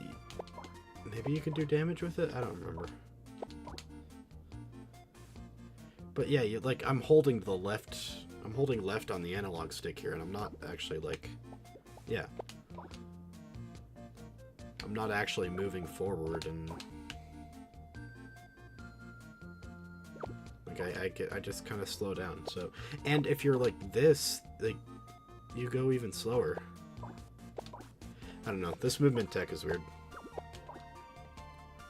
There's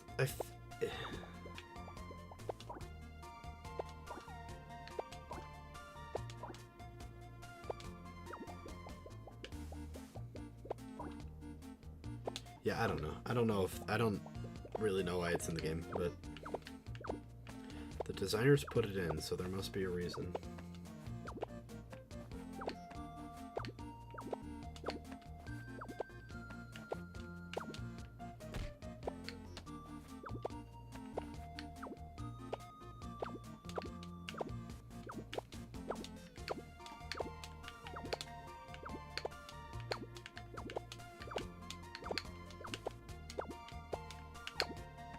That was fast. How fast was that? Holy. Yo, I think I'm gonna clip that. Haha, just kidding. I don't have a clip channel. I'm not a streamer that deserves a clip channel. I'm not even really a streamer. Honestly, I think we just kind of call it here, right? 10 minutes till the hour. I can... go now. So this is what our fish collection looks like right now. I've collected mostly everything shiny, just missing 3. I'm pretty dang sure you can't connect or collect. Sorry, I was reading your message while I said collect, and it sounds like connect or yeah. So I got my words jumbled up.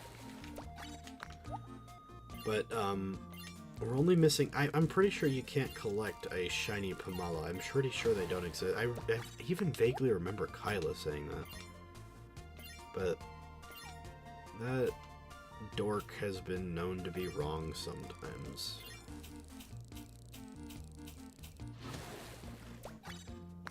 Good work for Febember.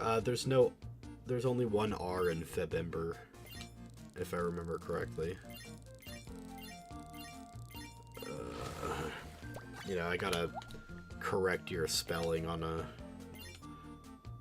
month that doesn't exist. Well, I mean, I didn't say that, Kyla. I did not say that it doesn't exist. Don't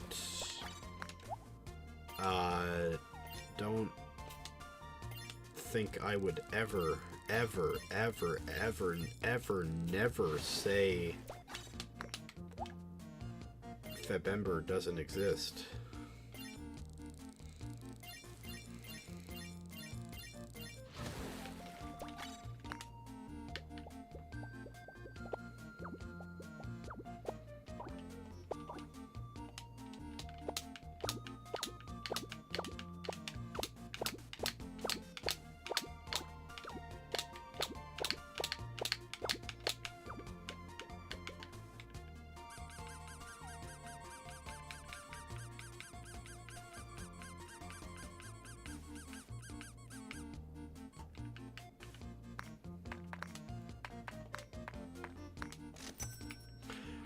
By the way, I think I'm genuinely the, world's first person to ever figure out this Easter egg.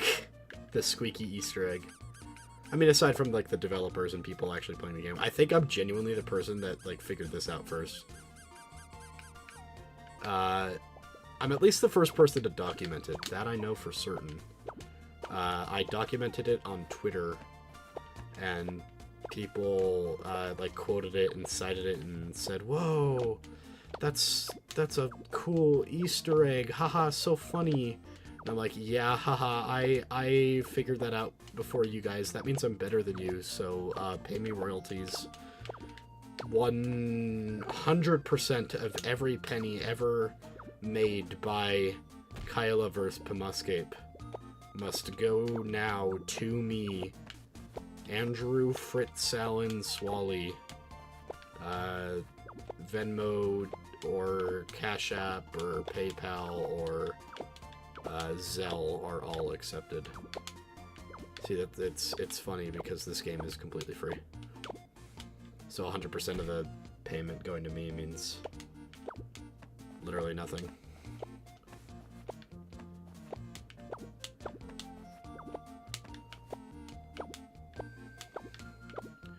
I'm trying to see if I can make this like a fast process.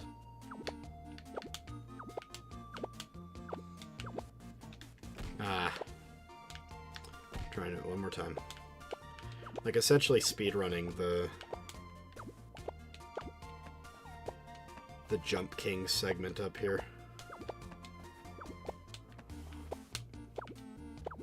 I just realized, is this supposed to be smoke coming out of the chimney?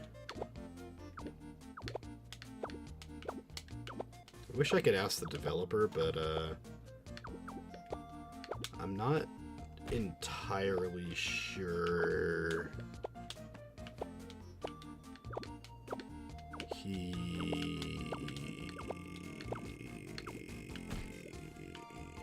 knows. I believe it's Mac compatible. I could be wrong. It is free on Steam, so you can always give it a try, and if it's not compatible, you just don't play it. It's a good, solid, like, one afternoon game. And then, of course, there's, like, the fishing mini-game that you can do, and all the collectibles and stuff. I think if you have any experience with, I don't want to say, like, movement-based platformers, because it's not really like a Valorant or what's the other one? The one Valorant is a clone of? CS2, CSGO.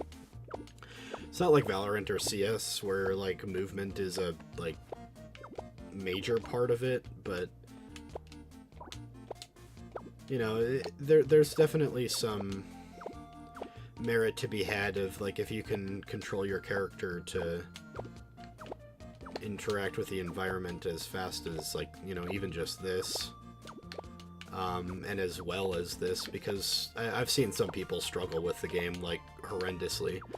And that's not to say that, you know, they can't beat the game or even enjoy it, but, you know, it's going to be harder for them to beat the boss. And I actually had a really hard time with the boss. You see this inventory? You keep your inventory when you beat the boss. I grinded this. It is a game that you can grind and get value out of. Because there's like crafting so that you can craft the Kaelinium brick, which is this. But I found this route. In fact, go to my channel and watch the other Pemascape video, because for the vast majority of that stream, I was just doing this one route on level 3, where I ran the same route until you get to a chest with one ancient potion and some materials that get made into Kaelinium. And then you keep going so that you can get one more material that's made into Kaelinium in a side passage. And then you exit out of the level and re-enter in order to reset the chests. So it's 2 chests that you're running for every single time. I guess the second room has a couple of chests. But it's 2 chests that you're running for every single time. And you just have to do that 16 times, or however many there is. 4, 8, 12, yeah, 16 times. To get 16 of these ancient potions. And then a bunch of materials for the Kaelinium brick. And then once you get the Kaelinium brick, you're like able to do enough damage where you can get hit by pretty much everything. And I mean like genuinely pretty much everything. Because I certainly got hit by pretty much everything. But you can get hit by pretty much everything by the boss and still beat her because you're just like out damaging her and have the sustain with the potions. It took me one try after I got the best brick and the Kaelinium, and it would probably be even easier if I was dynamically changing hats, because the hats give stats. Right? Wear this hat to rob enemies, and it means plus 15% drop chance. Provides a small light, so on and so forth. So if you're dynamically switching hats throughout the fight to like match things that you need the hat to do, like you need more defense for whatever, then you know, go for it. Just insta switch the hat. You could probably get it done with less than Kaelinium or less than literally 16 of the best healing item in the game, but ain't nobody got time for that. And the story's cute too. It's essentially like Kaela has gone missing and the Pomalo are trying to find her. Where are they going to find her? And so they go into the mines, and then the entire time they're just going through various increasing colors of mine levels. I'll have to say, I'm allowed to voice my criticism. It kind of is just a collect the key, go to the door game. But like sometimes the key is in fragments and you have to mold all the fragments together, and there's a lot of backtracking. And I don't like backtracking in games. So, you know, running back to the same place to put the molds in and then going through the door and then coming back out through that door just so that I can go do other stuff in the same area in like level 3 I think it was. It's not as fun. I understand that like it's a game on a limited like budget and even time frame, so they can't be like too complex with the level design, and it's not meant to be a complex game either. But that's my biggest criticism with the game, is that it's a bit backtracky, and you could definitely do without like level 3's design. But the boss, there are 2 bosses, and they're both fun. Like genuinely fun. And I think if you like Castlevania, Metroidvania style bosses, like if you enjoy the bosses in either of the Hollow Knight games,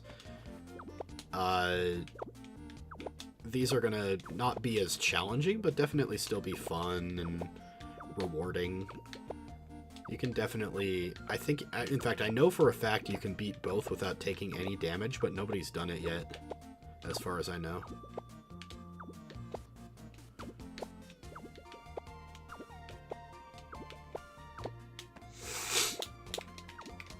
It's also a bit more forgiving than others, because there's no fall damage. Yeah, I don't know. When you die, the level doesn't restart. You just go back to the...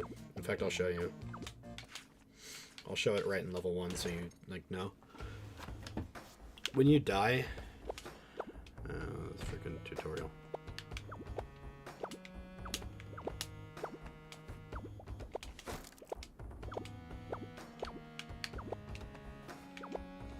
I'm trying to get to some spikes. The enemy can't kill me fast enough.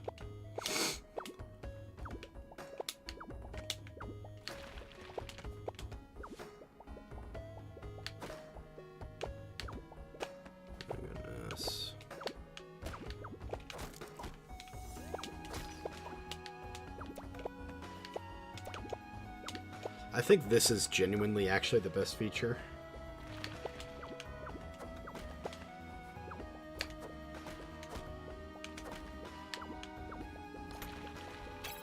Okay, so there's a checkpoint.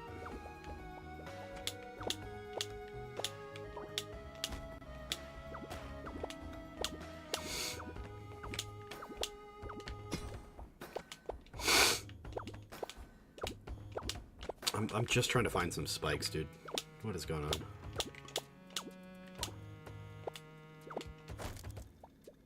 Okay, here we go. This works. So you see at the top left how my name is B Maple, right? That is a real Pomalo. That is a Pomalo person that exists. And when I die, I get turned into another one. Miej. Mij. Mich.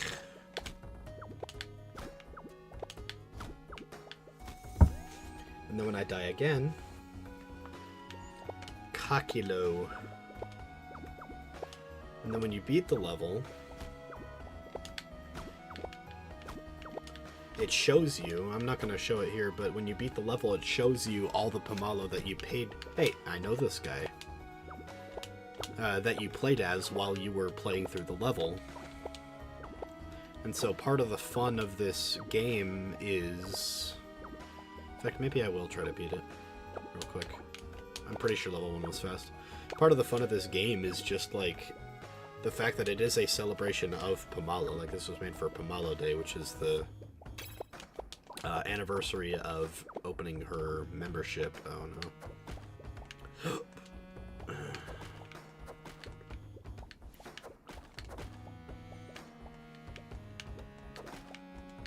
I'm pretty sure this is random every time, too, so hold on.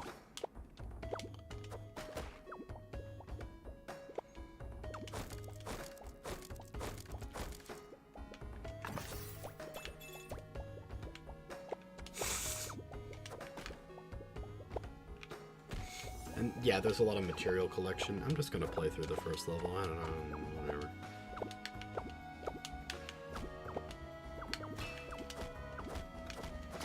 You normally can't attack those anvils, but you can with the Kaelinium because it is broken.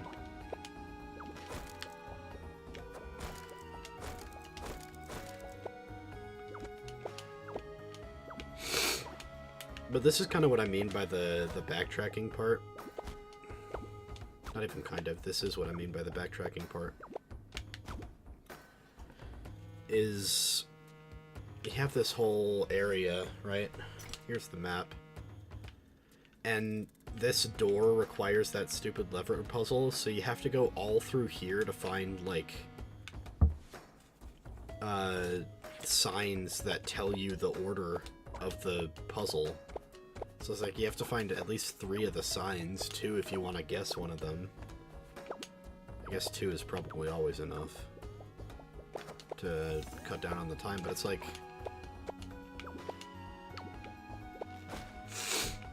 If it was the same one every time, I would be a little more fine with that. Like, if it was the same colors every time. And I guess technically I don't know if it is, but... Oh yeah, and when you die, you see your corpse. I forgot about that.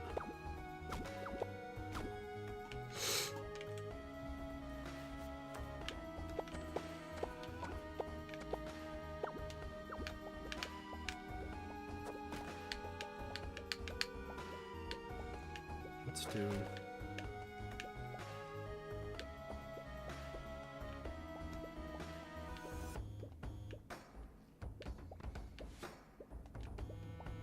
Yeah, we're gonna do permutations, boy.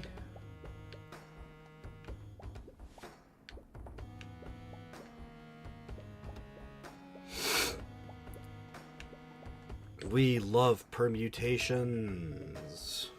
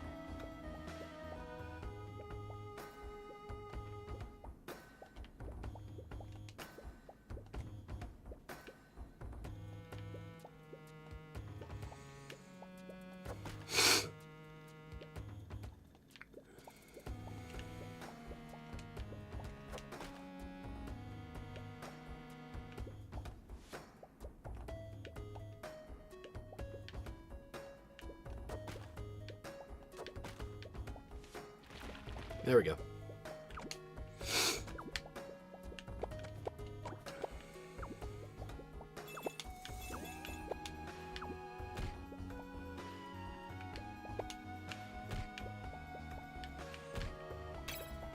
Almost done.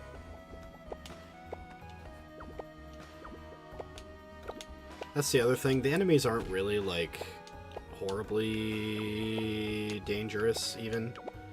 So you can kind of just run past them all the time, like I just did there. There we go. I did it. I beat the level, and then you see Pomalo lost. All of them that died are there. But yeah, it's really a game that's like a celebration of Pomalo, and you can actually go through and like there's no document or anything that shows all the Pomalo's names, and it's completely random. I don't think you can get the same one twice in a level at least, but it is essentially completely random whether you get a different Pomalo's name. So you very well could find me in there. You could very well find Senate in there, or Captain Harga before he became Captain Balok. You can find everyone in there. Everyone's there, except not actually everyone. It was a Google Doc that she had people fill out.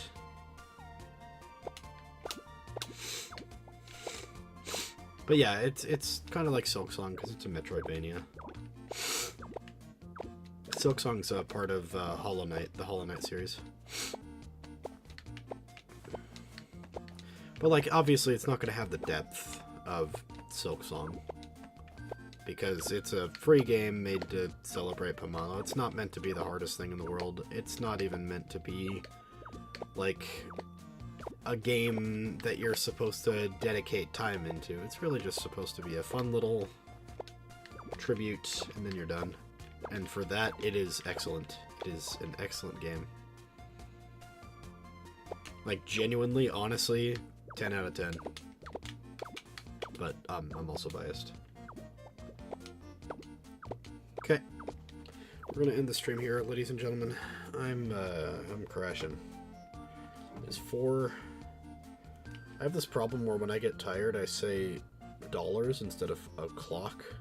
So I was about to say it is $4.11 in the morning. So maybe I just say that instead of explaining the joke. Maybe I just say it is $4.11 in the morning, guys. I gotta get to sleep. I want to thank you all for coming, if you came. And if you didn't, that's okay too, because we love playing games.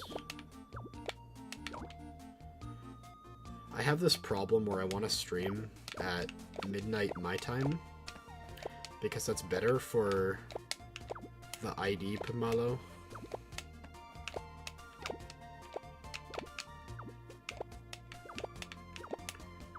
Of which I am not.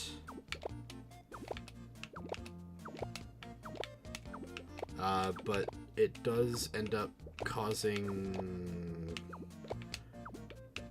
problems for me because I'm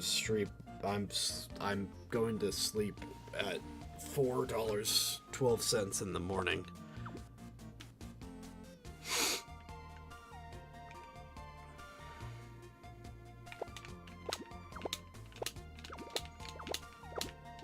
So that I can stream for an audience on the other side of the planet. But the sacrifices I make for Pomalo, I know they make for me in turn. I don't think they actually make that sacrifice for me in turn, but let's pretend like they do. Alright. Have a good night, ladies and gentlemen. Take care. I'm gonna crash.